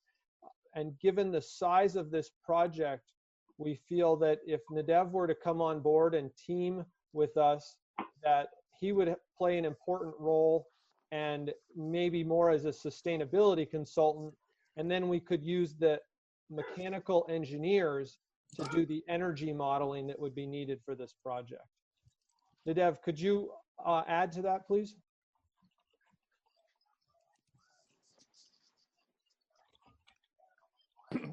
Hey, sure, Corey. Hi. So first of all, really glad to be with you all on this, and I'm excited to be sharing a little bit about this project. David, one facilitation tip with a group this big, I think it would be a good idea. I think you as the host can mute everybody, and then just request that people unmute when they want to speak up. That would be safer in terms of. That's the way we started, and it was problematic. So. Oh, was it? Okay. Yeah, so we're stuck with this for now. Okay. Thank you. Okay, so yeah, in terms of the sort of energy consultant versus sustainability consultant role and the energy standards, what I understood from speaking with you all is the board and saw in the goals that had been talked about that there is certainly an intention that this project be as energy efficient as possible. But also there are goals in terms of water efficiency, in terms of looking at the sustainability of materials and where they come from. Certainly the indoor environment is a huge priority to make it optimal in terms of a learning environment for students, and the connection to the community.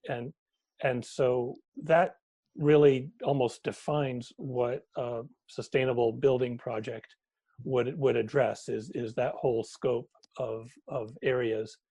Energy along with all these others. And I believe in your last meeting, you looked at, there's a number of different standards that were proposed that could be referenced as setting the standard for what this project should be trying to achieve. And some of them are more specifically targeted at energy, and others are broader. So we'll get into that.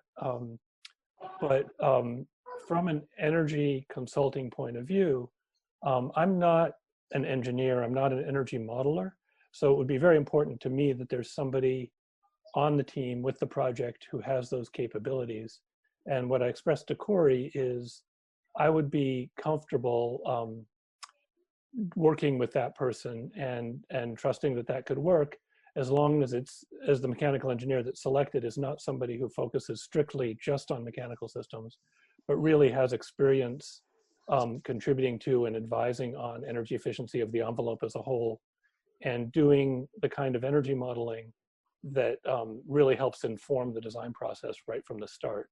So there's two different ways of thinking about energy modeling. One is energy modeling that answers questions and provides data to inform the design as it moves along. And the other is what we call compliance energy modeling, which is when you've completed a design, you might run an energy model just to show that you've met the code or the standard. And they're both valuable, but in this case, we want to make sure that we've got somebody on board who can do that energy modeling early on to really inform choices and make sure that we're optimizing systems. So with those two conditions, that whoever's doing the mechanical engineering understands the whole building systems and is comfortable talking about the entire building, not just the mechanical system, and can do that early design energy modeling to inform the process. I think it would be appropriate, especially for a relatively small project like that, to basically utilize them as the energy consultant, include that in their scope, and then I could help participate in those conversations and review what they're doing with that broader sustainability lens. I or somebody like me. It doesn't have to be. I don't want to assume it has to be me in this case, but that's the way I would think about that. Great. Corey, could you unshow your screen now, please, so we can see each other again? Thank you. The great, thanks. Well, Corey, keep going. If you have other points to make, I think that I've raised a couple of questions that I think you'll want to explore and get unpacked a little bit. Yeah, definitely. I would just add that the mechanical engineer having that energy experience and ability to do that modeling is you'll see that in another slide. It was actually part of the documents that we gave you last month or 6 weeks ago, and we fully support that the design team should have someone with that type of experience as the mechanical engineer. So I think that really opens the door for NADEV to play an important role and a valuable role if that's something that's agreeable to the school board. Great. I think we had been pretty clear in the last meeting, at least in my notes from it, not necessarily minutes, that we wanted to have an energy consultant. I think you're suggesting that we expand it to a sustainability consultant, and given the previous conversation, I think that's consistent with what the board is looking for. Great. So, is there other information for presentation, or can you take questions from the board now? Well, there's kind of those 3 discussion points. Do we want to, I think it would be great if we pause there, see if there's discussion or thoughts from the board on NADEV's role moving forward. Again, board members, I have to ask you to just speak up and hopefully do it one at a time, because I'm not in control of that at this point. Any questions or thoughts about this process? It really is consistent with what we talked about as far as the next steps that we wanted to take. I see Sean, but you'll have to. David, there is a raise hand feature within Zoom. Have you tried to use that and found it not Well, working? I only have 25 of the 40 some faces on my screen, so raising hand won't. If people show the participant list, which you can do by going to the bottom of the screen and click on the little icon for participants, then you'll see at the bottom of the participant list, there's a little button that says raise hand. I'm going to raise my hand now. And then you can see me on the list with a raised hand, and I think you can see me in the window with a raised hand as well. I can see you in the participants list, yeah. Yeah. Yeah, Okay. so actually that's something. So yeah, that's very helpful now. So I hope everybody got that. If you go to the bottom of your screen, participants, and click, you have the option to raise your hand, and that would help me see your help me see that you want to speak. Although again, the list is longer than my, and I've got a big monitor here, but the list is longer than my screen can handle. I learned today in a meeting, when you raise your hand, you actually get bounced to the top of the list. So you that would be very helpful. So we'll see how that works. Good. I hope everyone is as patient as I'm trying to be with this process. You're doing great. Sean, you were muted when you talked before. Yeah. You still are muted.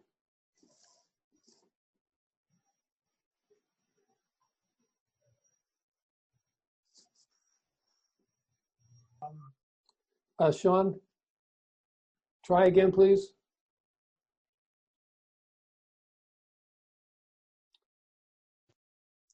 Sean, press and hold your space bar while you talk. Or there's the unmute button down the bottom over there. Just hit that. So does that make a difference? All right, I'm sorry. Yes, you got it. You're there. Thank you. Yeah. So I went over the material that we received before, and one of the things I was wondering about is there were different categories.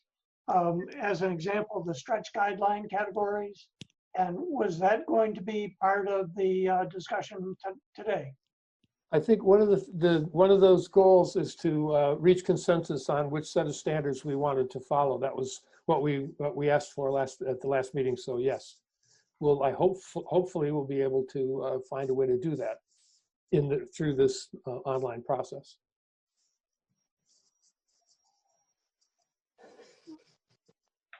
Other questions? Yep. Go ahead, Corey. I see your hand. Yeah, that's a good lead in.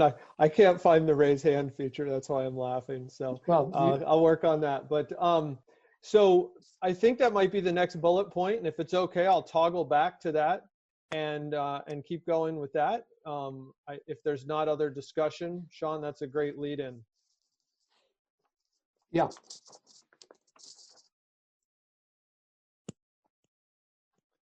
So, okay, actually, next bullet point I'll touch on quickly. That was consensus with the school board finalizing. These were the draft goals and objectives that we presented at the last meeting.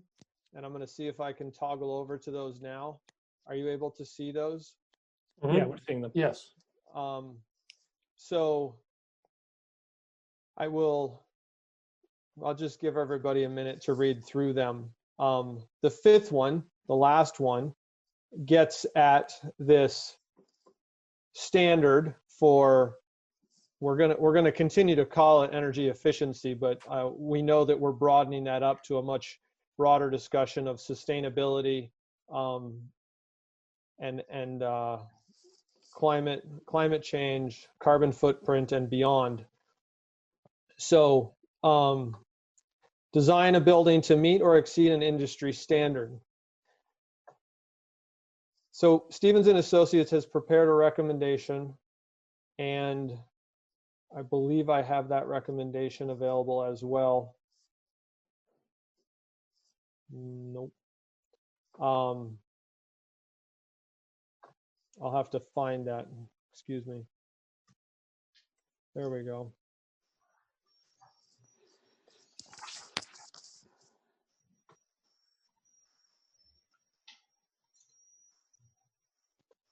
So I'm going to go ahead and read this, and then we can have more discussion about it.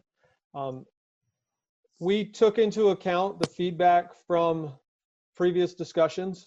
We understand that it's important to broaden this beyond just energy, and I'm happy to hear that that's important to the board. One of the documents we looked at our last meeting with you had 6 overarching sustainability topics that Diane had identified, and LEED actually folds into those nicely.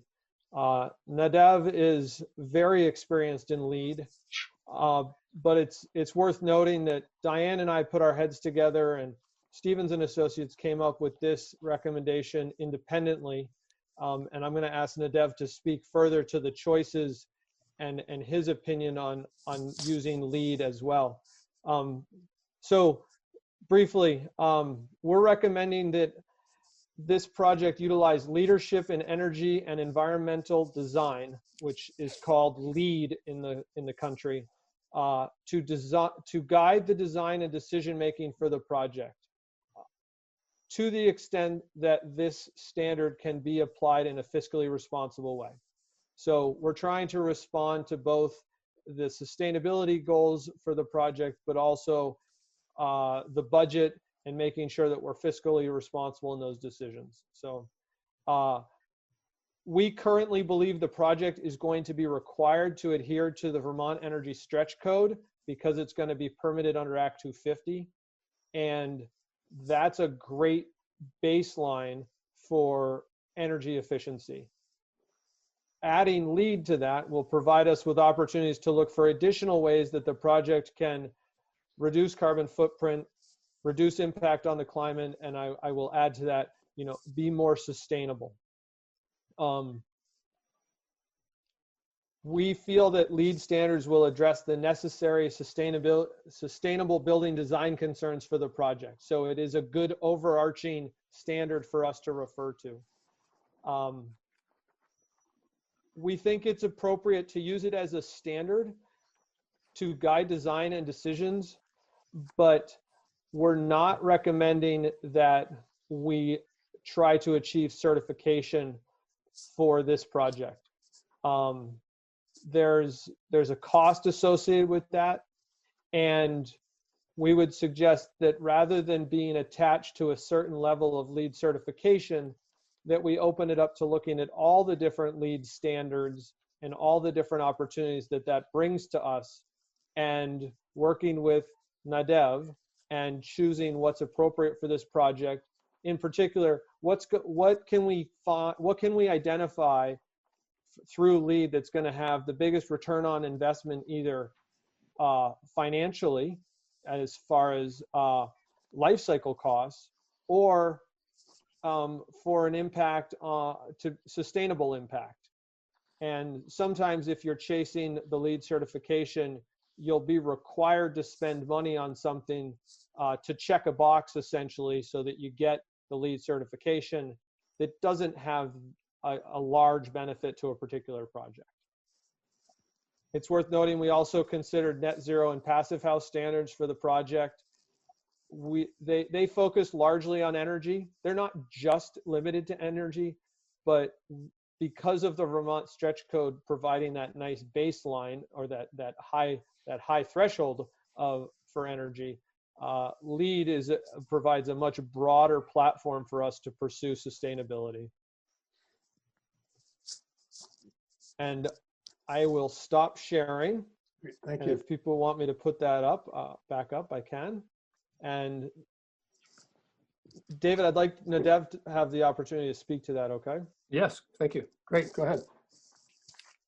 Well, I'm actually really curious to hear what board members are interested in hearing more about, because there's so many directions, so many aspects of this we could talk about. But I totally support what Corey just said. I think he described it beautifully. LEED, of the standards, I know in a previous meeting you reviewed or shared with you a document that went through a number of different building certification programs. And they all have their place, they all have their value, but some of them focus exclusively on energy. There's also some that focus exclusively on health and well-being, which is great. And then there's a few like LEED that really cover the broad range of all of these different things, and let you focus in on the aspects that are going to be most strategically valuable to the project in terms of making it the best possible project. And I think LEED does a decent job of that. And I also support Corey's assessment of you could choose to actually try to get the project LEED certified. It wouldn't be, it's not like it would be impossible to do that. I think it's very doable, but it will cost some extra money, take some extra time. And the question is that the best use of that money? Typically what we've seen is that for small projects like this, that money it's a relatively big piece of the overall budget compared to a very large project. And so it's just not as good a return on investment on a very small project as it would be on a much bigger project. So as long as you all trust that the team is going to stick with this agenda and these goals and follow through on them, the only thing you'd be losing by not going for actual certification is you wouldn't have the plaque on the wall at the end from the U.S. Green Building Council saying this is a LEED building. In other situations where somebody is concerned about whether or not they're going to actually get the performance that they want, then there might be a value to say, well, get it certified, and then we know. So that's really the consideration there, Great, whether thank to you. certify or not. Yeah. Great. So we have a proposal which does what we asked, which is to identify, well, it gives us a way to do what we wanted, which is to reach consensus on a set of standards, and this is the proposal. So I'd like to hear from board members. Does this fit the parameters and the requirements and the interests and the values that we want to make sure that this project incorporates. It sounds reasonable to me. It sounds like what we were asking for originally, and the LEED certification doesn't seem like it's important to me. Just means it's just important that we're getting the standards that we asked for. It all sounds reasonable to me.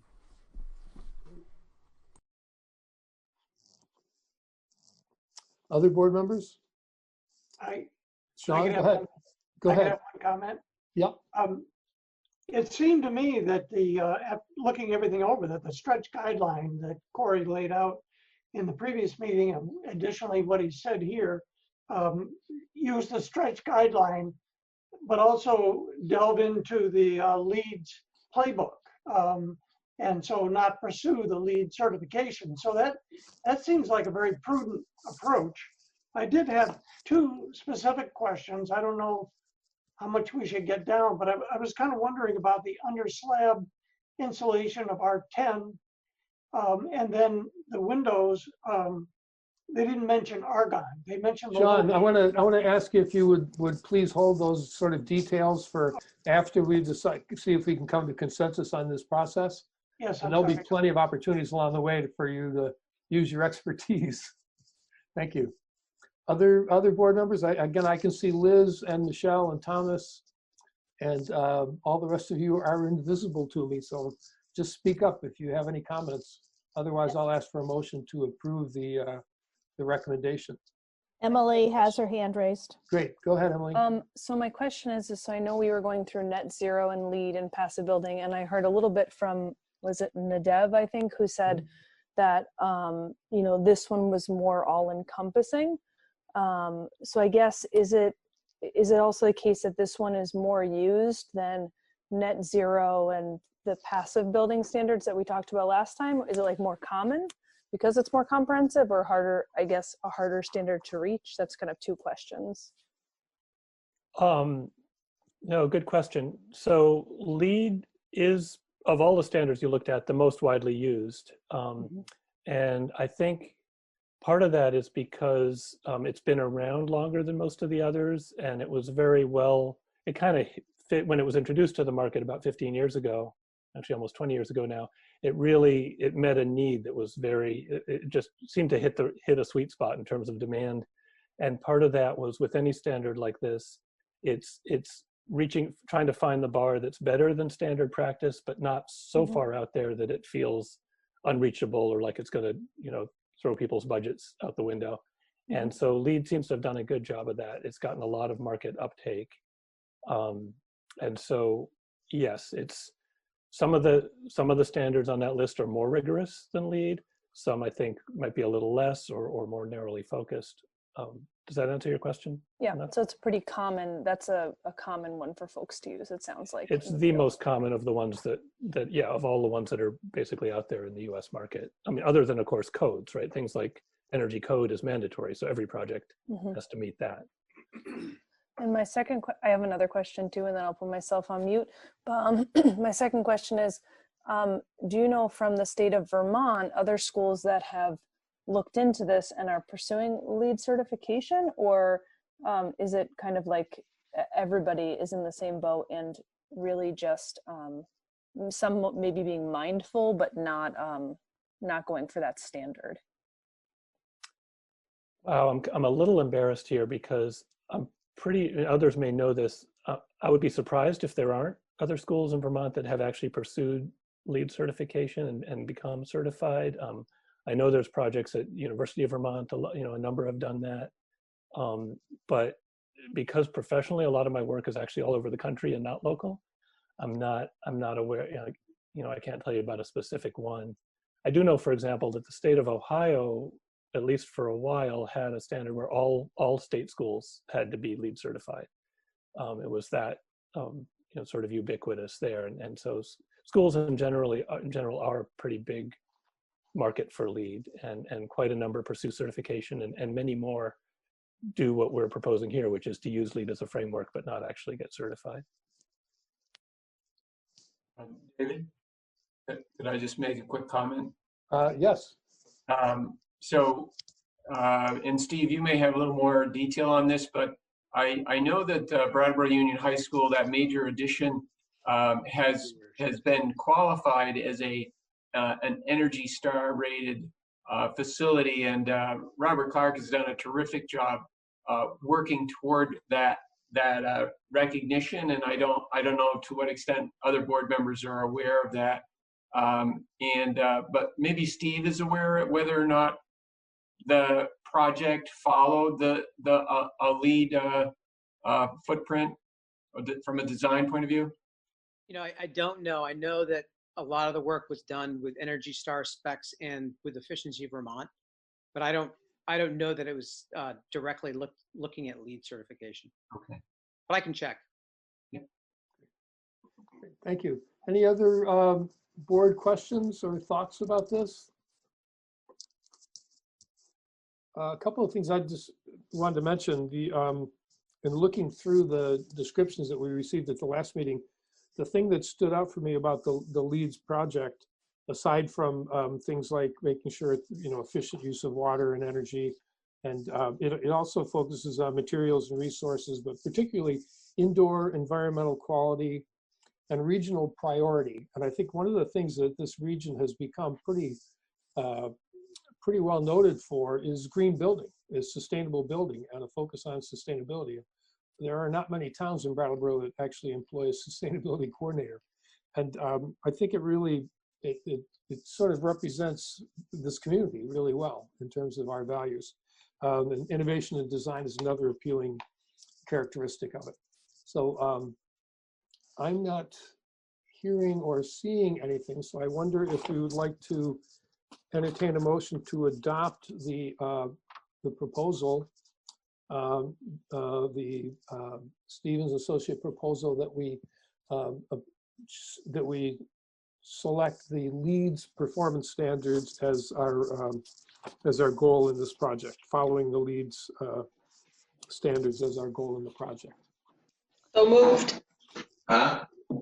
Emily, second. Great. Tim, you missed your chance. Sorry. Oh, that's okay. I was just wondering to know if you know about the chat function.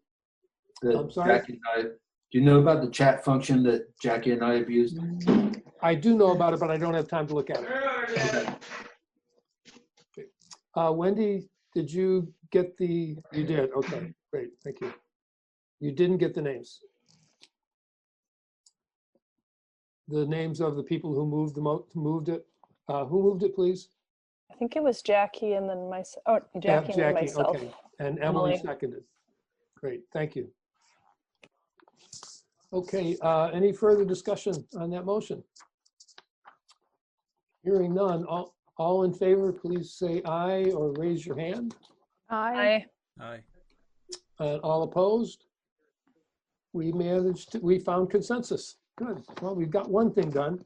And I think probably, Corey, we could dispense with the second part, which is the putting together a team that includes a sustainability consultant. And I don't know exactly how you articulated that. It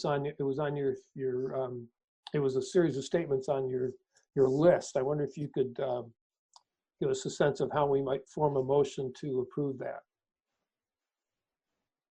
So you're specifically talking about including Nadev on the team? Yes. Yeah. So Nadev, I think we talked about the term sustainability consultant. And Diane, I'm going to look to you a little bit to make sure that we feel comfortable with this. If we're the kind of the architects moving forward. But I think just to simply replace the words energy consultant with sustainability consultant, and if the board wanted additional language on the reason for this shift, we could note that the mechanical engineer is going to be required to have the expertise to do energy modeling. And given the size of the project, Stevens and Associates is comfortable not having a separate energy consultant, but between Diane and Nadev and having a mechanical engineer with that expertise, we feel like we've got our bases covered. Okay, let me just clarify, because I think we're going to look for a really simple motion. Yeah, Rather so I than- can give it, yeah, I'll give you a simple one. Yeah, but just to clarify what you're saying, the change is going to be that rather than have a traditional energy consultant, we will have a sustainability consultant whose responsibility will be to sort of monitor the process and make sure that we are following practices and procedures that are would comply with the LEED standards. I think that's a great way to put it. Yeah. Okay, right. So that's in our minutes, right, Wendy? And it's also in the recording of the meeting. So that's really clear. So I think we could have a motion to the board would like to include a sustainability what was it, consultant on the team with Stevenson Associates and our business manager to take this project forward. I think we're going to the design and modeling stage of it. Is that correct? I'm sorry. We can talk about next steps. The design and modeling will be part of the final design. The third bullet point on that goal for this evening's agenda is the next steps, and that's kind of this piece of putting together information for the public. But I'll stop there and let you get through this motion. Okay, so do anybody want to have a go at making a brief motion out of what I just said? Nobody, huh? David, I would Yes. be glad to. I would Thank be you. glad to suggest that what we're looking for is authorization to engage Stevens and Associates and Nadev Building Green to move forward with the project as the project architect and sustainability coordinator. Okay, how much of that did you get, Wendy? Not enough. Not Okay. much. Okay. Maybe somebody could write it down and email it to me. Or how about putting it in the chat? Yeah, let's go in the Sure. chat window. Yep. Yeah, that'd be great. Thank you. Okay. I'll send it to chat right now. Great. Thank you, Frank.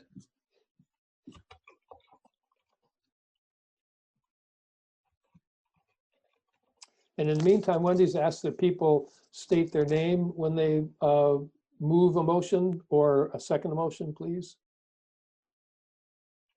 Thank you.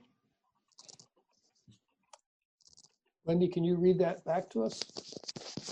Not yet. Oh, you don't have it yet. Okay, I didn't see it yet either. Frank might be a fast typist, but that's Oh, I really thought he had it all on his screen. He was just going to cut and paste it. All right, we'll stop disturbing you, Frank. Let you do your work.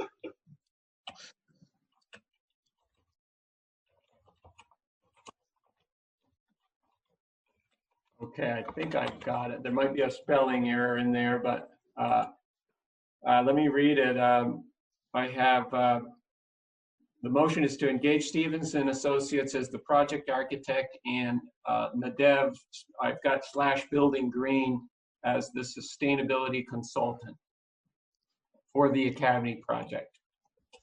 Great. Would someone like to move that for us? I know. Was that Liz? Yeah, Liz. Okay, Liz, thank you. And second? I'll second it. Thank you, Thomas. Thomas seconds. Any further discussion? All those in favor, please say aye or raise your hand. Aye. Thank you. Any opposed? Great, thank you. And that has passed as well. So now on to the. So much. Yeah, and that is the business that we asked for, and I'm happy to say that you want to step, not only did you prepare us really well for that, but want to step further with to outline the next step, which an initial viewing seems like a really good idea. So would you share that with us, please, Corey? Yeah, so this circles back towards working towards what will ultimately be a bond vote. And so what we've talked with Frank about and what's been successful in the past is that we will work on what we'll call kind of a public information packet. And so we will synthesize a lot of what's in the feasibility study, and we will prepare documents for the board. Ultimately, and Frank, correct me if I'm wrong, but ultimately the board holds the public hearing, the public information session that would be kind of preceding the bond vote. And of course, we'd be happy to be there if you ask us to be there and do the majority of the presentation. But the idea is that we provide public information so that we can bring the public into the loop, help the public understand what we have done to date and what the project is proposed to be moving forward. And so this is a kind of another opportunity to reiterate that we've done a feasibility study to prove out that there is a viable solution for this project. But there's a lot more work to do. So we're going to revisit a lot of design objectives as we move into the next phases of design. But this public information packet will provide the history of how we've gotten to where we are today. Thank you. I would suggest that you do that, the packet in a series of steps, and with each step of the project, that you kind of put together a package of information to present to the board, and something in a form that we could put into a press release, or that could go into the paper or go as a letter to the editor about this project and why we're doing it, why we're doing it the way we are doing it, and why it's needed. Obviously, that's important. And another component I just thought of as I was looking at all of the parts of the LEED certification is how much value there is in there for Career Center students in the building trades. And so I would like you to talk with Ann and Nancy. Ann Beekman's the board rep on the Career Center Council, and involve them in the process as well, and see if we can't build some curriculum around that process, and maybe some student involvement as well in every aspect of it, but particularly the standards part and the sustainable building parts of it. I know that's not in the work plan, but it just seems for a school district that's something that we should try to fit into the process. And Ann and Nancy, I don't know if you want to comment on that or have any thoughts. Go ahead, Dave. I was going to, Dave, I'd like to speak on that. I mean, that is something I think is a great idea. I've done it on schools that I've worked on in the past. We'd be more than happy to go in and make it be a learning experience for students, whether we go in and do a demonstration or sort of involve and have students engaged in the process. I think is very important. So I'm happy to do that. And I think it's a great idea. Great. Nancy? I think it would be a great collaboration for our students. Yeah. Thank you. Great. Ann, I think you probably have the same view. How could I not endorse? Great, thank you. Good, and I don't want to sound too pessimistic, but it's entirely possible we may be looking for some off-site learning opportunities for students next year, because we can't be on-site all the time. So we'll see where that goes. I'd be happy to collaborate with teachers and get involved in a class situation. It'd be great. I'd love it. Great, thank you. We've started a little bit of that with Dan Braden and the STEM program. So we can broaden that out to more elements of the Career Center if there are other populations we should be talking to. Great, thank you. Is there Frank, anything else we need to, anything else on your list that we should try to deal with tonight on this topic? No, I think those are the key things for this group to move forward and keep the board posted on progress. So I would say maybe if the board has a general timeline, I don't think you want to talk about it now, but as to when we might start a conversation with the public around a public hearing, That will be helpful, but obviously there's so much to sort through with this pandemic before we get to that. You know, we'll take that as we come, but that'll help us outline, you know, a timetable for deliverables back to the board. Great, great, thank you. Are there any other comments or thoughts from the board before I ask for public participation, if anyone wants to? Is there any of the public present? Feel free to unmute yourself and just start talking. I have to change screens to see everybody, and I can't do it quickly enough to see it in a timely manner. Okay, well, I don't see or hear anything, so I will move us on to our next next topic, and we're going to leave the land of somewhat familiar and manageable processes and get into the land that we're in now, which is running a school district in a remote learning process. So I ask Lyle this is the administrative report on how that's going. And thank you, David. I just wanted to say, yes, on Corey, behalf of Stevens and Associates, thank you to the school board. We're looking forward to this. Thank you to Kelly and Frank, and we will be back in touch in the near future. Thank you. And I was remiss in not thanking you and Nada and Frank for that, for having such a coherent presentation that responded so perfectly to our concerns and questions. So thank you. Thank you all very much. Great. Pleasure. Bye-bye. Bye.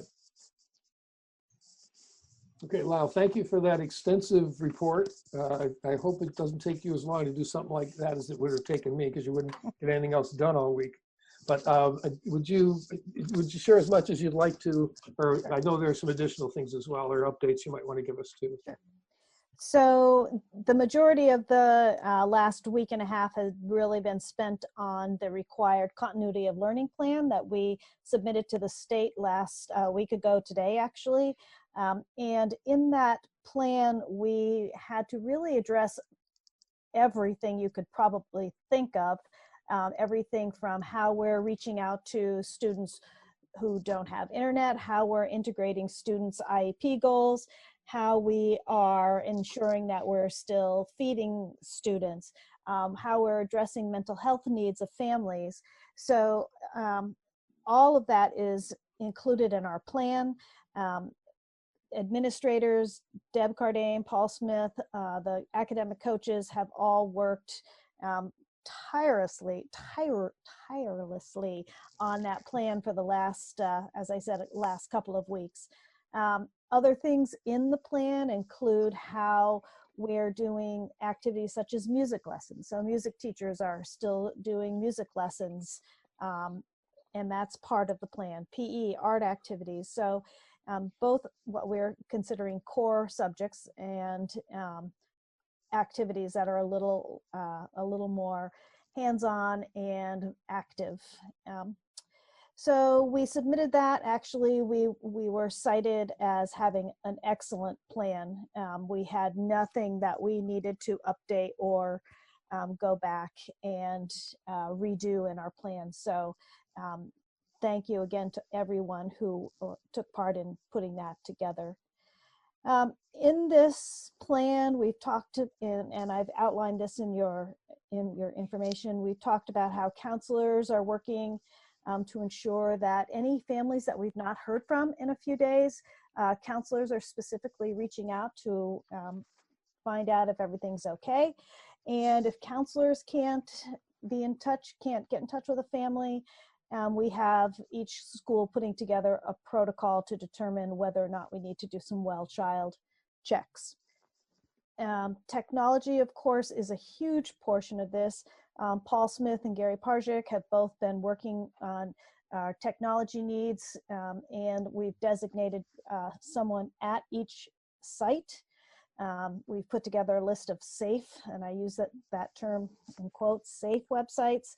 That's on the parent resource page on the WSCSU website, so that if parents are looking for some additional things for kids to do, that's there.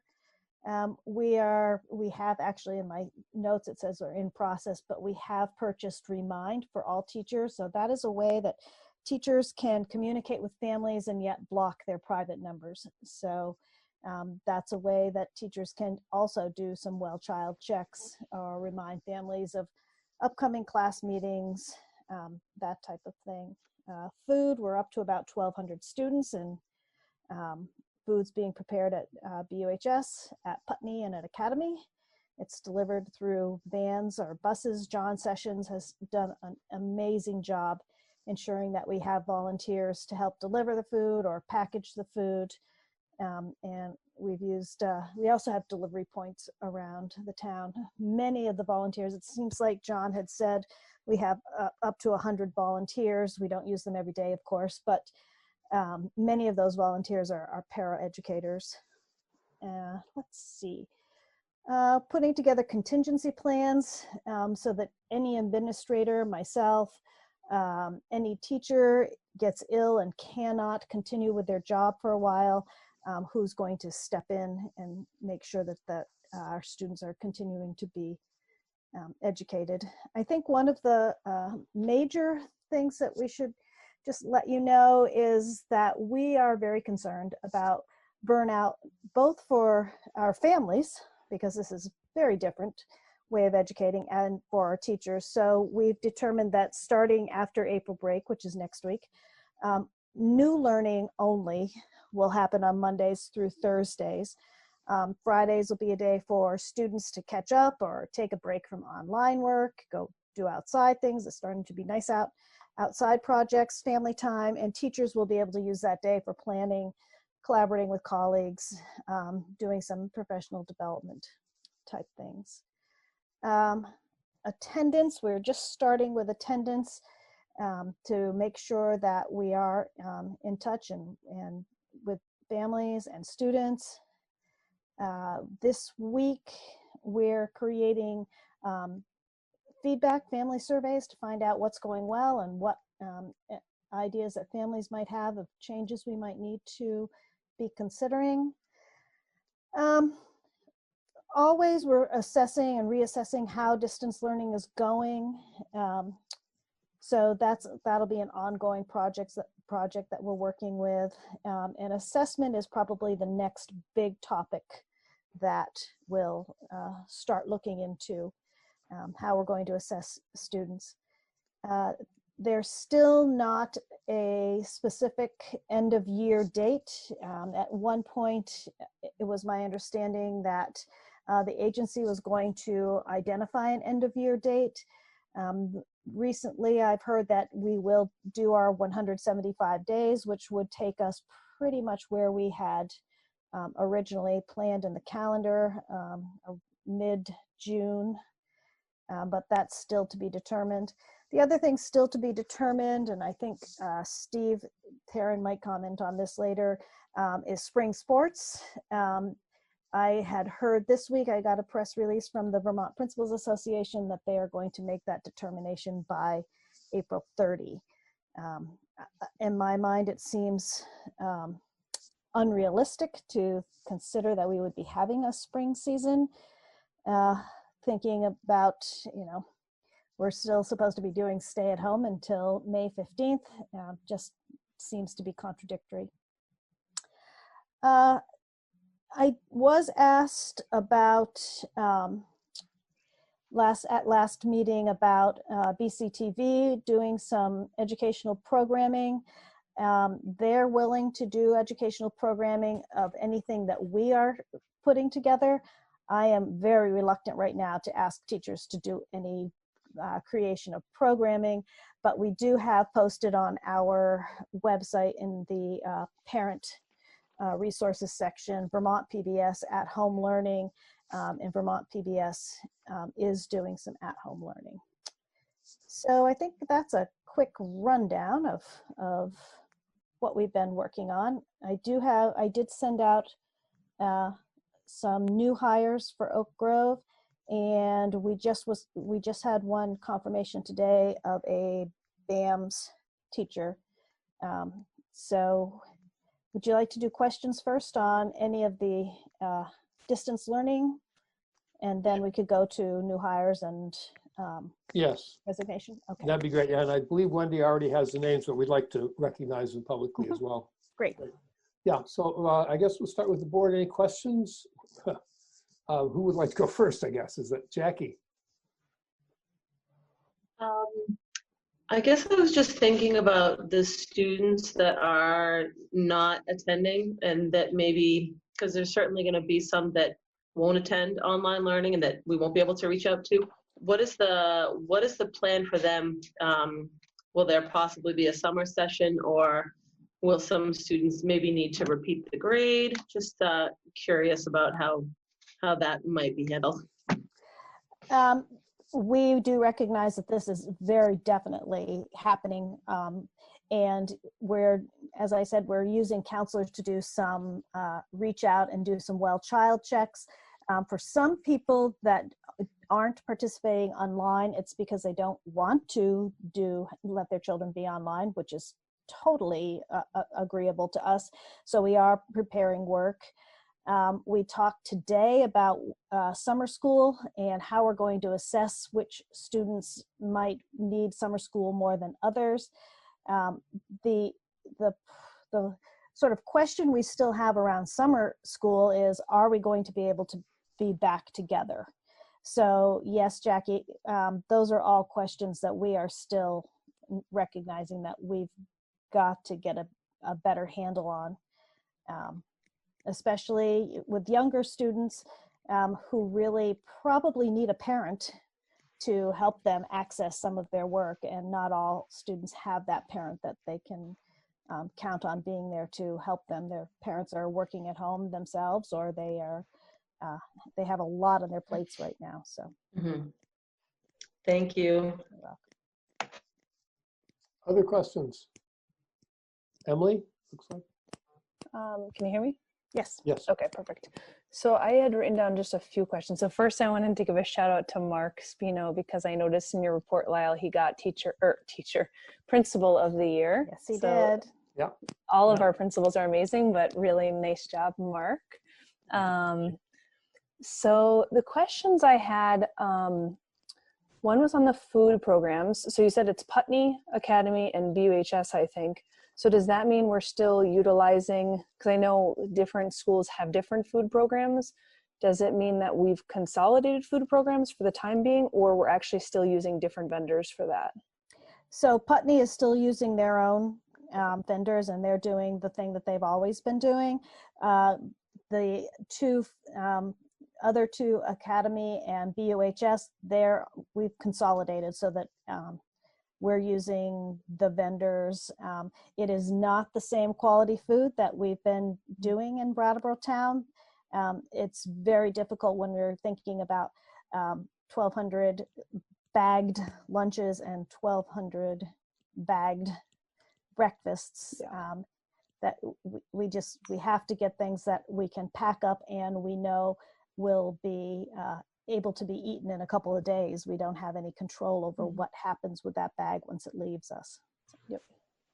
Okay, thank you. And the two other questions, I'm trying to consolidate all my questions. It's okay.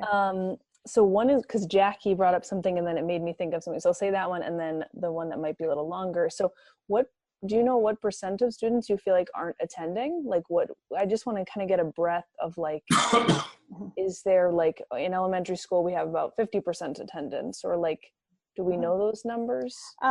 David had actually asked for that data as well, and we don't know yet. That's something that we are working on. And this is our first week of really mandatory new learning. And so this is the week that teachers are really using to get this new learning into place.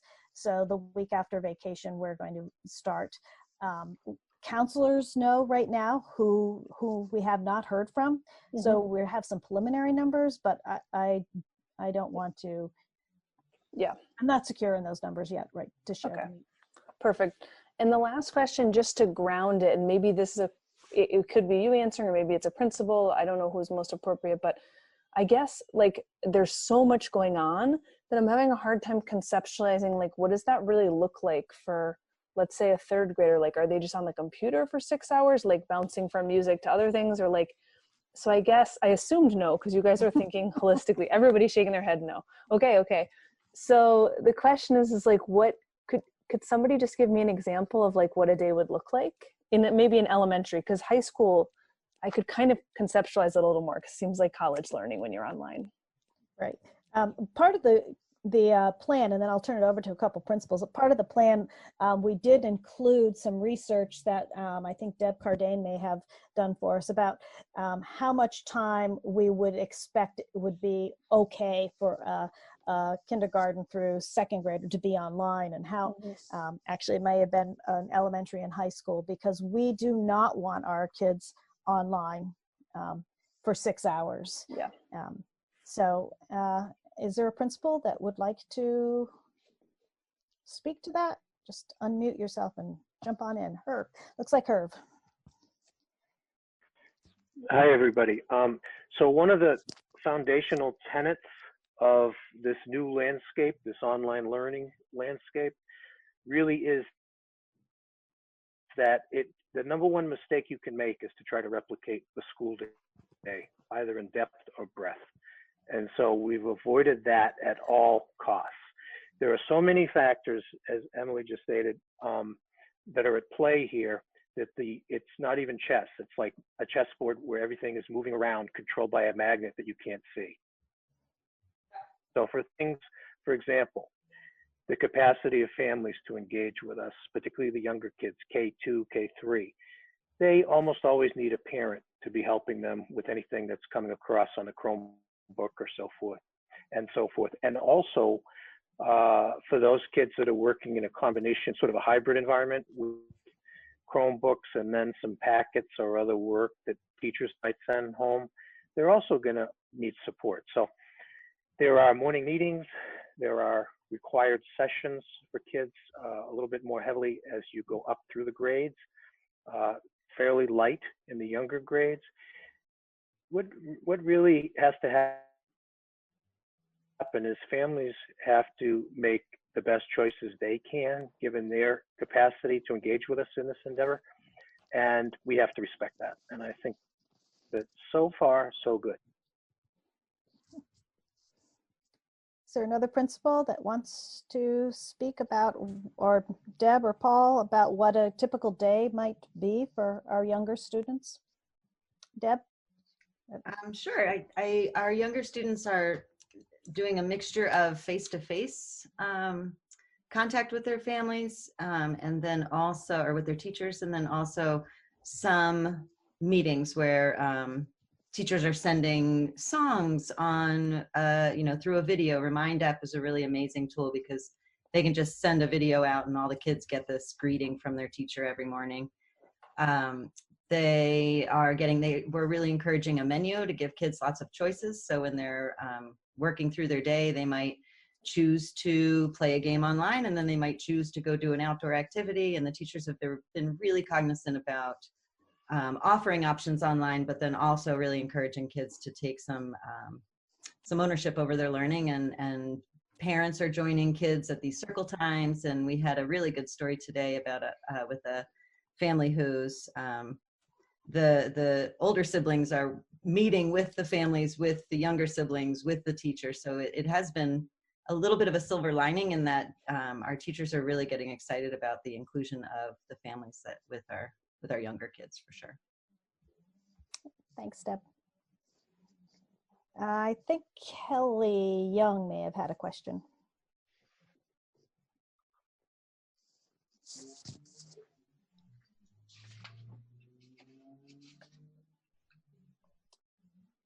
Yeah, I see your hand up, Kelly. Are No, you? I see your hand. Oh, great.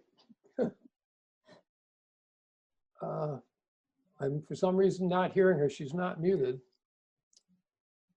Nope, I don't hear her either.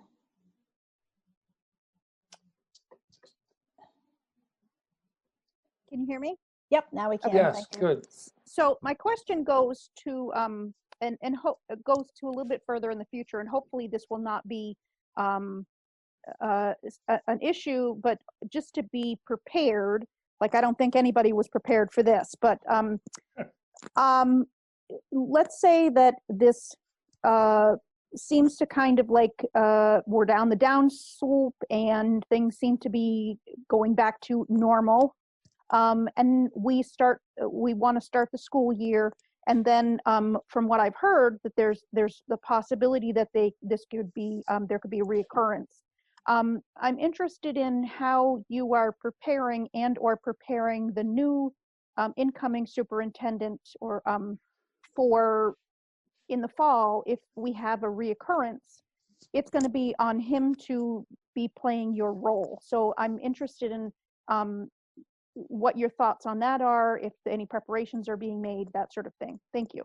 Yes. So the first preparation that we're making is thinking about, as Jackie had just asked, about summer, and are we going to be able to hold any summer classes, how we would identify that. We are also looking ahead right now to reentry and what reentry will look like, what types of assessment we have to do, and to find out where kids are. We are not planning at this time to retain anyone. If there was any question about retention, that those conversations would have started with families before we ended. I think Andy Skarzinski's here, but he and I have a Google Doc with questions and answers for each other, information for each other, and we have a time set up to talk, and Andy will be starting to join some of the leadership meetings that we have, so that he'll be a part of any conversations as much as he's able to. Of course, he has a full-time job right now.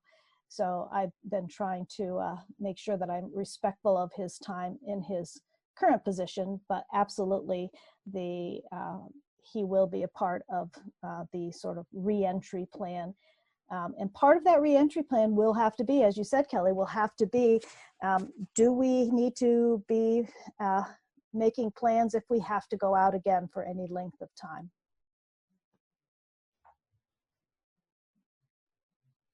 Mark Spino had his hand up. Yeah, I just wanted to emphasize that beyond all the work we're doing around academics, there's still a major emphasis, probably the biggest emphasis we have is still in relationship building with our students. Especially in the time that we're in right now, you know, our number one focus is connecting with families, committing to weekly conversations with parents, but still looking for creative ways to have fun with our students and to engage with them during our class meetings. And I think that's just a really important thing for you to know, is that that's probably our number one priority, is maintaining a connection with our students and our families, and still focusing on building our relationships, because that's what's going to get us through this. Students are going to keep jumping on these screens if they don't want to see us. So that's a major topic for us as we move forward in this world. And in our conversation today, I think it was Kelly Dias brought up that if we are able to do summer programming, a lot of that will be around socialization and getting back with your peers and working together as a team, as much as and more than academics, because our kids will really need to be able to come together and do those things with each other. Tim. At the high school level, how disruptive has this been to those students who were looking forward to going to college, applying for colleges and such? I know that Steve's been having some class meetings with seniors and with senior parents. So Steve, do you want to talk Sure. about that? So, you know, we of course feel worst of all for our seniors, because, you know, they're missing out on a lot of the rituals that we all take for granted. You know, I'm in pretty regular communication with the folks that were planning the prom. We talk about graduation a lot. We talk about what that could look like. In terms of the college process, though, that's kind of proceeding as it always has. You know, kids are still finding out if they're getting into colleges.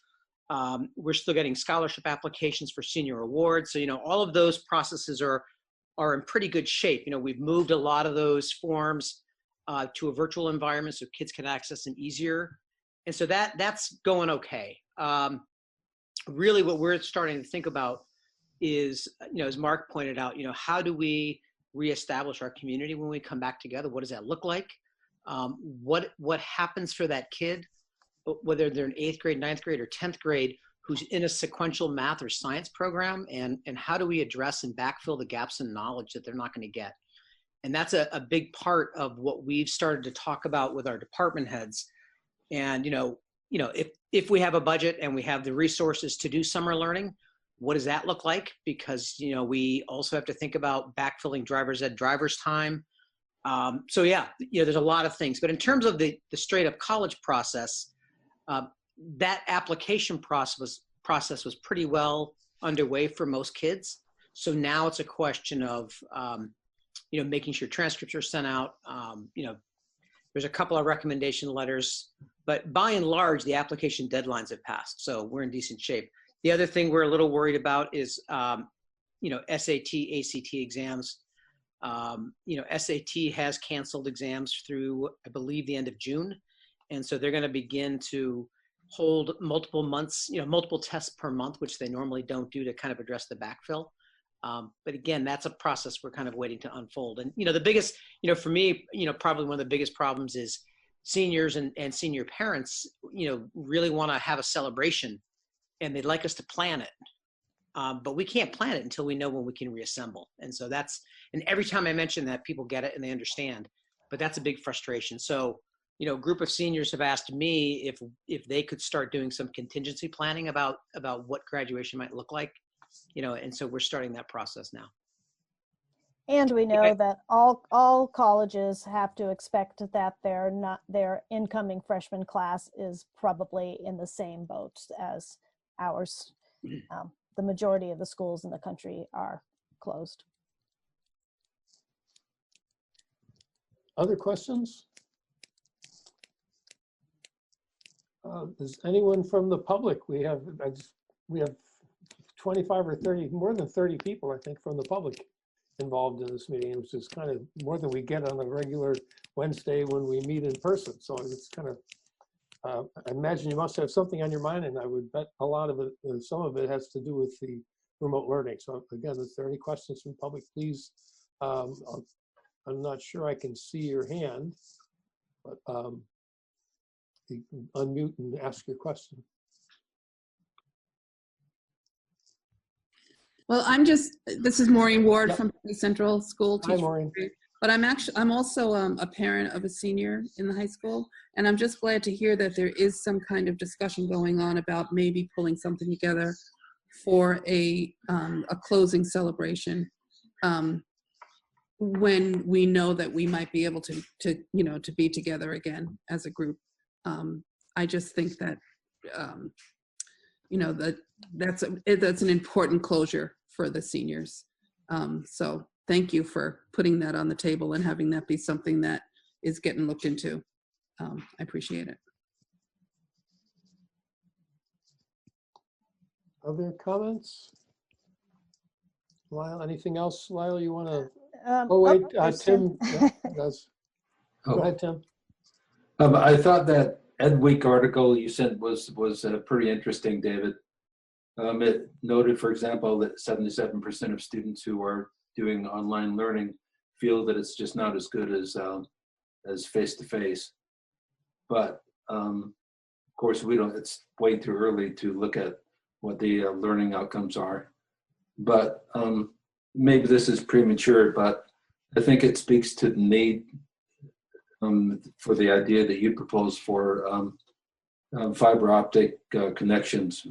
And at some point, I think that maybe the school board could make what's a legal term, amicus curiae, a suggestion to the select board that we, as a town, move forward with fiber optics. And I'm still curious to know what percentage of our families are not connected. The article mentioned the lower the income, not surprisingly, the less connected they are.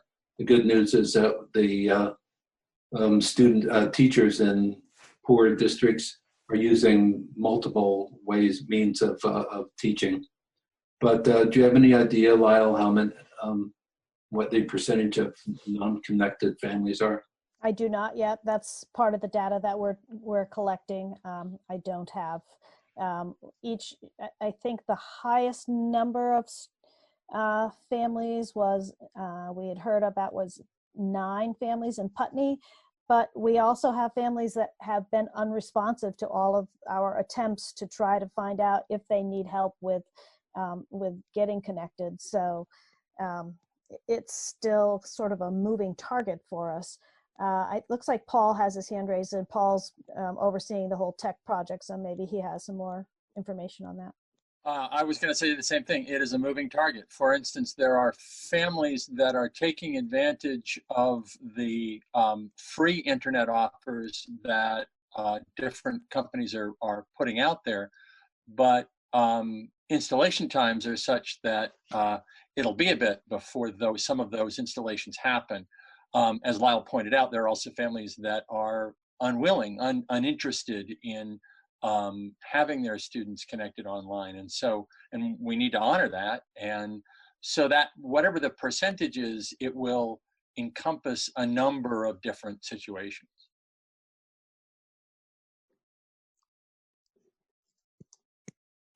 Thank you. So the only other, Deb Cardane has her hand up as well.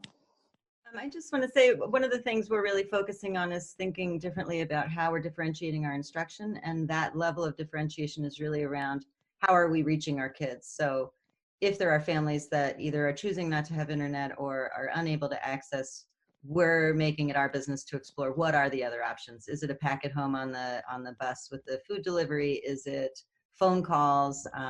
So we're definitely trying to think very outside the box as far as gaining that access with families. The other thing we had tonight, David, was a couple of hires of replacements for teachers that have retired. So at Oak Grove, Mary is here. Mary, you want to just read your 3 people, and then the board could accept or not? Sure. I have 2 classroom teacher positions and a librarian leave replacement. So for first grade, we have hired Kylie Weld. She's coming to us from a pre-K classroom in Massachusetts. She seems like she'll be a wonderful fit for our school, and she will be taking over for Stephanie Moransky. In third grade, we have Logan Robinson, who is currently an academic support teacher at Oak Grove. She's accepted the position to replace Deb Perotti, who is retiring. And our librarian, Lexi Oliver, is taking a 1-year leave of absence. And to replace her for the year, we have hired Catherine Haggerty.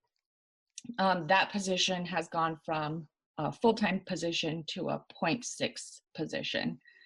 So all 3 of those we are happy to have join us and move into new positions for next school year if you would gladly accept them. Thank you. Are there others, Lyle? Should we The only other one we have is a resignation, and I'd have Keith read that. So if you wanted to do the new hires, and then we can move to Keith with the resignation. Could I have a motion to accept the new hires at Oak Grove as presented, please? So moved, Emily. Thank you. Second. Who is that? Liz. Thank you, Liz. Okay. Any further discussion? All those in favor, please raise your hand or say aye. Aye. Aye. Any opposed? Okay, we have accepted the recommendation. And okay. And Keith, we got a letter of resignation today. Keith Lyman got it. I haven't seen it yet. So if Keith, I think Keith's here. Yep, Keith, if you could be willing to read that, please. Sure. Wondering, let's see, can you see my screen? Yep. It works. Yeah, so maybe you can, I'll just let everyone read that really quick. And as you're reading it, just really sad to lose her. She's fantastic.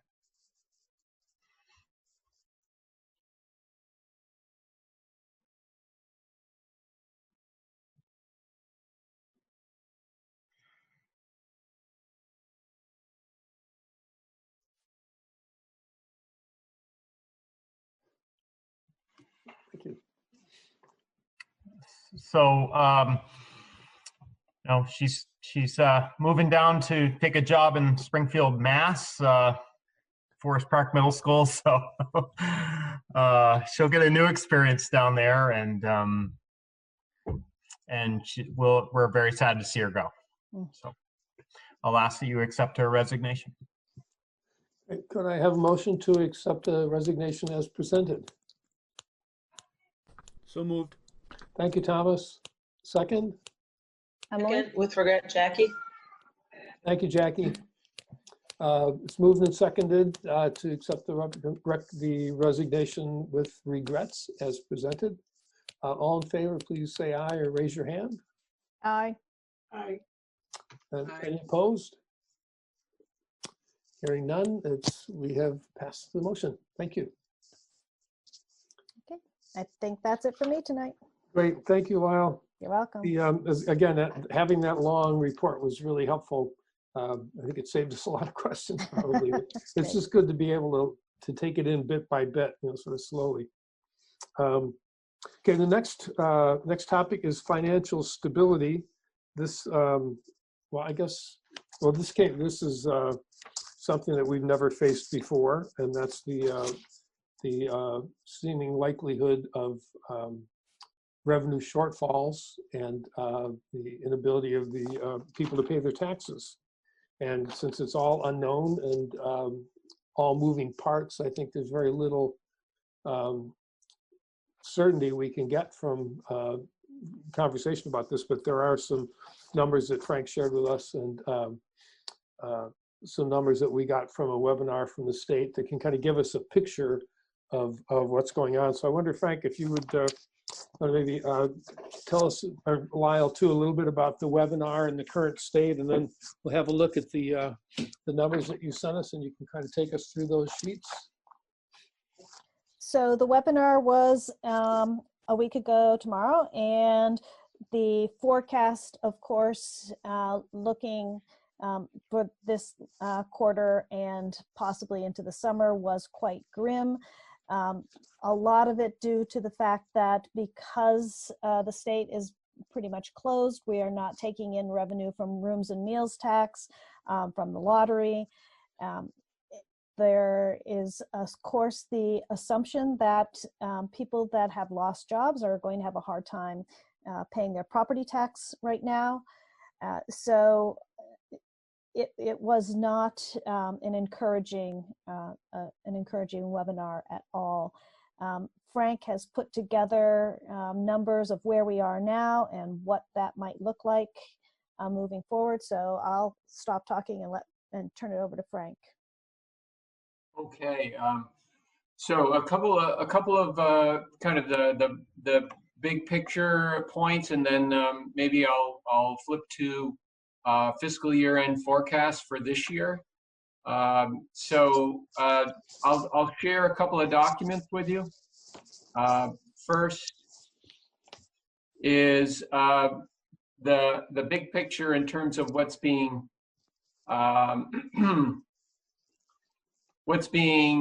considered in the legislature.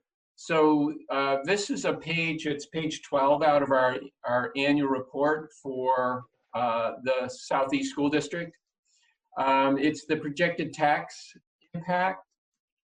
And what you're looking at here are there are two versions of bills to address the statewide issue of uncertainty in fiscal year 21. So one of the bills, it's the Senate version of the bill, is my understanding it's going to be discussed this Friday, there's a proposal to freeze the 18 districts without approved budgets. So that's us, and that's Springfield, and it's Wyndham Northeast, and a number of other systems in our area, but it's also South Burlington and so on. But one proposal is to freeze at this education spending number for the current year. And what that would mean is a $2 million reduction to the budget plan that we've developed. So obviously that would be extremely severe for us. Another version that I know the VSBA, the VSA, and as Lyle mentioned, she's meeting with Becca Ballin and others. We are hoping is a House version of a similar bill, and that is to provide a base ed spending amount of 40 million here, and then to add a inflator of the average budget increases that pass. And that inflator right now is 4%. So you see what that would do to us is instead of us getting a 5% increase on ed spending, it would be 1% less, which, that's $406,000 difference. So, still it would have an impact on us clearly, but it would be nothing like a $2 million impact. So those are the two legislative discussions that are in play for fiscal year 21. We don't know, how that's going to work, but we're obviously encouraging folks to contact their legislative representatives and advocate, particularly for districts like us where we have a lot more poverty than South Burlington and some of the others. This sort of an impact would be far more damaging to our system than it might be into one of the wealthier districts in the state. So that's the big picture for next year. Totally unknown as to what that outcome is going to be.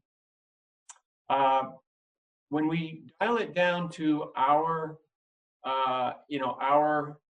circumstances, I want to flip to this document.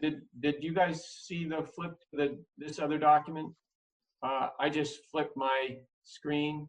Are you looking at the forecast? Okay, so I've got to share that one as well. So let me do that. So I wanted to move to the document that I had sent to you through David. It's a forecast of our fiscal year to date, and so I just started with talking about the state of the state from next year's point of view. This is a look at how we might end up this year. And that obviously tells us a little bit about our financial stability, to start the new year. So the document I'd sent, there were two documents. This one that I'm sharing with you is the one that shows our current budget that we were actually just looking at in a very summary level. Okay, current budget 49 million in revenues, and we had a approved budget of 50 million. You can see that we proposed a budget that used $1 million of fund balance. That was the plan. That's what's been published in our annual report. Here's a preliminary forecast. When we look at the revenues, I'll go over a couple of the major deviations from the plan, but I'm at this point estimating 48 million in revenues, 49 million in expenditures, and not utilizing as much as the fund balance as we had originally proposed. So under the current forecast, based on my work with principals, with Lyle, with the state, I see this fiscal year end ending up slightly favorable. 167,000 as a percentage of 50 million is 0.3%. Not a substantial difference. But the good news is, I do not see a deficit in the school district, the Wyndham Southeast School District. The variations from the budget on the revenue side You see I've got approximately 900,000 receiving less than the plan. It's really primarily the transition of us being separate districts when we planned this budget, FY20, that was passed, remember, just 4 days before the year started because of so many interruptions in the governance conversation across the state. When we administered the current budget, things like Guilford being a separate entity and paying the high school were eliminated. And so that's why that's not going to occur. This 600,000 in state revenues is a similar sort of a scenario where the state redirected transportation aid to the supervisory union and not to the SD. That's across the state, so not unique to us. We also had fewer vocational students that will drop the vocational aid that comes to us. These revenue shortfalls are more than offset right here under the tuition and assessments costs. So it's somewhat of a wash. And then because we're not in school here on the fourth quarter, as Lyle said, we are still making quite a commitment to education every day, every week. So there are expenses. You will see more expenses go through the warrants for the variety of things that are being delivered to students and families. But I don't see us spending all of those resources. So that's going to create a little bit of a surplus in those discretionary accounts. The salary and benefits are, this 1% variance at this point, which is just a kind of it could be plus or minus in any given year, given turnover and or people making plan changes for health insurance and those sort of things. So these are kind of a typical variance. And as you know, the governor has directed school districts to continue to pay staff through the end of the school year. So we would not expect to be a whole lot different in our biggest chunk of our budget. So overall, I think this is a fairly cautious estimate. I don't think it will be much worse than this. I think it could be better than this. It depends on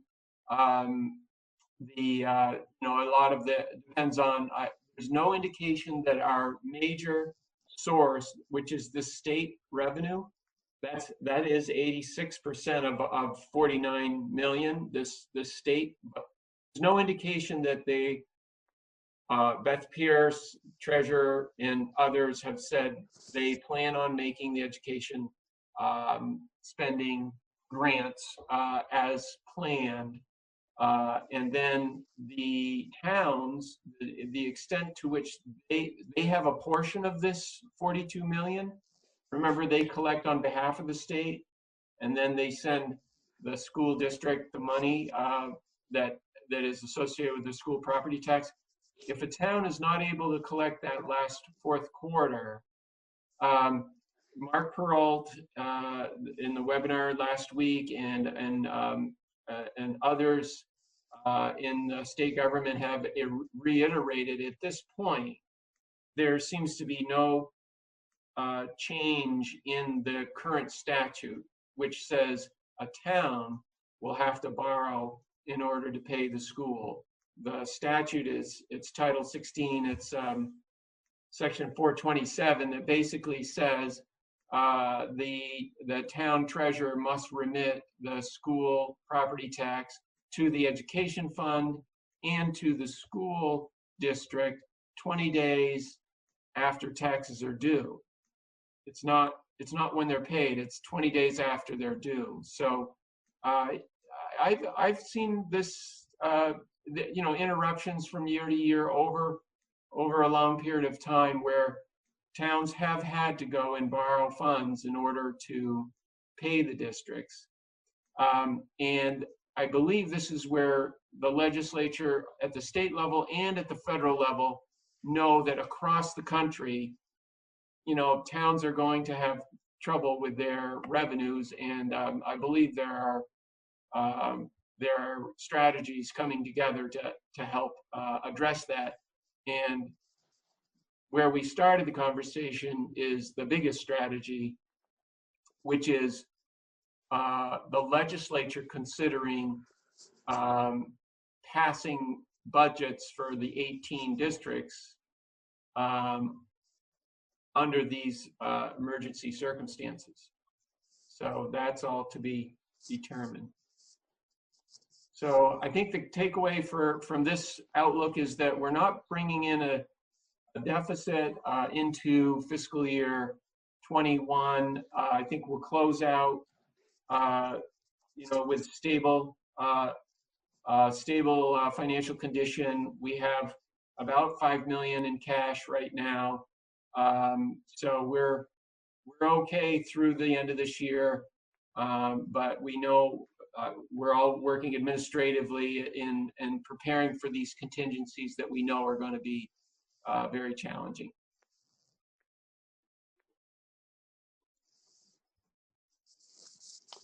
Any questions for me? Board members, any questions on Frank's presentation or the forecast? Yes, Tim. I heard the webinar too, Frank, and yeah, this year we're going to get through this year, but next year, my takeaway was that things look very, very bad. What? I would agree with that, and that's where when you hear from the legislature when they're considering freezing our budgets to the FY20 education spending level, that's a reflection of how concerned they are. You know, that our spending plan was up 1.8% or 900,000. They're dialing us back behind that to authorization to spend that would be a $2 million cut. And that's the first conversation that we're seeing out of the legislature to address what you heard in that briefing to the legislature by the Joint Fiscal Office. So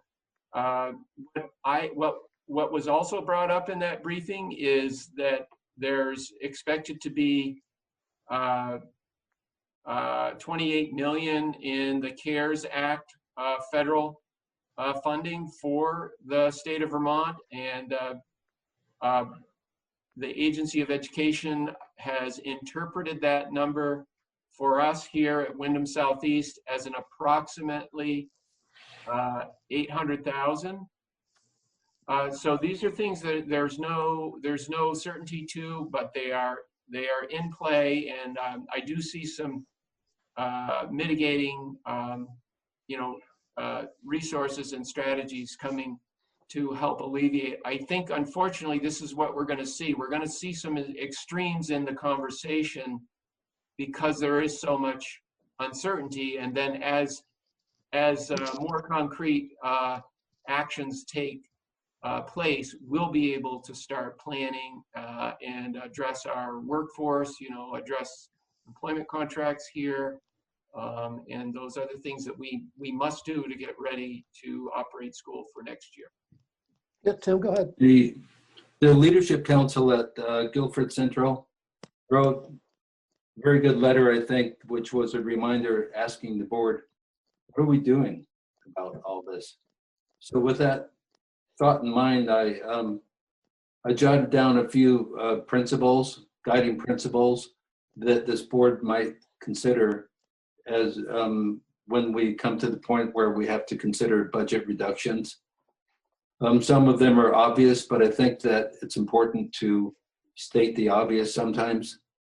One of the first principles, I think, these are really up for for discussion. But the first principle is that we should make every effort to ensure that the continuation of quality instruction, especially but not limited to those students who are most vulnerable, most at risk, we should focus on those students who are most vulnerable.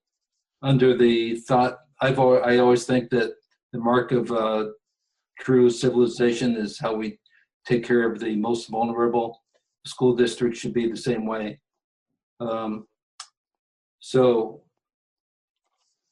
With that thought in mind, the discussion should focus not only on the number of students impacted, but the category of student who would be impacted. There are some students, as we know, who succeed no matter what, and then there are other students who need help. Another principle would be certainly before cuts are made, we should look at long-lasting impacts. This crisis isn't going to last forever, and I think that we should look at perhaps suspending programs that can come back after the crisis is over, assuming that the economy gets back to normal someday. I think we should state that as a merged district, budget decisions should focus on what's best for all students in the district. Again, obvious, but I think it should be stated. I think that, well, let me just stop there and ask for reflection on when we look at budget reduction, what are the guiding principles that should guide our thinking? And would you repeat the last part again, please? The last part is more or less we're a merged district. So we look at on what's best for all the students in the district, regardless of the size of the town, the size of the school. We're focusing on what's good for for most students in the district. But the tough decision, I think, is going to be focusing, and it's not tough at all for me. We should focus on classroom instruction above all else when it comes down to cuts. We have to determine what's least harmful to instruction in the classroom. So to make there's one more principle, I think. In my mind, primary grades are critical to the foundation of education. So in looking at reductions, I think that K3, for example, is much more critical to sustain that than higher grades. I know these are controversial, but somebody has to say it. Thank you, Tim. Other thoughts from the board about what principles should guide our consideration if and when we have to reduce programs or staff? Yep, Sean?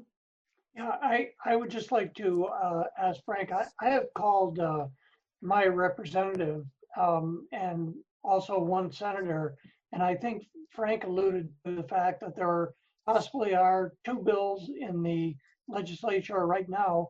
One would be a little less favorable than the other.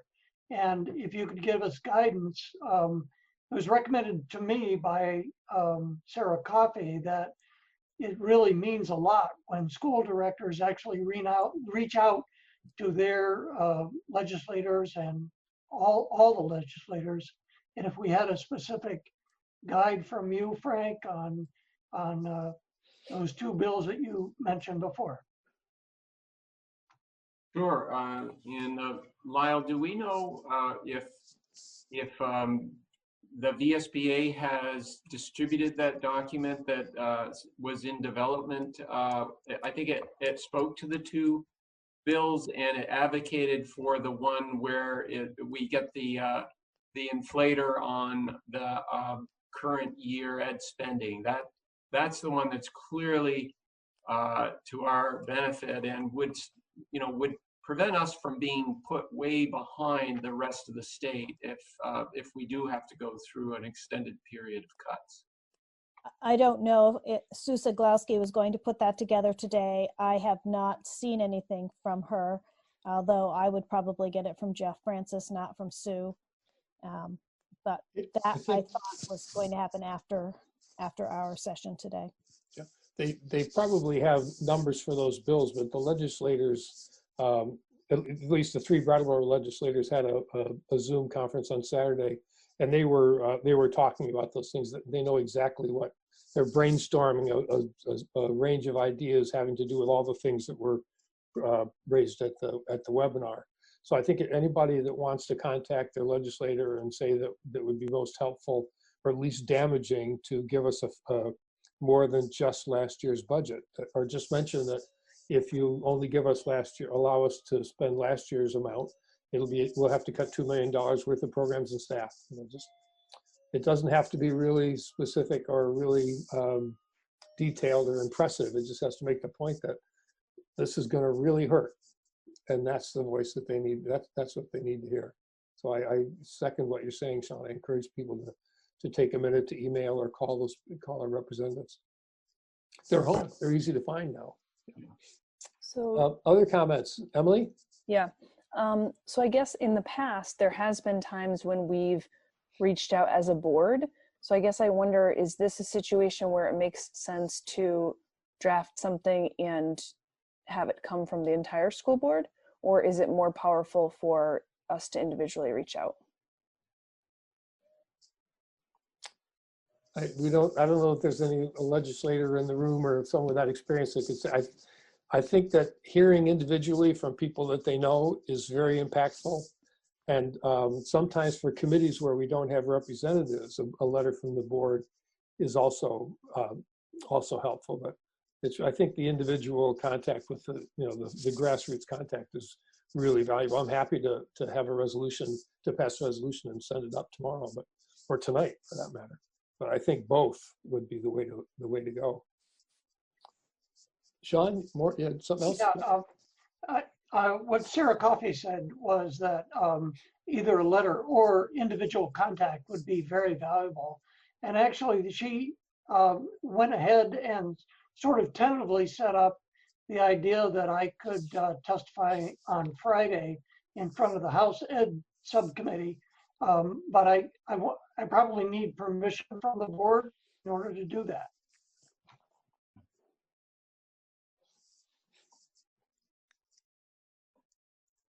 Any thoughts?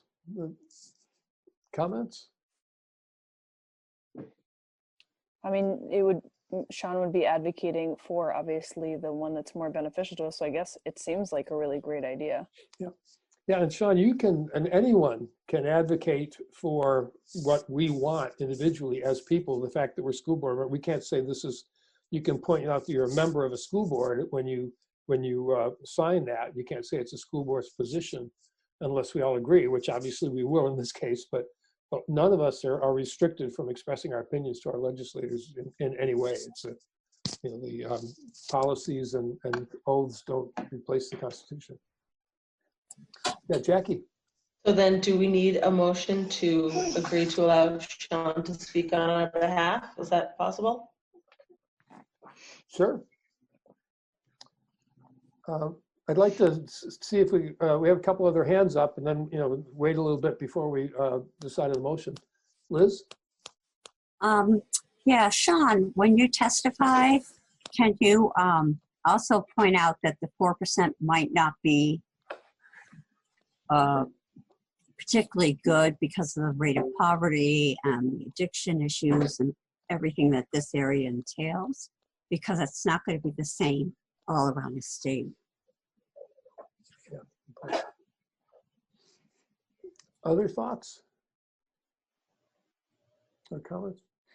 Well, we have two things that have come up. One is if in the face of the situation which we'd never faced before, being a region that's always had strong community support, we haven't ever had to really look seriously or too seriously at reductions. We've had to move some things around and change things, but we basically had support. Now we're looking at a situation where people aren't going to be able to support us because they simply don't have the income. So we are looking at serious reductions, and Tim has raised the concept of having principles that the board supports in terms of proposals that are developed for where to reduce spending, whether it's 400,000 or 2 million, where those things, where we want those things to be looked, where we want the administrators to look first or last, depending. I guess what you're saying, Tim, actually is the last place to look is at anything that affects the most vulnerable, anything that affects quality instruction in the classroom, and anything that harms the primary grades. So that's one question we have in front of one potential action that we have in front of us, and the other is how to communicate with the legislature our desire for the 4% cost factor. What was it called? Inflation factor, Frank? Yeah, inflation factor. Yeah. Yeah, Kelly Young has her hand up, David. Oh, thank you. Thanks. Go ahead, Kelly. So I would like to thank Sean for being willing to speak on our behalf. And so I would certainly support that. As far as the cuts, we all know there are going to be sacrifices that are going to have to be made, and it's going to be a scary process. I would just caution making having preemptive thoughts on anything over third grade or anything, this specific because yes, there are vulnerable populations in our areas, but each kid is valuable. And I think we need to, before we start to say, sort of segregate certain portions of our school populations, I think we should be very cautious about that. And regardless of whether you don't happen to, maybe just by a little bit, not fall into what someone may categorize as a vulnerable population, that student personally will be losing out. So I'm aware, I acknowledge that there are quite possibly going to need to be some cuts, some sacrifices, some very difficult times ahead, but I would be very concerned, and I would encourage caution when just sort of when targeting where these cuts need to come. Thank you. So if I could just respond, Yes. I've met with all principals recently within the last 2 days, and we've the instructions I've given them is to look first at things that are going to be least impactful to our student body. We know that we are going to have students coming back to school on all levels that have been out of school for approximately 5.5 months. So teachers are going to need extra assistance with academic coaches, because we're going to have to differentiate more than ever. We need to really look very carefully at every portion of a child's education. You heard principals today looking at social emotional. So there are things that we are looking at, but there are also those things that we need to keep in mind, that we're coming back with students that need to come back into a community that haven't seen each other and been in a formal education situation since mid-March. So those are in our minds all the time. Other comments from the board? Yeah, I'd like to hear from everybody if people are willing. Emily, please. So I guess my question is, I thought we had kind of a reserve fund or like a buffer fund in case some disaster or something happened. So is it the case that this proposed $1 or $2 million, depending on how the legislature acts, is how much of that would be buffered by using some of or any surplus or general funds that we have? I guess it's directed towards Frank, maybe. Yeah, Well, we'd have to get voter approval. Frank, we have what, a couple of million in the undesignated reserve? That's right. However, the bill that is being contemplated, both of these bills, and at this point, I think they're more concepts than bills because they don't actually have bill numbers assigned. You can't actually find them in the legislative report. But the concept of those discussions right now at the legislative level is that this action would replace the public vote. It would put in place an FY21 budget, and there would be no public vote unless a board wanted to go for a higher rate. And then back to your question, Emily. Yes, so we do have a reserve. It is approximately 2 million, and I'm sure we would want to be looking at how we might manage the pain over an extended period of time. Most folks are thinking this is probably going to take at least through fiscal year 23 to work its way out, assuming we do come back to some kind of no longer stay-at-home orders and so on in early June or mid-May. So, that's the case for not wanting to use all of the reserves, obviously, in the first year. Thank you. Yes, Liz? So we will probably face some cuts, but I don't want anything coming out from this board that's going to panic people, because everything is still in play. We don't know what's going to happen with the state. We don't know what's going to happen with the feds. And I don't see any point in panicking teachers or staff at this point. I mean, if it comes to that, we need to establish some principles. But right now, we don't know what's going to happen. And I would caution the board to not set off some kind of stampede where all of a sudden we've got a whole bunch of teachers going, well, maybe I won't have a job, and then they go somewhere else. So that's my 2 cents. Thomas, would you share your thoughts? That's a very wise sentiment. I agree wholeheartedly. We have no idea what we're going to be facing in a month or 2 months, let alone September. I don't think this is the time to even talk about that. Everyone knows that we're going to have some problems. That's not in doubt. The question is, what do we do about it right now, aside from, worry people? Maybe drafting a policy, like Tim says, about our standards, like the principles we'll use. If we can think of something that is reassuring, that might have a positive effect. But I tend to agree with Liz at this point. Thank you. Jackie, Michelle, Ann, thoughts on this? Jackie? I mean, I definitely agree that we're pretty far from knowing exactly what's going to happen, but it still would be prudent to at least start drafting some guiding principles. And, we might have differing opinions, but we have enough time now before we're really certain of what's going to happen that we could think about it carefully and vote on it. I think at least beginning to establish guiding principles for when that does happen is something better done now than later. Michelle or Ann, any thoughts? Yeah,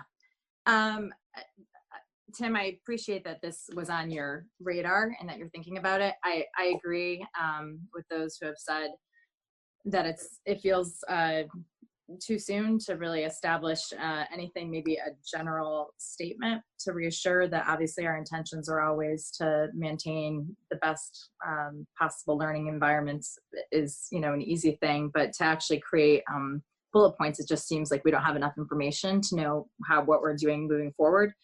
I do sort of have a question. As far as, it's hard to even begin to think about cuts. I guess it was because that webinar, there was so much focus on well, I should say at least he mentioned it a few times, union contracts. And I'm wondering if ours has been finalized. The last thing I want to think about is cuts for teachers. But if it's still open, I was wondering, do we know, was there a growth this year? Was there an additional expense this year? Do you understand my question? Is somebody able to answer that? Yeah, I think the Vernon voted Monday night to ratify the contract, so it's fully ratified.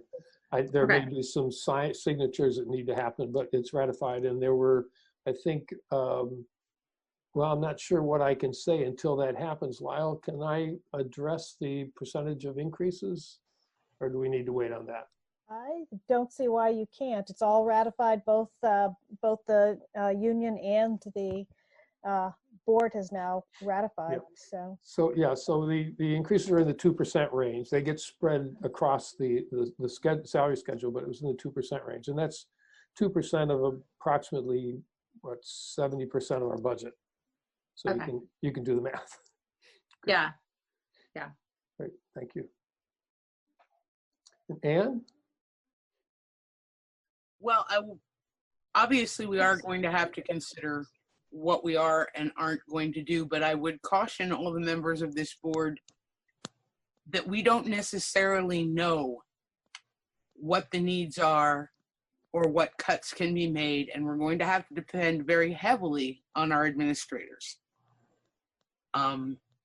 For example, just because Brattleboro has big problems doesn't mean Putney doesn't have big problems, or Guilford.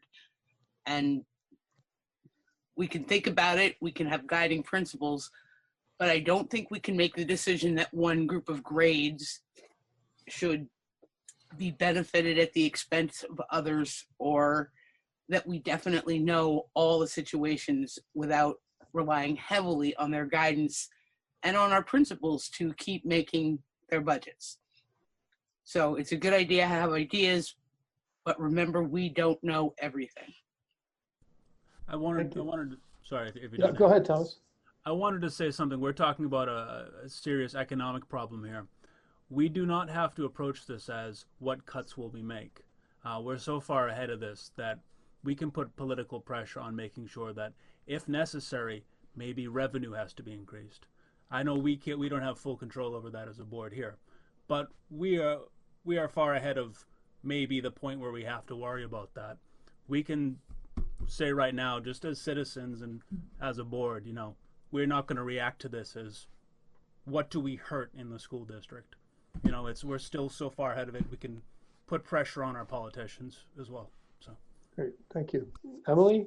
And Sean, I think you wanted to speak again too. On that, on that note, I did want to, so maybe it moves us into the second topic, which is, or what are we going to do about reaching out to the legislatures?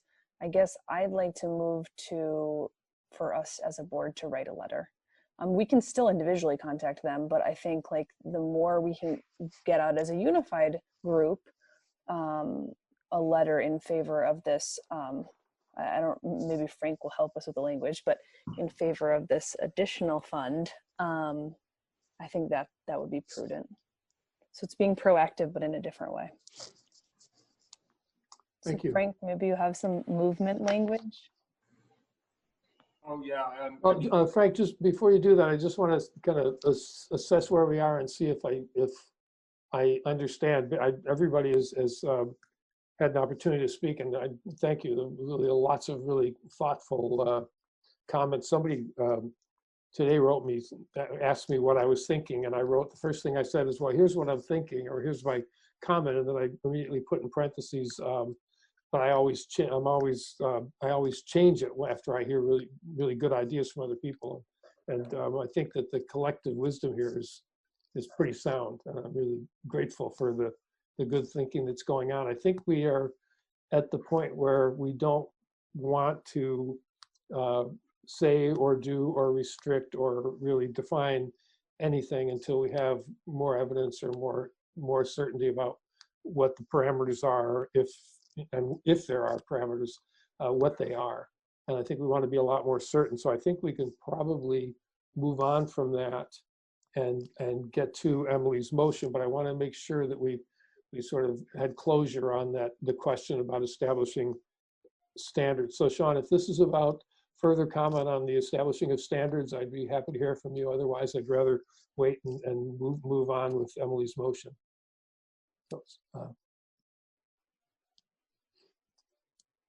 Okay, so Frank, do you have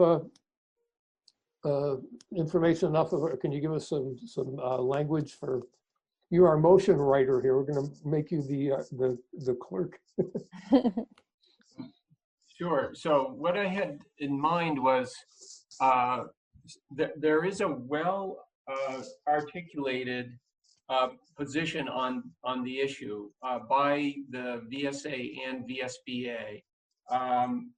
It sounded like Lyle was under the impression, and I am as well, that there's a document being drafted for the legislature's consideration on Friday as part of public testimony, and that it represents the input of at least 15 of the 18 supervisory unions and their superintendents and board chairs. They were all part of this Zoom meeting at noon today. So that's a little background to say that a motion, a very straightforward motion, would be that the Wyndham Southeast School District Board requests the legislature to support the VSBA and VSA request to fund schools at the FY20 ed spending level plus the inflator. There's that could be the motion. I know none of us have seen the document. Lyle, you don't have a document, do you? Yeah, we this has all been part of looking at something that was drafted in the Senate as a pre-bill, I guess as you call it, and then it was edited. One version added the inflator, the other version took it out. So the VSBA and the VSA's position is to support the version that has the FY20 budget plus a 4% inflator. And you know, we feel in this environment that would be a very good place to be. Okay, let's. So I want to suggest here then that we entertain a motion to the legislature, to I guess to the Senate Ed and House Ed committees. Yeah. A motion that the Wyndham Southeast Supervisory District requests the legislature support the VSBA VSA proposal to fund school districts without approved budgets at the FY20 rate plus the 4% inflator. Excellent. And Wendy, did you get that mostly? Yeah, I think so. Can I read it back to you? Yes, please. Okay. The motion is for the Senate and House Education, is it committees, commissions? Committees. Committees, Yes. hold on, let me get that. To request here's where it's a little foggy, so you're gonna have to help me. So motion to the Senate and House Education Committees to request the legislature to support the VSA and VSBA's proposals to fund schools without approved budgets at the FY20 levels plus the inflator. Yes, just say fund districts rather than schools. Oh, okay. Yeah, and I'll write this up and send it. It's actually the Senate Committee on Education. So, you know, I mean, there's specifics about it, but that gets to the heart of the motion. Okay, yeah, if you could send that to me, that would be great. Thank you. Okay, yeah, David, in the morning. Yes, yes. if I could also make it's just technical, but it's important. When we refer to the rate, what we're talking about is the FY20 education spending. Ed spending rate, okay. And maybe instead of using rate, we would say amount. Ed spending amount, okay, great, thank you. Okay, so between Wendy and I, we can get we can perfect this. Would someone like to move this motion? So moved. Emily, thank you. And second? Thomas, thank you. Any further discussion? Hearing none. All those in favor, please say aye or raise your hands. Aye. Aye. Okay, great. Now, Sean, you had a question on this topic further? Thank you. Yeah, well, it sort of refers to, you know, contacting the House on Friday possibly. And one of the things I was going to highlight, if I do this, is to say that the reason we do not have a budget in the WSESD is specifically because of the COVID pandemic. Because we were going to meet on the 17th, yeah, and that was canceled. So just as, you know, so people started thinking, well, maybe we could use federal funds. That was a direct result of not having that budget passed, was because of the pandemic. So that's all. Yeah, really good point. And one thing, we've got this resolution now that we're going to send up to the legislature, but at the same time, writing or contacting our legislators individually is really, it's really more important than signing on to this. It's valuable. The more people that sign on to the proposal, the better. But the more individuals they hear from, the better. And I think Sean's point about we wouldn't be in this fix if it wasn't for this pandemic. That's why we don't have a budget. And you know, we shouldn't be penalized by that. Except, you know, I mean, we'll share the pain with the rest of the state, but we shouldn't be singled out more intensely, I guess. So I just want to double down on what Sean said about contacting the legislatures and making that point. Anything else on this topic? Yes, Liz? Maybe that should be in the letter that we send as a board too, because we didn't have our budget voted down like some of the other towns. We just never had the opportunity to vote. Yeah, I'd want to redo the motion at this point. I think it'd be just as effective if each of us wrote to each of those committees. You can write to the clerk. You can write to the clerk of the committee, and they will get it to each of the members of the committee. I know. As well as our. No, I'm talking to everybody now. Okay. Yeah, as well as our individual legislators. Great, thank you. Anything else? Okay, well, the next topic is committee reports, which will be brief, but we are going to do some committee assignments. Hopefully, get people to sign up for committees, and also talk about leadership councils. And so what I'd like to do is, we've been at it for an hour and a half now, is take say a 5-minute break, or make it a 7-minute break, and we'll come back together at 8:35. Is that agreeable? Okay, so we're going to recess for 7 minutes. Everybody get up and walk around.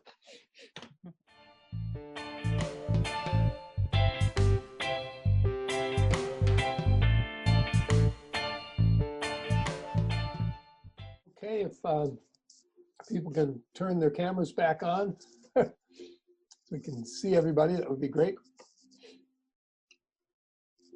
And we'll get started on the committee reports. I don't know that we have any actually committee reports. I'm not sure. I don't think any committees have met, including the supervisory union, in the last couple of weeks. Are there any reports or any updates? No. Okay. So the two things we need to talk about are we have 4 new members on the board, Liz, Jackie, Tim, and Michelle, and we have 8 committees, and we'd like to get the new people on some of the committees. And I've heard from a few of you about some of your preferences, but I'd like to actually hear from you again in terms of the options. So let me just briefly run through the 8 committees, and they have very short mission statements, so it just take a couple of minutes to go through, and then talk a little bit about which committees you'd like to be on. And then we need to talk about what work the committees to try and convene on a Zoom platform, and talk about what they can be doing in terms of what we're facing right now, what they can be doing to support the remote learning, and what else, anything else going forward. So if that's agreeable, I'll just quickly run down the list of committees and we'll see what we come up with. Can I ask a question, David? Yes. Just before? Yes, go ahead. So is it the case that all committees will have reassignments? Because I can imagine cases where, you know, maybe somebody feels like their skills are better suited. They've been on a certain committee, but another committee popped up and they feel like they maybe will switch. So, or are we just saying all previous board members are on the committees they were already on? I was assuming that people would stay where they are, but that's a really good point because there's no certainty to that. So I would say yes, if for what's it, legacy members, previous members, if you want to change committees, this would be the time to mention that. Although it can also be done, you can do it anytime for that matter. No one's required to be on a committee. So the first is the Personnel Committee, which manages and reviews personnel matters, approves the 1% requests, which when we talk a little bit about the master agreement, we'll talk about what that is, but it's basically 1% of the budget that's available for teachers, administrators, and school board members to use for special projects. The board approves that, and the Personnel Committee, now that we're a single board, a unified board, the Personnel Committee has taken over the responsibility of approving those requests. Participate in supervisory union negotiations and other personal matters as required. Currently, Anne, Sean Murphy, Kelly Young, and Carrie Amadon, representing Vernon, is on that committee. The Policy Amendment Committee, which is in the middle of drafting a couple of pretty important policies. We draft policies and article amendment changes, articles of our founding articles amendments and additions, and recommend and review the establishment of adoption of equitable policies for all WSC/SD schools consistent with education law and educational best practices. So that's the mission. And when we talk about we talked about the first document, the powers of school boards, and the first thing is to establish the policies for the district. That's that work. The very first work on the list is done in the Policy and Amendment Committee. The WSED Finance Committee reviews and recommends warrants, the capital plan, and the annual budget as determined by the full board. And Ann Beekman, Sean Murphy, Emily Murphy-Carr, and Christina Naylor are on that. Sean's the chair. I didn't mention who's on the Policy Amendment Committee. I'm going to go back to that. It's Ann Beekman, Sean Murphy, and myself. Tim Morris and Christina Naylor were on there. So that is a very short-staffed committee at this point. And so I would encourage people who have an interest in a background in developing policy to consider that. It's an important committee. It doesn't have to meet a lot now that we're fairly well established, but there is some important work to do. The Diversity Committee this is not the School Diversity Committee, which is made up primarily of teachers, I think, and some administrators. This is the board's Diversity Committee. And the mission is to foster learning environments in which all members of the school community are safe, feel valued, and are appreciated, as well as promote policies and procedures that value equity and diversity in our schools. That's Ann Beekman, Sean Murphy, Thomas Nolan, and myself. The Programmatic and Performance Equity Committee monitors school equity and performance and works with district staff to develop recommendations to increase equity and improve performance throughout the district. That's Emily Murphy-Carr, myself, and Kelly Young. Tim Morris was on that committee, so we need some more people on that as well. The WSED Communications Council mission is to increase public engagement with the board's work through effective communications. And an example of what this committee would be doing is when we start to get reports on the development of the proposals for the Academy project, this committee would be the part of the board that puts together the communication documents that would go to the media, public relations, or press relations and press releases. It would also, we've got a pretty good list of social media as well that committee is working on. Tim Morris was on that committee. Emily, I think, operates in a kind of a support role and loans her skills to that committee. I was on it partly, and the other member is Jamie Contois, who is a community member from Putney and a former Putney board member. So that committee needs some additional support as well. The Sustainability Council, it was initially the Sustainability Council, it was renamed the Climate Crisis Task Force. And that mission, the mission of that committee is to assist the board in developing practices, promoting curriculum, and determining purchases that will lessen our environmental and climate change impact. And that committee has 1 and possibly 2 students on it. Thomas Nolan and I are the current board members, and Paul Smith joins us pretty regularly. We also have a community representative, Howard Burrows, who's a member of the Brooks Public Library Board, Brooks Memorial Library Board in Brattleboro. I'd add and then Tim to that as well. What's that? Tim Maceo as well. Oh, Tim is on that committee now? You are on the committee, correct, Tim? I guess I am. I didn't know it was official. Okay. It is now. I'm sorry. I don't mean to speak for you. I was just trying to clarify. No, go ahead, Thomas. I mean, that may be how we get staff on people on these committees. I'm not going to force them. But that's how hard it is to get on one of these committees. So let me just go down. With the Personnel Committee, we definitely could use at least, well, no, we're actually in pretty good shape there. So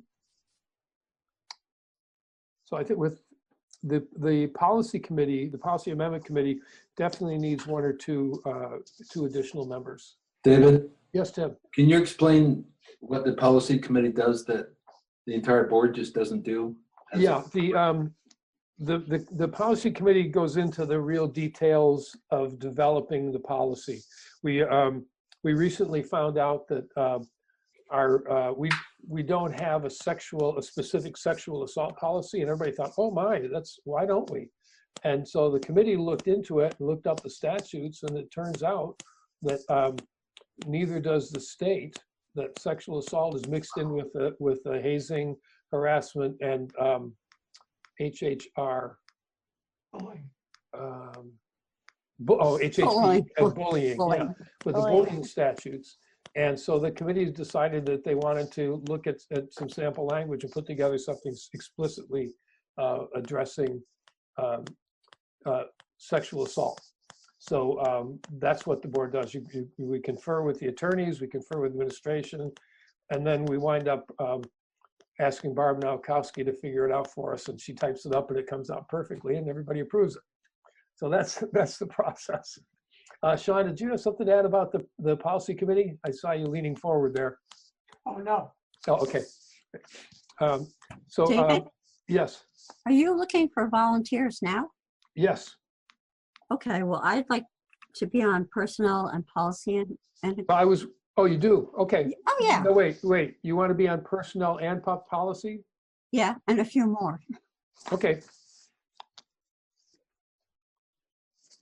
That's easily done. Okay. So other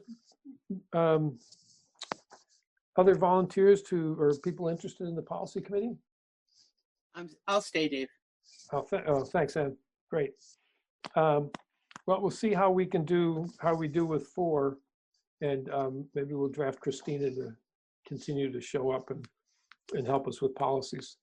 The Finance Committee, I think, let's see, Christina is gone, so there's no representative from Dummerston. And I think, Emily, you had expressed an interest in that. Do I remember that correctly? No, I'm fine with staying on. Oh, okay, great. Okay, so And for the finance committee, we need at least a representative from Delmerston. So I don't know if Michelle or Thomas want to consider that or already know what would I had work. kind of I mean, unless Michelle really wanted to, that's the one I wanted to join. Yeah. But Oh, great.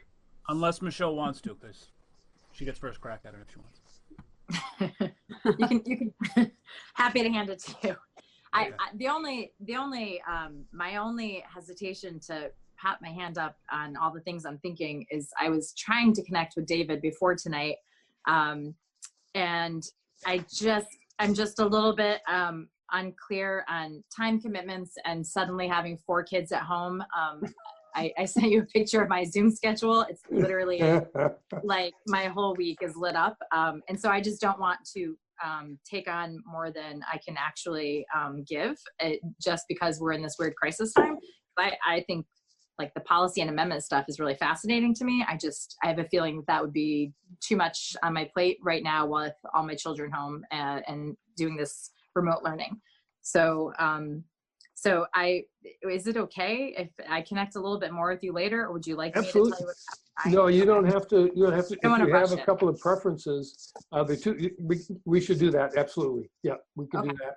And you can also connect with the chairs and get more detail. And the other thing is that there's not going to be a lot of work to be done in the immediate future because it's just not things. I mean, well, there is some things to be done, but the difficulty of meeting in this format and the things you just described are true for all of us. I have one child at home who happens to be a college junior who's actually working on a Spanish essay right now, and so we're all pretty crazy. But so yeah, there's no rush. I won't put it off. I just want to be thoughtful. And yeah, absolutely.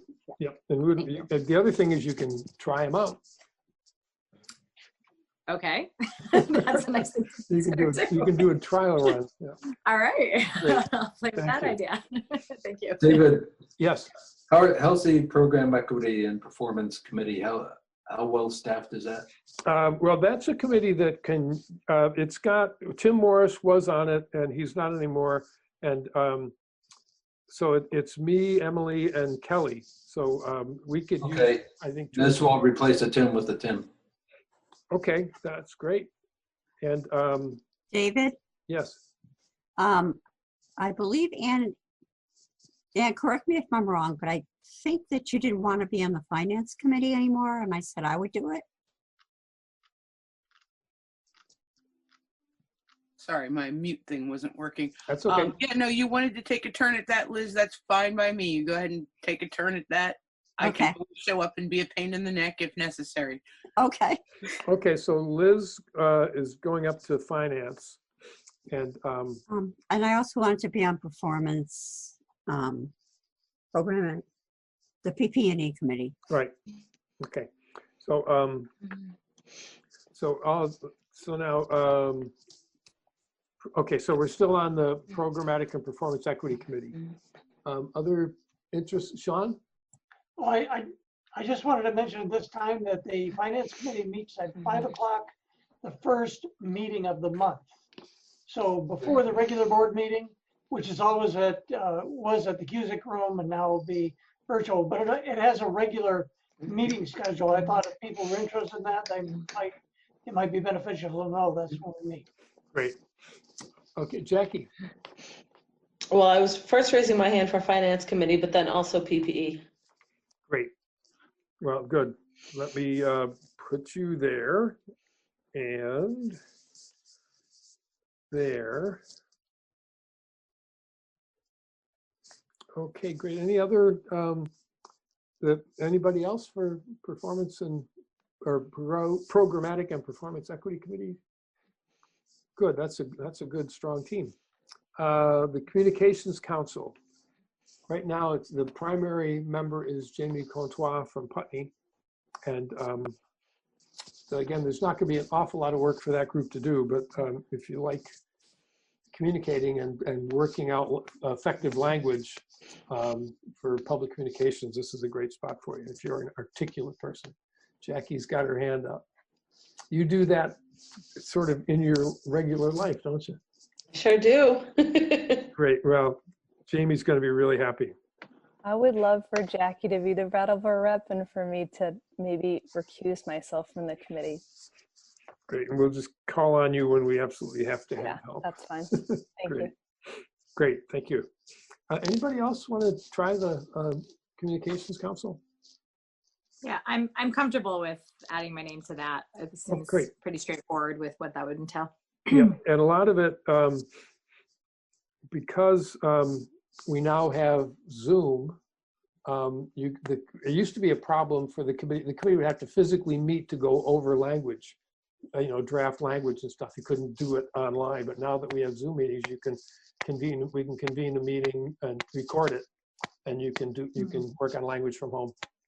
So I think it's actually going to be, we may wind up working this way even after that we don't have to. Oh, yeah. Oh, that's great. Jamie's going to be really excited. The last one is the Climate Crisis Task Force, and I'm told that Tim is already on it. That's me and Thomas so far, and Tim, and boy, that's a pretty male, and then Paul Smith too, so that's pretty male-dominated committee. We also have Django Grace, who's an 8th grader who will be at BUHS next year. Who's a fascinating young man. And I mentioned Howard Burroughs from the town.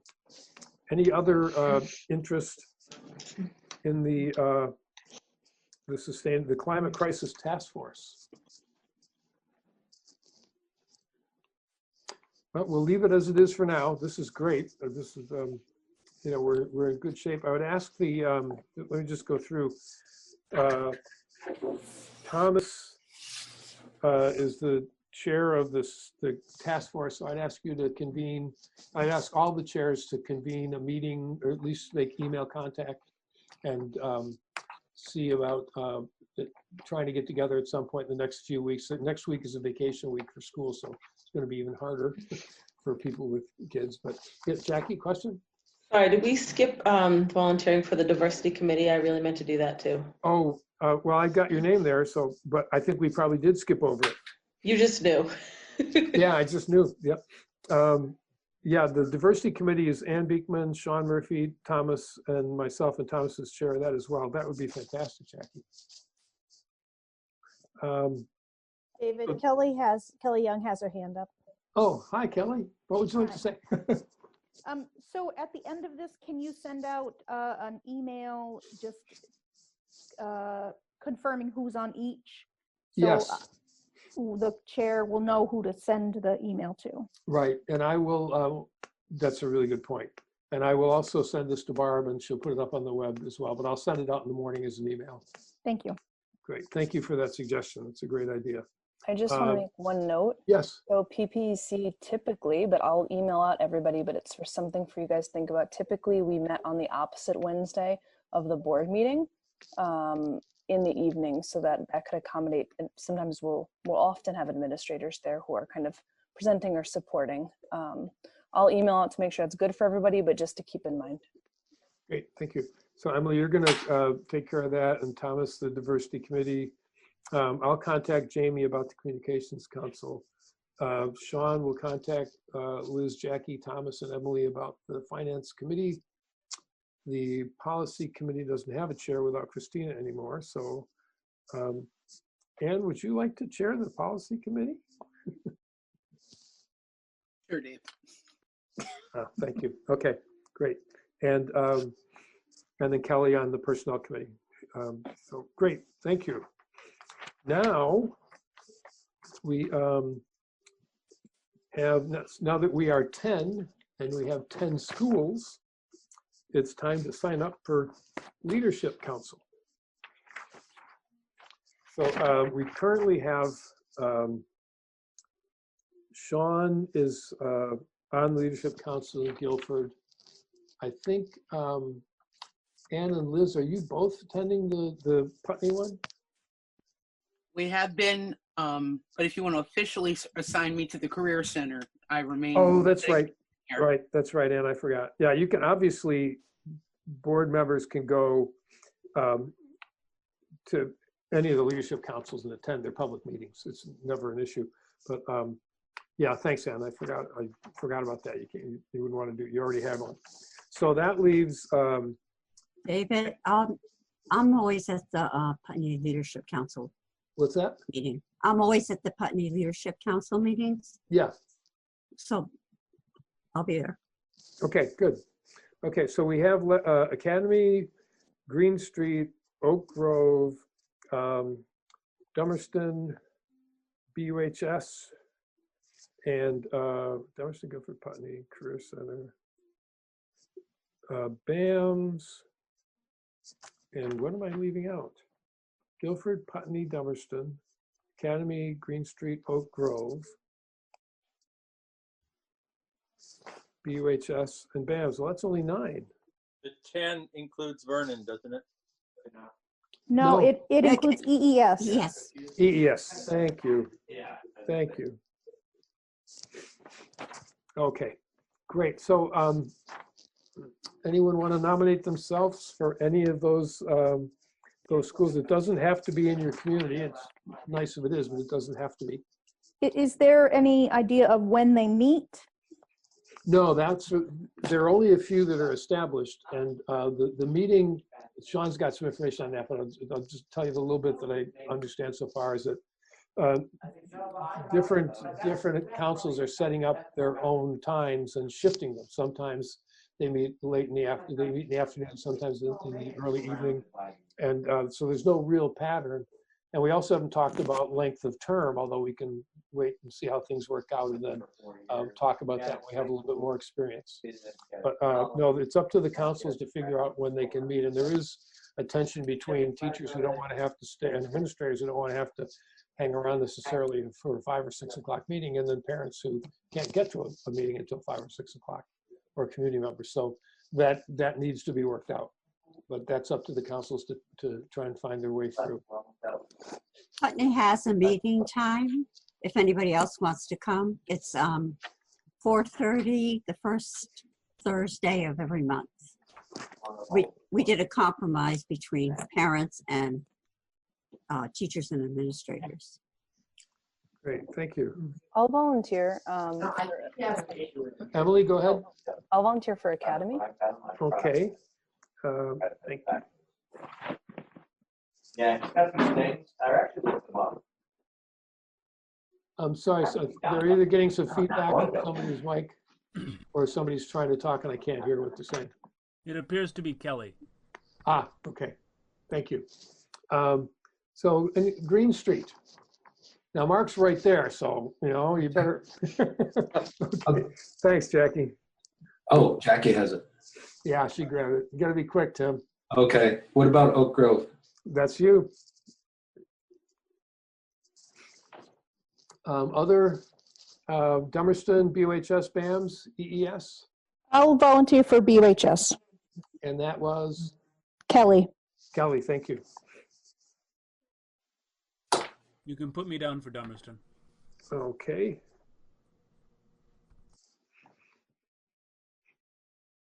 And Michelle, you want to wait?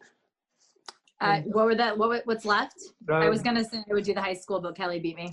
Well, the middle school, same location, the Brownwood area middle school. Oh, okay, so that's fine. Great, then I'll take EES. EES provides food. It's a good gig. I know, I was on the policy council for years, twice, 2 different times. David? And Be David, nice to be back. Deb has Yes. her hand up. Deb Who Gaff. does? Deb Gaff. Yes. Oh, thanks, Deb. Go You're ahead. welcome. So could we align this leadership council representation with our policy council, and so that could be part of our policy council? Yep, absolutely. Excellent. Yeah, Okay. you generally have staff there, and the leadership councils have staff. Yep. And you also have obviously parents. And the same thing is, the same is true for the Career Center, which has an existing council. What's that called, the Career Center Council? It's a state. Oh, the Regional Advisory Board. Regional Advisory Board, yep, the RAB. Okay, So great. it's not unprecedented. Yeah. Great, perfect. Thanks, Deb.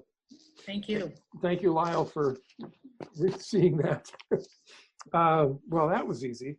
So I guess it's up to each of us to contact the administrator. Well, Liz, how has it worked in Putney? Does the, you've got your time set aside, or Sean, either way, how do you convene your meetings? Does the principal send out an email to everybody? Well, we elected to go with a chair and a clerk. So that goes, it goes to central office, but I can certainly let the board know. No, I'm trying to figure out how to convene, how each of these people each of us who just signed up for a board can find out when the next meeting is. So it's always posted, but I could also let you know. Well, no, I wasn't, not so much for Putney, because we know you're on Right. Putney and you know when it is, but everybody else has to contact their individual schools to figure out when that committee is going to meet. So Sean, how do you do it in Guilford? Well, they establish an agenda so that it's posted on the website, and then we also have a regular meeting time. So it's the first and third, I believe, Fridays at 1 o'clock. Okay. Actually, now they're meeting every week since the right. COVID issue has come on. Right. Okay. So I think what I'm gonna propose is that we each contact the administrator in the building that where we joined the leadership council, and let them know that we're there, and to convene a meeting when they think they can manage.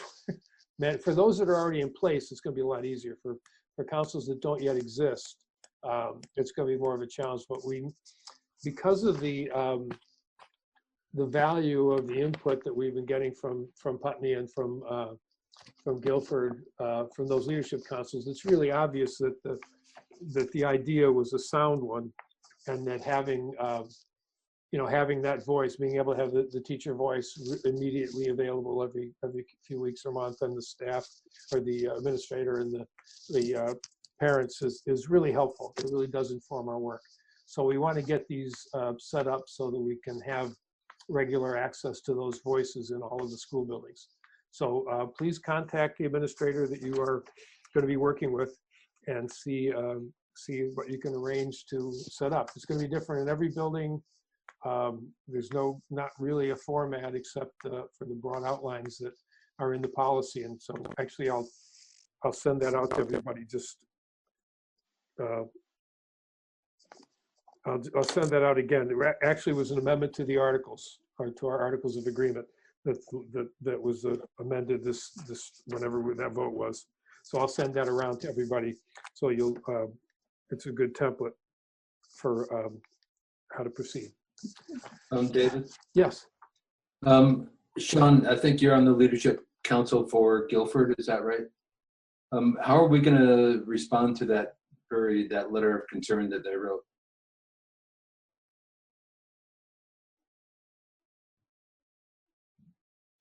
Well, I could report back to them at the next meeting.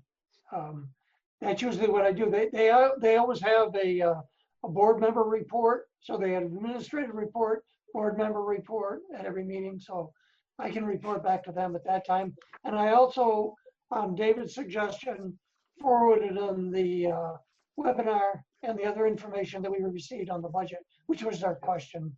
Oh, the webinar would be good. Yeah. Yeah, they certainly do deserve a good response. Yeah. And I also suggested that since this meeting is being recorded, and BCTV will have it posted shortly, you can watch the meeting. And I believe BCTV has actually I'll check with Rich after we're done tonight and see, but typically they have a little table of contents about what time any particular item was talked about, and the financial stability item, that'll be notated, and then the rescheduling the annual meeting, which is another question that they asked about in terms of our budget vote. Those, they can find those on the meeting and watch the conversation. So, but thank you, Tim, for following up on that. And thanks, Sean, for sharing that that concern from the council. It really helps guide the work. So I think we're good for committee reports and for leadership council. So now, next topic is to reschedule our annual meeting. As you probably know, the Secretary of State sent advice that anybody that had one scheduled during this time of social distancing should probably reschedule it. And they suggested May or June. Ours, I think, was scheduled for May 19th, was it? May 9th? I had it in front of me previously, but May 12th. May 12th, yeah, I was wrong both times. That's all right. But so May 12th. So I guess I'm open to suggestions for what we should do. I think we should try and reschedule it just in case we could meet. The other suggestion from the secretary was that we consider remote or mail-in ballots. And so anyway, Thomas, you had a thought? I was going to ask, is it illegal or completely impossible for us to do it like this? Yes, it's illegal and impossible. Okay. There's no way to verify. What the governor signs so that we can do this does not apply to that? No, this is, people can find this meeting and they can tune in. The only people that are not, it's not available to are people who don't have internet access, and they've decided that was okay for now. That some people would not be able to attend the public meeting. But the annual meeting is, you have to sign in, you have to be checked in as a town resident, a voting resident of the town, and that's impossible to do online. Yeah, I wasn't thinking. To verify the voters. Yeah. I say we push for however possible, mail-in absentee voting, because it has to be done. We have to do it, but it's not worth people risking their lives for if we can control it. So, just like what would happen in Wisconsin was ridiculous. Yep. This would be ridiculous if we can control it. If we could do mail-in ballots, there's no reason not to, in my opinion. David? Yes. So part of this pending legislation that we were discussing earlier, that we wrote the resolution on, that actually removes the requirement for a public vote. So you may want to not address it this meeting, just because that's going to be discussed this Friday, and there may be some more guidance that comes out relatively soon. Oh, thank you. I didn't know that. That's really important. Is there anyone that I can't see any advantage, since they're going to be talking about this on Friday, and we might have some news about it within a week or so. I can't see any reason to schedule a meeting now and go through that whole process. Right. We'll have to make sure, if we decide that we're going to have a meeting, we'll have to do the 30 day Right. warning. So that we'll need to keep in mind. I think part of the issue with Australian ballot is, can we bring the people in to count ballots safely? And that's one of the considerations that I think we'd want to make sure we're talking with town clerks about before we went down Right. that road as well. A whole new group of problems to solve. David? Yes. So unclear. Done. I'm sorry. Was that Ann? Well, it was. We put Oh, the floor vote in our articles of agreement, and by law, in order to change the articles of agreement, we have to have a vote on the articles of agreement. And I don't know if the legislation currently being considered would allow for that or not. I can't imagine.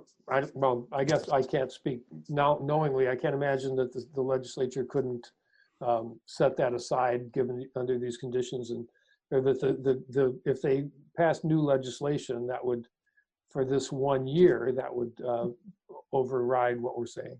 Yes, and I think in the guidance, either from Will Senning or from Jim Condos, it talks about 1 year in regards to the Articles of Agreement.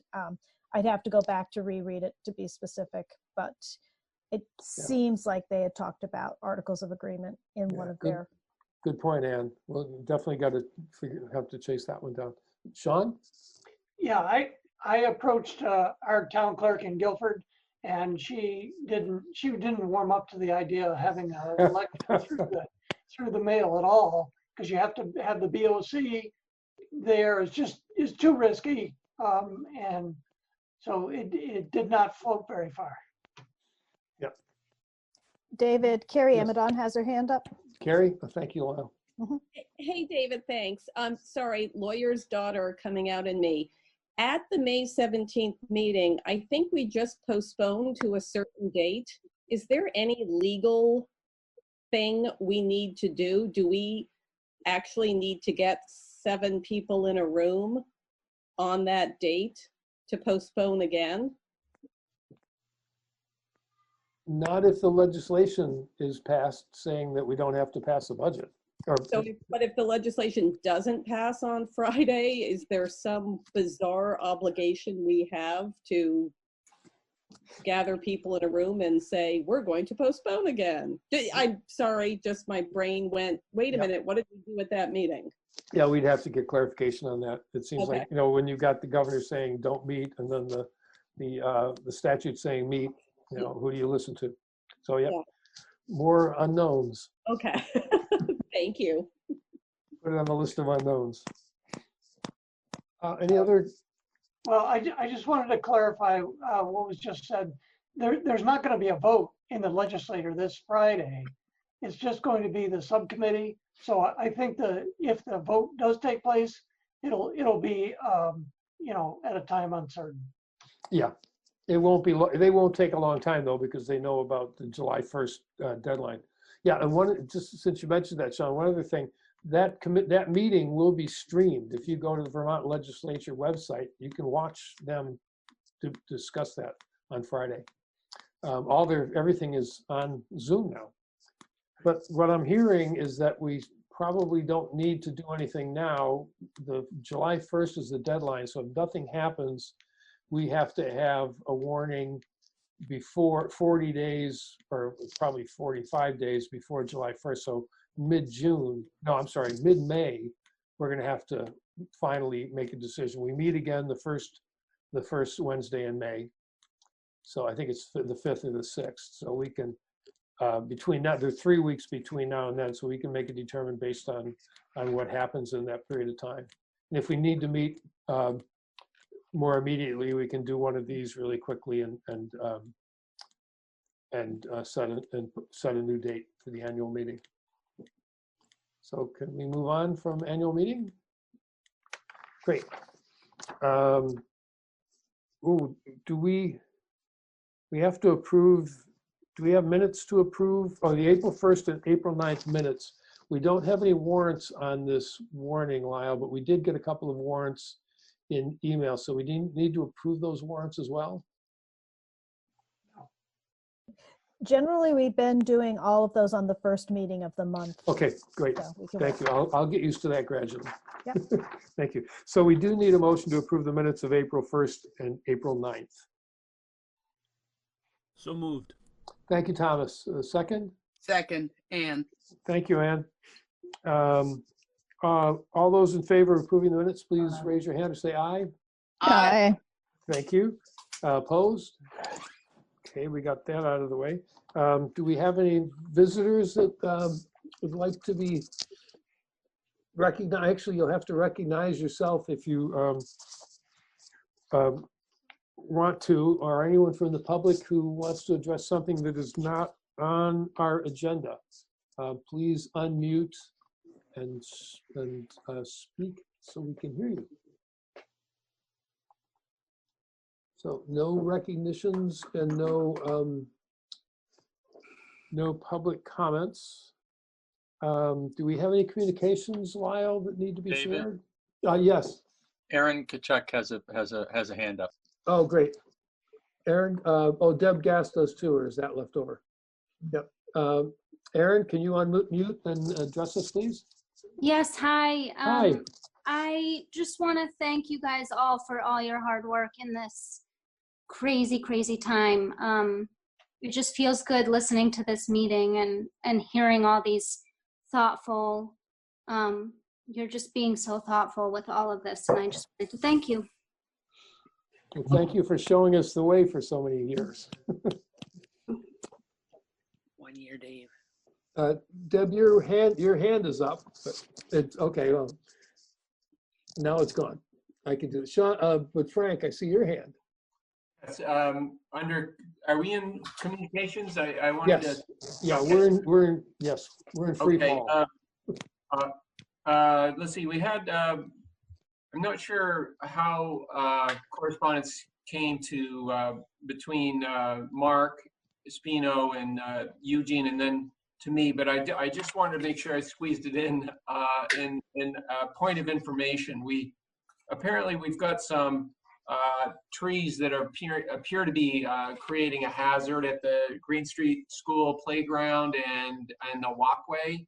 So we had a consultant forester give us an assessment of that risk and identified some trees. I just wanted you to know that Mark and I will be working with these folks. We'll get some estimates on removing trees on that on the bank. It's just to the west of the building, you know, between the Kroll lot, the Powers House, and the Green Street building. I don't know if you can visualize that. Yeah. But I actually just did a quick stroll through there. There's some giant old trees that are just hanging right over the playground, and clearly, safety issues. So I wanted you to be aware we'll move ahead with that work, but thought you should know. Great, thank you. Mark? Yeah, and I'll do my best to put together some communication for the neighborhood and then the greater Green Street school community. Whenever you take trees down, it's people aren't happy with you. So part of our plan, we're not happy about taking these trees down, is not only taking them down, but then replanting trees. So that's part of the scope of the project, not just removing, but also replacing. The Wyndham County Natural Resources Conservation District is having their tree sale. The deadline they're very small trees. You might want to get something a little bit bigger, but they have trees that are particularly good for birds and for wildlife. Consideration. Great. Yeah, thanks for that. We have a couple other contacts as well. Yeah, great. Appreciate it. Okay, I think that we are ready for executive session unless is there anything else I've missed or people want to bring up or need to discuss? Okay, then we have Lyle, we have two executive session topics. There's going to be just one. Just one, okay, yep. And what is it? It's a report out on a request the board made, previous board, on a union personnel issue. So it's a contract issue, a personnel issue. Okay, so I move that we enter an executive session to discuss a personnel issue where the board has determined that premature general public knowledge would clearly place the school board or people involved at a substantial disadvantage. Invited into the executive session are the superintendent and... That's it. That's it, great. So we invite the superintendent to join us. Could I have a second, please? Thank you, Thomas. So we'll enter executive session at 9:20, and I ask everyone else that we will be coming out. If there is any action, it will be recorded by BCTV, and we will communicate it to the clerk, and then adjourn. I'm sorry? I said bye. Bye. Carrie's leaving. Bye, Carrie. And Wendy, I believe I'll after this I'll email you. You know who when we rose from executive session, all that. Okay. Okay, great. Yeah, that's what I was raising my hand about. Just if you needed me to stick around, if you were planning on coming back out of executive session, and I needed to be present for that. No, you don't. Okay, great. Thank you. Good night. Thank you. Good night.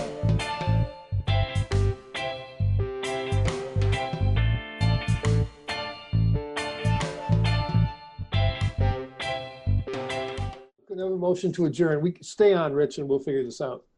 Motion. Yes. There being no further business before this board, I move that we adjourn. May I have a second, please? Second. Liz? Oh, a lot of seconds to get out to adjourn. Before we do, I just really appreciate, Aaron Kachak said it kind of nicely, but probably better than I could, but I really appreciate the people willing to state their their deep values on these questions, and that all of us, regardless of what the view is or how we participate, it's everybody, we're all coming from the place of wanting what's really best to take care of our kids. And I'm just really grateful to be part of a group like this, especially at a challenging time, because it's good work. So thank you. Thank you, David. So all those in favor of going home? Oh, we're already home. Oh, we're home. Looks like everybody. Bye. Right. Thank you. Good night. Good night.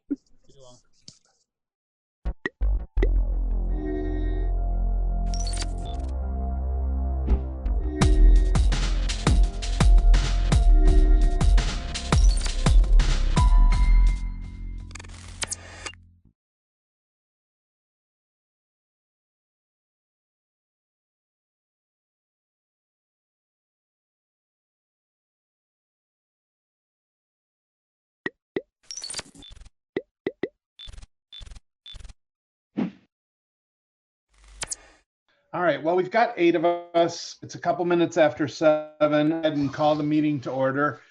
We do have BCTV recording this, so we're live. Any additions or corrections to the agenda, folks? Nothing? Okay. For board norms, normally I'd say look in front of you, but no, just remember to be respectful, try and stay on task, respect the agenda. These meetings have been working pretty well for me in work life. So let's hope we can get through this one. Oh, just a little bit of housekeeping. There should be on this, I think everybody's in on a computer from what I can see on the panel here. There should be, if you hover over your name, a more, and on that more, you can raise your hand.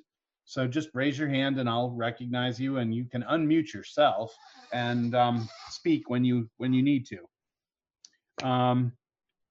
So that being said, members of the public, if you're here to just observe and speak to something on the agenda, we'd ask that you do it then. If there's something else that you're here for, now's your chance. Anything? And obviously, when you do speak, if you can identify yourself for the listening and viewing audience. Okay. Anyone have any correspondence? I don't have anything. No, I see shaking heads. Okay. All right. We had warned a couple of policies for possible adoption tonight. So Ken, as chair of the policy committee, you want to speak to those and walk us through what needs to be done? Sure. The weapons policy and the school closing, not school closing policy. We're going to change. This is what do we call it? It's not it's not closing, school closing. It's called it's emergency closings. Emergency closings. Okay. Yes. Because we don't want to go open up a can of worms saying we have a policy on closing schools. Okay. So anyway, so emergency closings, F32, we warned it at our last meeting. We need to adopt it, and we need to also adopt C5, the weapons policy. I will be eventually calling a meeting to resign as chair and take up apparently we're going to be taking up the weapons policy. So I didn't have time to do it before this meeting. So what I'll do is I'll just get in touch with Meg and have it warned, and then I'll set up a Zoom meeting. I just need to make sure I have everybody. I think we have 1 or 2 new members on it now. Yeah, I'd have to go back and check my notes to make sure who's on the policy committee, but I know there were some new members. If you, I can get it to you. I just don't have it right in front of me. Okay, if somebody can send me an email with them, then I'll set You up the bet. meeting. You bet. So we would just need a motion then to adopt policy C5, the weapons policy, and F32, the emergency closing policy. I'll make those motions. I'll second it. Thank you. Oh, gotta let Mike Foley in. Any further discussion on those policies? Joe? Yes? Do we have to vote, this is Dana, do we have to vote on them separately? Or can we group them? I don't see any reason to vote on them. We have to have a verbal. We have to have a verbal aye on each one. So we'll do the motion, I guess, as two parts. That Okay. makes sense. So any further discussion on those? Seeing no hands. So all in favor of adopting policy C5, the weapons policy, please say aye. Aye. Aye. Wait. Aye. You have to do a Okay, roll call let vote. me just go down the list here. Emily, Aye. Lindsay, Aye. Mike, Aye. Trish, Aye. Dana, Aye. Howie, Aye. Ken, Aye. Leanne. Aye. All right, motion passes. All in favor of adopting policy F32, the emergency school closing policy. Again, please say aye. Howie, Aye. Ken, Aye. Mike, Aye. Dana, Aye. Emily, Aye. Leanne. You got to unmute.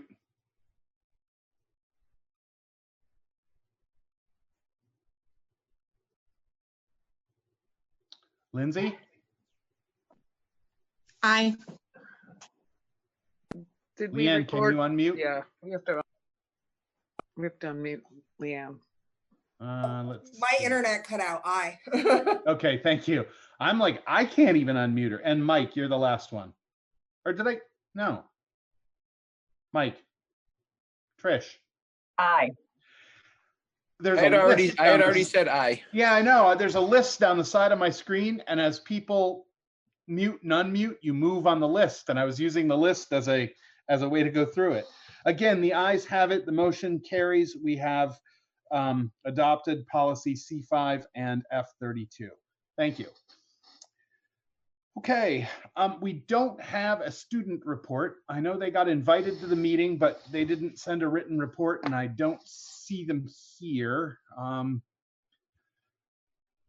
haven't actually talked to any students to know how they're doing, but I think from what I hear, they're actually admitting they missed school, or most of them. We had the principals' reports.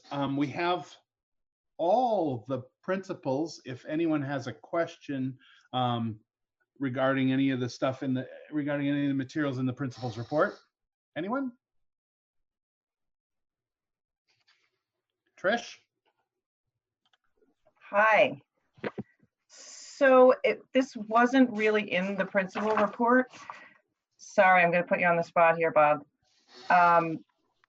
Question that I have is what, besides the lessening of, I guess it was Google Classroom alerts and some work, what's the reasoning behind canceling called humanities for the remainder of languages, art, I think it was band and chorus? Yes, the middle school, what we were hearing others, that middle school students in particular were really overwhelmed. And when you think about a high school student who has 4, maybe 5 teachers, they get the alerts from the Google Classroom for those, credited courses. But the middle school level, they have 5 well, 6 really with PE and health added on to the 4 cores, plus all their exploratories. And so what we try to do is limit the overwhelming feeling that we were getting. And, with the recommendation from the state of the 2 to 3 hours per day of work for middle school students, we wanted to also lessen the workload. So all the exploratories have been taken off. Band is still in the mix, and PE and health are still in the mix, but the others have all been taken off, and they're building a spreadsheet or building a website that families, much modeled after Newbrook's, actually. Nice work there, Scotty. That people can go in and use. You do it as enrichment exercises and things like that instead, if kids are needing more work to do. But that way it takes that onus, the additional burden on kids, and not to mention the additional emailing of the alerts that parents are being inundated with. So that was the idea. I don't know if that helps clarify. It does. I guess I have 2 follow-up questions. One is, when will, I guess, just as a parent, a concern of mine is, so what happens to Spanish? Where do the 8th graders who are in Spanish go from here? When they become freshmen, are they taking Spanish 1 again? Is there going to be some kind of testing? When will we know what the next step is to do these things voluntarily? I have so many questions. I'm sorry. Will they be graded? How will they be graded? Yep. So let me try to answer those as they come in, so I don't lose track of them. The first is that earning credits towards the high school coursework. So all students, regardless of the dismissal, would still start at Spanish 1 in 9th grade. So in that process of selecting courses for 8th graders has already begun, and hopefully you've been in touch with Sarah Grasso about selecting courses for next year, which could involve a level 1 of a Spanish class. So the grade part of those exploratories is really not, it's not an essential part. We really want kids to use that as a way to explore what the things are that we have at the high school level, and not do it in a way to overburden them. So it doesn't have an impact on them what they would do in high school in that regard. They won't be graded on it at this point. The 4th quarter scores will just be the 4 core subjects: PE, health, and band if your student is in band. That makes sense. And then I guess the final question is, what are those teachers doing now? So because those are teachers that are shared staff with the high school, they're focusing on their high school classes, and working on developing the enrichment stuff, because they're still going to have things on that website for kids to do and families to engage with. It just won't be required work. So they're still providing work and putting on the website. And like Kevin Burke, for one of them, is actually doing the website building himself as part of his role. Gotcha. Thank you. Yep.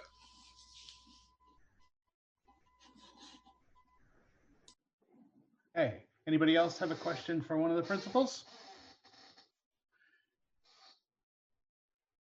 Moving on to the superintendent's report. Any questions from there? Bill looks ready to get grilled.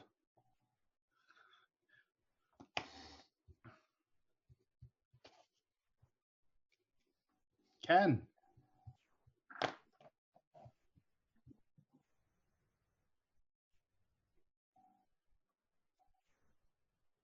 Ken, you're on mute. There we go. Now I'm unmuted. Yeah.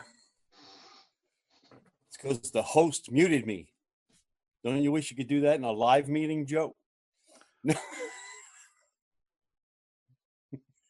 Anyway, so we have new recommendations from the Secretary of Education.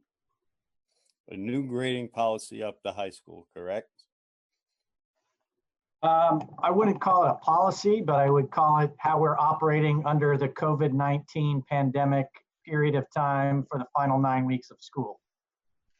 So we don't need a policy. We do not. Awesome.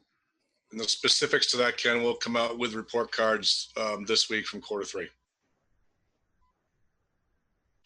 Awesome. Thank you both. Yes, Trish. Bill, how do you think it's going? I mean, it's such a, I don't even know. I have a lot of words that I could use, but none of them are appropriate here. I would say that I'm unbelievably proud of the team that you guys are a part of. The frontline workers, our counselors, social workers, teachers, food service, people that are paraeducators that are jumping into new roles. It's really quite amazing.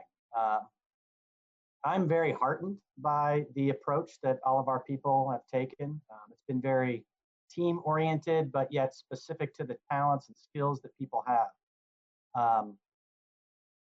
More often than not, I am communicating with principals about how they are communicating with their team members about how to get people to stop communicating with families, how to give themselves times to recover, because the care and dedication of our colleagues is unbelievable. So as crazy as this time is, it has really shined a light on the quality of people that you all employ. And it's been very enjoyable to watch everybody rise to the occasion. In terms of specifics, we have certain families we're very concerned about, but again, when you have professionals as the social workers and the principals and the teachers, the paraeducators and the counselors that are focusing on those families that really need it, I don't worry. I'm concerned, but I'm not worried because people are on top of it. And people are making sure that needs are being met. I think the flexibility and the creativity of the teachers has been amazing. And I'm really hopeful that all the skills that we build during this time will be able to be transferable for the foreseeable future. So as challenging as this time is, I'm really proud of our team and I'm proud of the work that we're doing. Good. Thank you. Thanks, Bill. Watching this go. Oh, Emily, go ahead. You were about to say, I'm sure, what I was going to say. So I'm sorry for cutting you off. I had my hand up and you didn't notice it. But I just need to say that I so respect what we just heard from our superintendent. And I so respect our teachers and our staff and the people, the parents and community members who are working so hard to make this effective for our students. This is the most challenging time ever.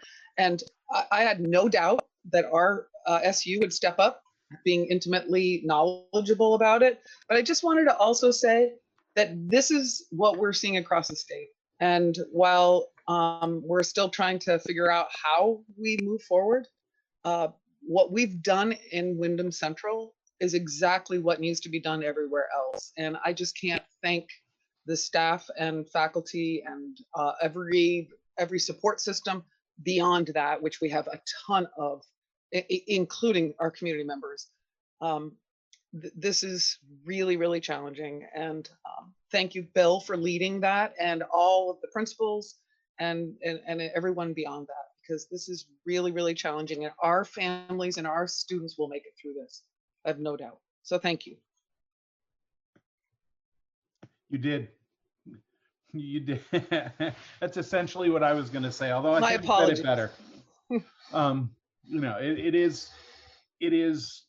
It's really, gratifying to watch.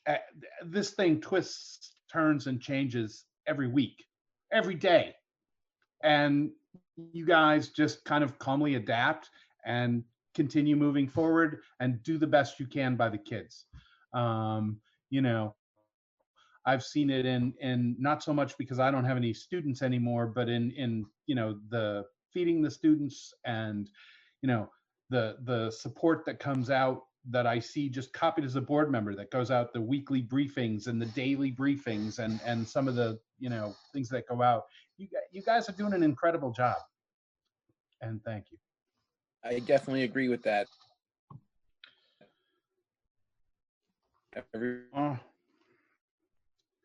Yes, Bill. I just want to thank all of you because I've had multiple principals and teachers reach out to me to let me know that you all, as board members, have individually reached out to teachers and counselors and social workers and principals and food service professionals, whether it's a kind word or it's a quick email or it's sharing something with somebody else in the community. That means a lot to our team when we hear from our elected representatives that they feel like we're doing a good job. So I just wanted to thank you all for continuing to reach out to the people that are doing the work, because it does mean a lot.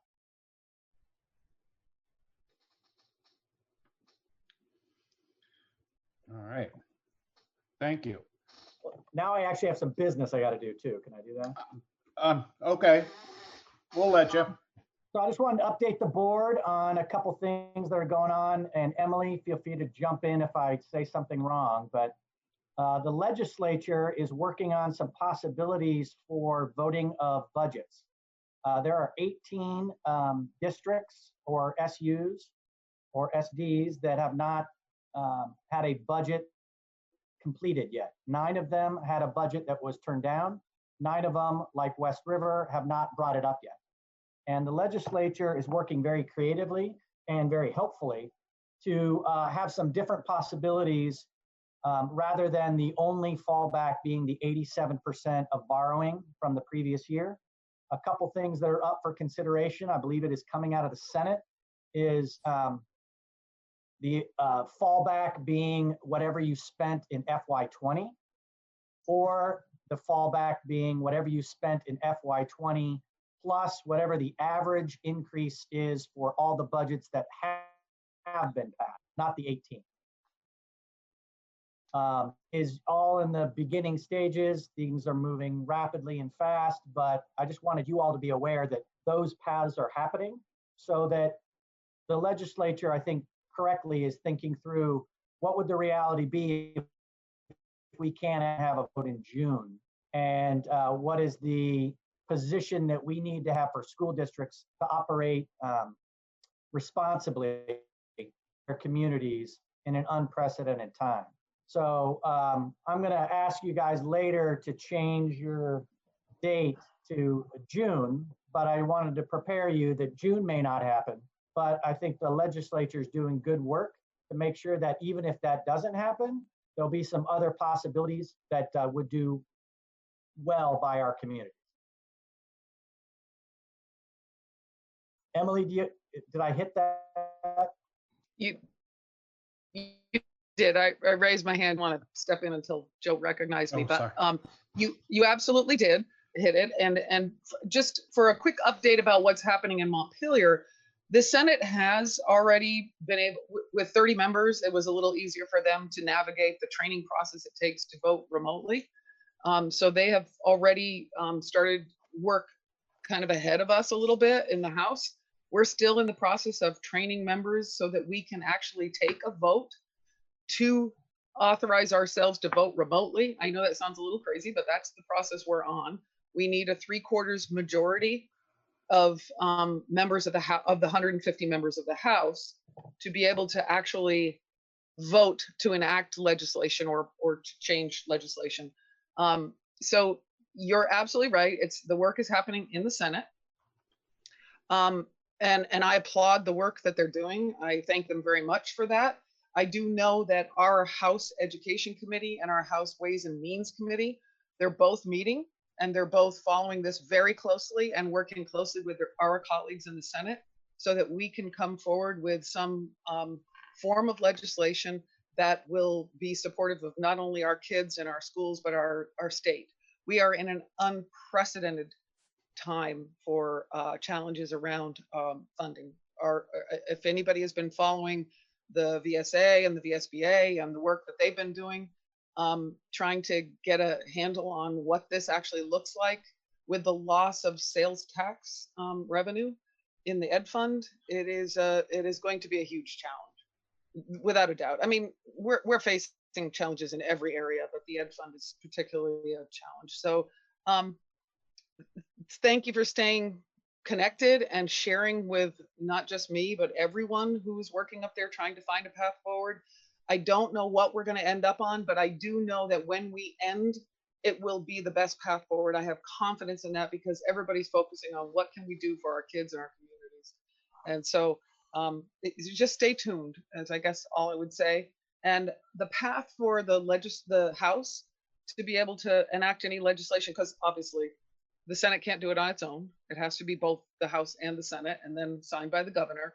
And we're staying very closely connected with the governor as well, both of our bodies, so that we are all working in the same path to try to find answers for all these questions. But we're still in the process of training, as I said, to be able to enact remote voting. You all know, you're feeling in your own homes, in your own communities, the challenge even around broadband, and whether our members of our House have enough internet access to be able to do remote voting. So since the governor has extended, rightfully it seems, the stay at home to begin in the middle of May 15th, we have to adapt to that. So we're moving forward, hopefully by the end of the month. Don't hold me to any schedule because it's all dependent on how things are panning out. But by the end of the month, hopefully we'll be able to start to enact some of this COVID legislation that we have on the path, and we're working very closely in our committees to have it happen. So thank you for all of your patience. We really do have a lot of work ahead of us, but we're focused on kids first. So thank you. Yes, Bill. So further segueing where Emily's coming from, Joe and Lori and I got to participate in a joint fiscal office presentation on Thursday, which followed presentations to the legislators. And just in a nutshell, FY20 revenues are looking really bad in the fourth quarter. And we could be talking anywhere from a 70 to 100+ million shortfall. That's for FY20.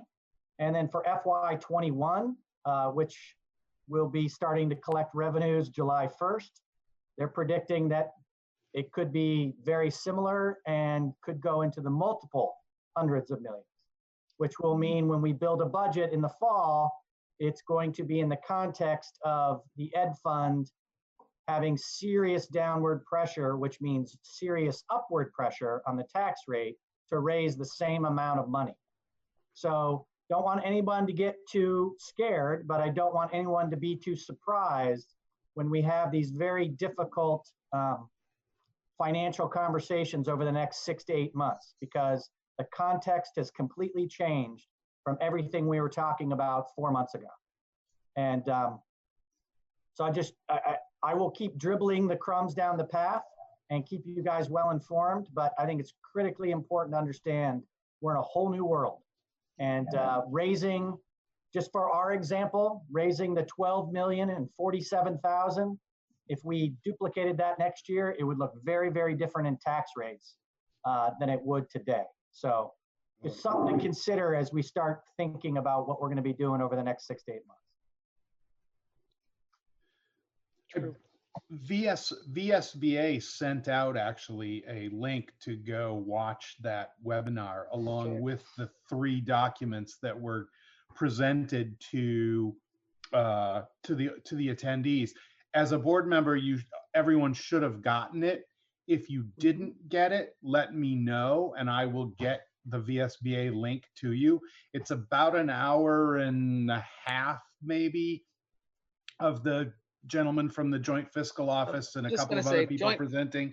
Yeah. And it's very clear. He says, it's not policy, it's just facts, and this is actually what the legislature got as well, so that we're all working from the same information. It was an interesting presentation. Yeah. So let me know if you don't have it.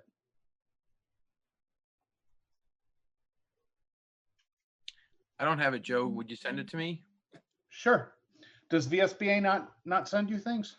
Yeah, for some reason I never get their emails. That's because you keep changing your background, man. Come on, it's the closest I can do to an LNG meeting. Hey, Mike, you should contact them immediately and add yourself to that list because you need to be getting those. I will send it to you, but yeah, you should definitely follow up with VSBA. All right. Okay. So the next thing on the agenda, nice, Bob. You got a top mic. The next thing on the agenda was Nice one, the Bob. discussion on postponing the annual meeting and budget vote. So, do we have to go through the same procedure that we had before, where we call the special meeting to actually do it, at the right before it, or can we just have a motion to do it right here? You can do it right here, right now, but you just Okay. have to do it in a roll call vote. You have to have a Okay. motion to change the meeting from May 5th, 6th, 6th May to 6th. June 10th. I will make that motion. Is there a second? Second. All right. It's been moved and seconded to postpone our annual meeting from May 5th, 6th to June 10th. Any discussion on the motion? What?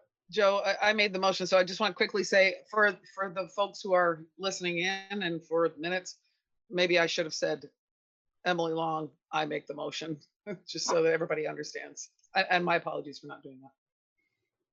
Well, they can see you. They'll be able to see you. They can see me, but they may not be able to recognize my voice and they may not see it quickly. So I think it's probably really important for Okay, yep. transparency that we state our names when we make a motion in the second.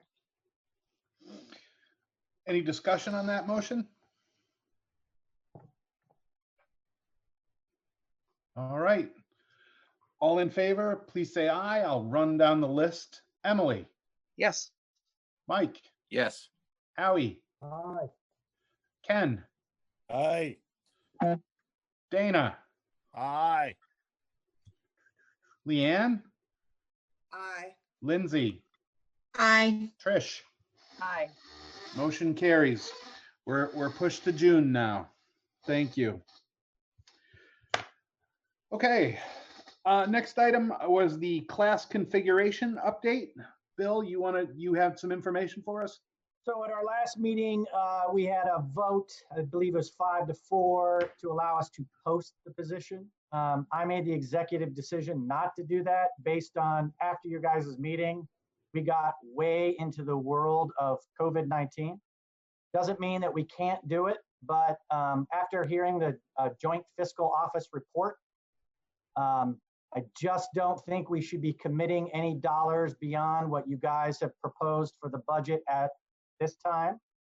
If there becomes a time in the future that it becomes necessary to recommend the hiring of an additional teacher, I will take the responsibility of working in partnership with the principals. I will bring that forward in an evidence-based argument saying that this is why I believe it should happen. That does not have to happen today. It does not have to happen in a month. I think we have to understand what the context of the decisions you guys will be making further on in the future. So my recommendation is to direct me not to post an anticipated position and scold me if necessary for not following your original direction. But I felt it was necessary not to take that action during this unprecedented.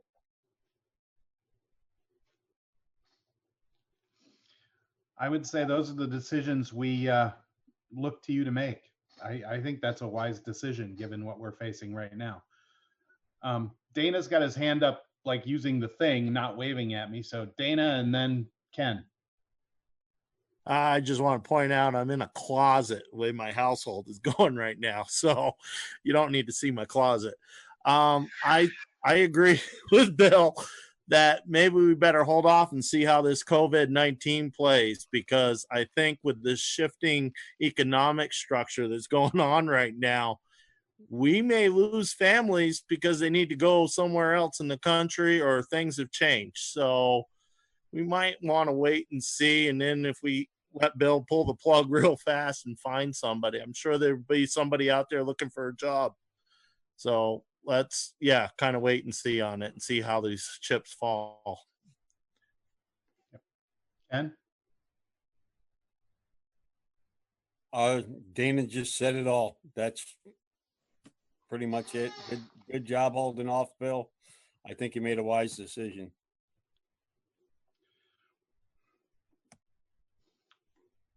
Anybody else?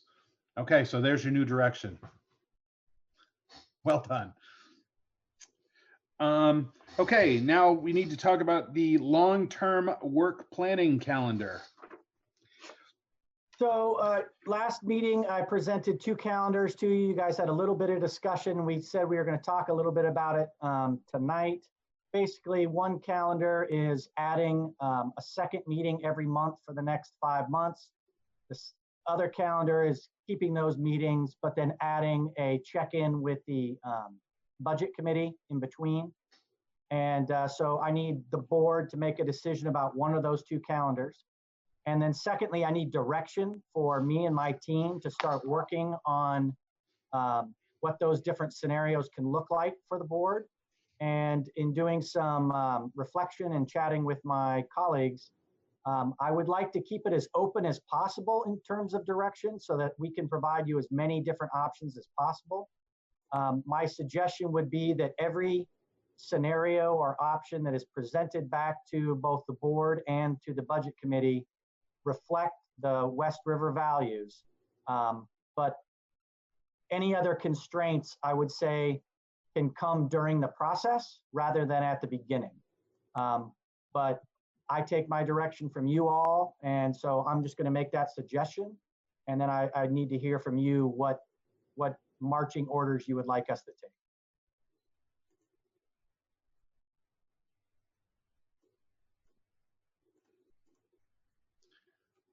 Okay. I know we talked about it at the last meeting, some which calendar we wanted to use. You know, there was discussion back and forth about whether or not we kept the budget committee involved and let the budget committee do some of the extra work. You know, what's the pleasure of the board? Mike. I think it makes sense to keep the budget committee, and I mean, it's all going to go in front of the whole board anyway, but let the budget committee do some of the groundwork so we don't have to have multiple full board meetings every month.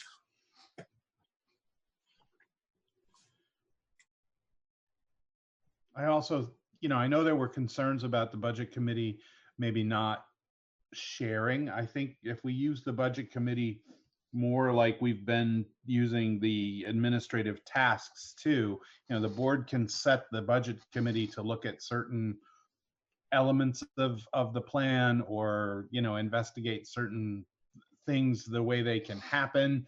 And you know, then that'll get reported back at a board meeting. So I was, you know, just trying to think of how it works. Emily's hand is up. Lindsay's hand is up. Very quickly, I agree with what Mike just suggested, and I think that that's maybe a more efficient model at this point in time with all the unknowns. I would just also add that we should probably be prepared to be called to a board meeting in case it's necessary. So maybe a second meeting as needed by our board any month, but in the meantime, the budget committee could be acting in, you know, to keep all of us apprised and to make sure that they are sharing whatever they're learning with the full board as it unfolds. So thanks. Lindsay. Emily just said what I was going to say. That, yeah, I definitely think that's the right structure. And I also was going to say that in terms of communication between that committee and the rest of the board, I think it's totally fair for the larger board to ask for clearer communication, and also to be prepared to step up and do some more of the work as need be, because things are probably going to be pretty strange.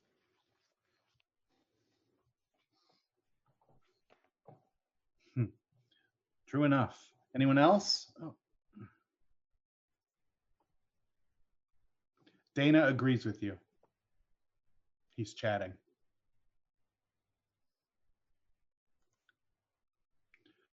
Okay, so it looks like move forward with the budget committee schedule. In terms of direction, thoughts?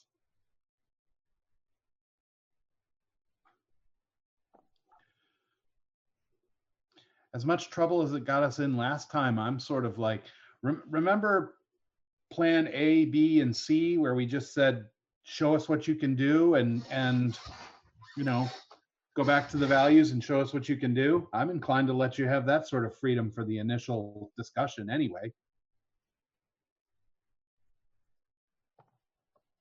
Yes, Bill. My only caveat would be that what we learned from our last process is that we have a process that both Lindsay and Mike talked about the interplay and the information being transferred from the board level to the committee level, as well as presenting something to the public in a rollout in the fall over multiple meetings, multiple periods, not at a summertime period when it could be challenging for parents to fully participate and community members to fully participate. So the idea is that we would do the work from this point up until about August, back and forth, board, budget committee, so that the board would have some options that they felt that they had vetted, that they felt comfortable, and then they would present those to the communities, even though the community can participate throughout the whole process, but have an official opportunity just to present those things in September and October. So the board would be well informed about where the community stands before they got into budget building season. Absolutely. Yes, Mike. Just wanted to piggyback onto that. And I mean, obviously we all know we're in unprecedented times, but how are you even going to be able to come up with options? Because you got the options based on this year's numbers or last year's numbers. And then this chasm of, we have no idea what our budgets are going to look like and what the fiscal end is going to look like. Yeah, go ahead. We will build it on the best information that we have at the time. And it'll probably involve multiple options because you guys are going to have to vet them. You guys are going to have to say, oh, I like this part. Can you build it over this way? Or can you take this core and can you extend it? I consider the next 4 or 5 months this ongoing conversation as we get more information and we realize what's possible and what's not, and then what's palatable and what's not. Right. Are you finding, I mean, any glimmers of hope from what we're going through right now as ways to cut, reduce costs going forward? You must be seeing something, right? No. No. Nothing is on a positive side of money as of right now. Yeah. I was more thinking like with more stuff online or ways to cut the costs that we currently would be spending. Well, I think Ken and Lindsay's dream of not having snow days is a real possibility. So I mean, that's low hanging fruit. I think we've just basically trained everybody to be able to make that happen. In terms of the ability for us to offer more remote learning, I think we're kind of doing a little pilot now to see what's possible. Mm-hmm. But in terms of building for the long term, I don't know how that's going to look. Fair enough. Go ahead, Ken. Got to unmute. I was going to say, we got to be saving money on transportation and mileage. We are in certain arenas. Some of our transportation is currently being spent making sure everybody gets fed. So we're using that transportation system in a different way. But our special education transportation is different. But remember, every time we don't spend $1 right now in special education, we lose 56 cents on the dollar in reimbursement.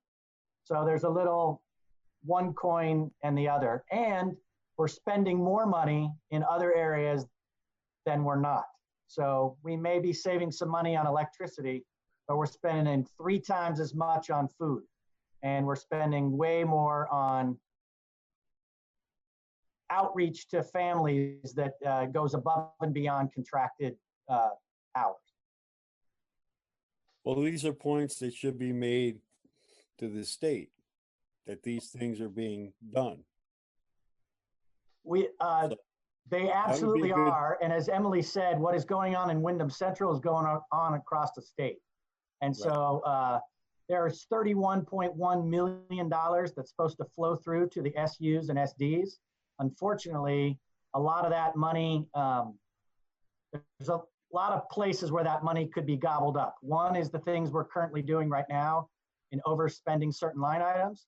Another one is the discussion at the state level about whether that money will actually end up getting to the SUs and SDs, or whether there will be some other accounting structures that would have that money be making up for other money that would not be being received. And if you need more explanation on that, Lori Garland is fabulous at it, and she's on the line. Yeah, she just popped in when we started talking money. Yes, Lori. So just to piggyback on what Bill is saying, basically this COVID CARE Act, COVID-19 money as we refer to it, will be coming down from the feds into the SU level. It does not go into the ed fund. However, they need this money because of the shortfall. So I envision something like maybe the healthcare recapture. I don't know if you all remember that. Some of you were on the board at that time, where they captured the potential savings of the healthcare changes when we went to the new plans. So what they did was they reduced the ed spending money over a 2-year period. So I can envision something like that happening, where the money will come down from the feds, and it will probably come down, think ERA money, through grants, that type of thing, and have to be used in a supplement, not supplant way. So, that means you can't, you might be spending more on,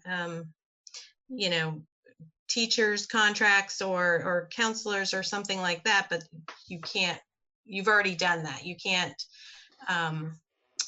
pay for that type of thing. And then sometimes you can. So it is a little broader than a grant, but that's how I envision it happening. So we may get this money, but then there might be some other mechanism for the state to take it back. Does that make sense to everybody?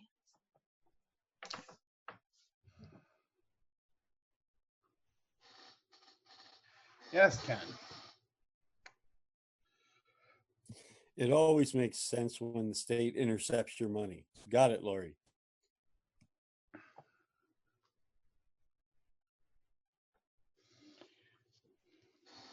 Okay. Do you need more, Bill, or do you have enough to go? I just want to make sure that the board is comfortable Howie. with me and my colleagues coming up with options for the board to consider over the next 4 or 5 months. Obviously, every time I touch base with the board and every time we touch base with the budget committee, we'll get feedback. But the goal is by the end of August to have some fully vetted options for the board to be able to share with the community and get feedback before they go into budget building season. And the only guiding document we're going to use, or the only requirements, the only guidelines, the only guardrails are going to be, it has to meet the values of the West River Bowl. Thanks, Scotty. Howie, you wanted to comment? Yeah, I'd like to say plan for the worst as far as the budget goes. Give us a worst case bare bones budget as a basis, because things are going to get bad. Wyndham Elementary School has cut down to one teacher / principal, to keep our end going. I think we need to look at, now that kids are getting used to doing online learning, switching over any class that can't attract 20 or more kids into an online version of that class, so we can continue to keep our offerings without, exceeding our budget. We need to look seriously at it because it's a serious situation. So yeah, I would like to see in that range something where we sharply curtail staff and continue to offer the range of options curriculum-wise by online learning? I think that fits in with, as long as we, make sure that we are satisfying the values of the West River. I think all those options are open. I mean, that's what I'm hoping that the discussions are about for the next 4 to 5 months. We have to look at them all. Then the board has to decide what they want to present to the communities, and the communities will give you guys feedback, and then some decisions will be made. So yeah, I think we're in the same line there, Howie.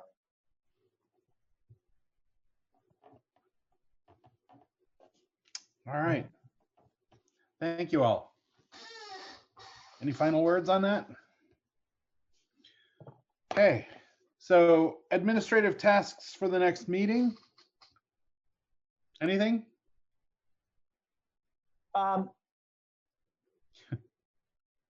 Keep us posted on, essentially just kind of keep us posted on this. I mean, the next meeting on the calendar is April 27th, where we're going to start talking about designing goals and parameters. There's really, I'm thinking you don't have to meet on the 27th, as long as you guys are okay with letting us go forward to start our work, and then we can give our first, salve to you all at your first meeting in May. okay. And if you need a budget committee, if you need feedback, board feedback for ahead of that, you could always ask for a budget committee meeting. Perfect. Or a full board meeting, whatever you want. Okay. All right. So there really aren't any tasks then, necessarily. Well, we're going to be doing some work before your next meeting. Oh yeah, but nothing we're going to task you with. And I don't think there's unless there's a policy committee meeting where you look at the weapons policy again to take care of those things. I think that's the only committee task there is. Yeah, I'm confident that the policy committee will get together prior to you guys meeting at the 3rd week of May. Just to let you all know, Scott Tabachnik has volunteered to assist that committee as the superintendent's designee. I thought it was important to have a principal on that committee to be able to have voice and reflection. And he will keep me well informed of anything that I need to know, but kind of that boots on the ground so that those conversations can be really fruitful for the budget committee. And so Scotty, I just want to thank you for doing that. That's great. Thank you, Scotty.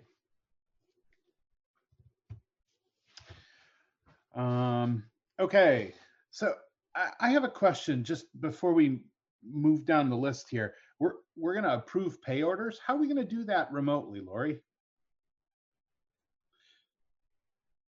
Okay, so what's going to happen is next Monday, I'm going to email or share a folder with 2 people on your board to go ahead and approve pay orders. And then that way you don't have to come in and you don't have to touch paper, because there's certain time frame that you're really not supposed to touch paper.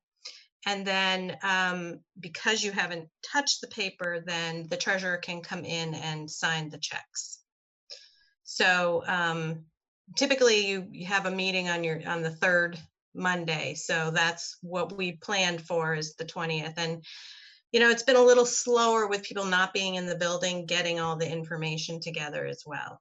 So if you want to just give me the names of 2 people I can email this folder to, that would be terrific. I'll do one. Anybody else want to volunteer to review the pay orders by mail? Trish, thanks, Trish. Okay, so look for an email from either myself or Terry Fletcher. It'll probably come in a Google folder type of thing. Okay. Right. Okay. So we won't have a motion to approve pay orders tonight then? Not tonight. Okay. Trish, question. That's a question. Sorry, just a total aside, nobody cares. Just be patient with me. For some reason, sometimes I have multiple email addresses, and so Google Docs are sometimes a pain. I might have to do a little back and forth, but I'll get there. Okay. Okay.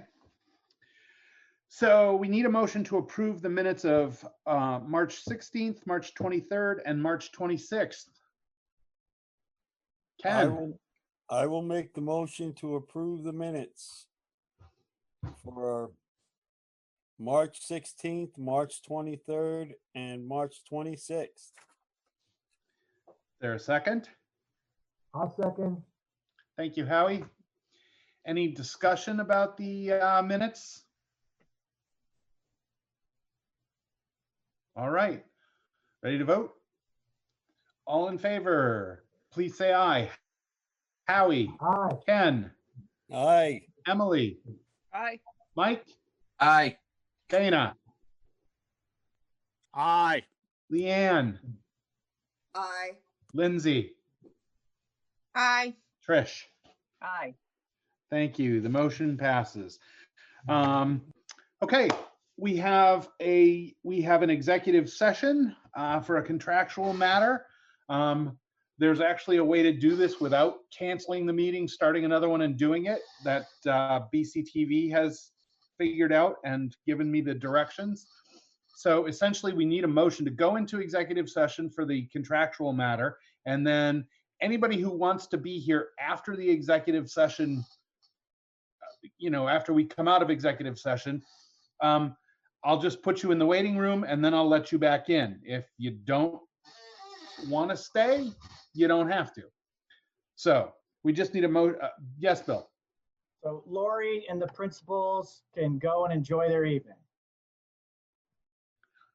Thank you, Lori and the principals. I'll make the motion to go into executive session for a contractual matter. Okay, thank you. Is there a second? Second. All right. All in favor, please say aye. Ken. Aye. Howie. Aye. Dana. Aye. Emily. Aye. Leanne. Aye. Lindsay. Aye. Mike. Aye. Trish.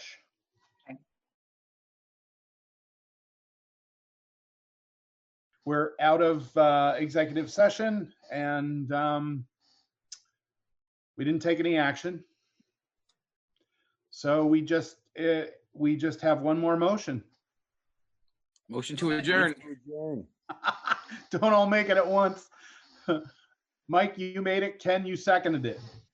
So be it. All right. All in favor, please say aye. Ken. Aye. Mike. Aye. Howie. Aye. Dana. Aye. Be safe. Emily. Aye. Leanne. Aye. Lindsay. Aye. Trish. Aye. All right. Thank you, everyone. BCTV and Aaron, board members. Stay safe, everybody.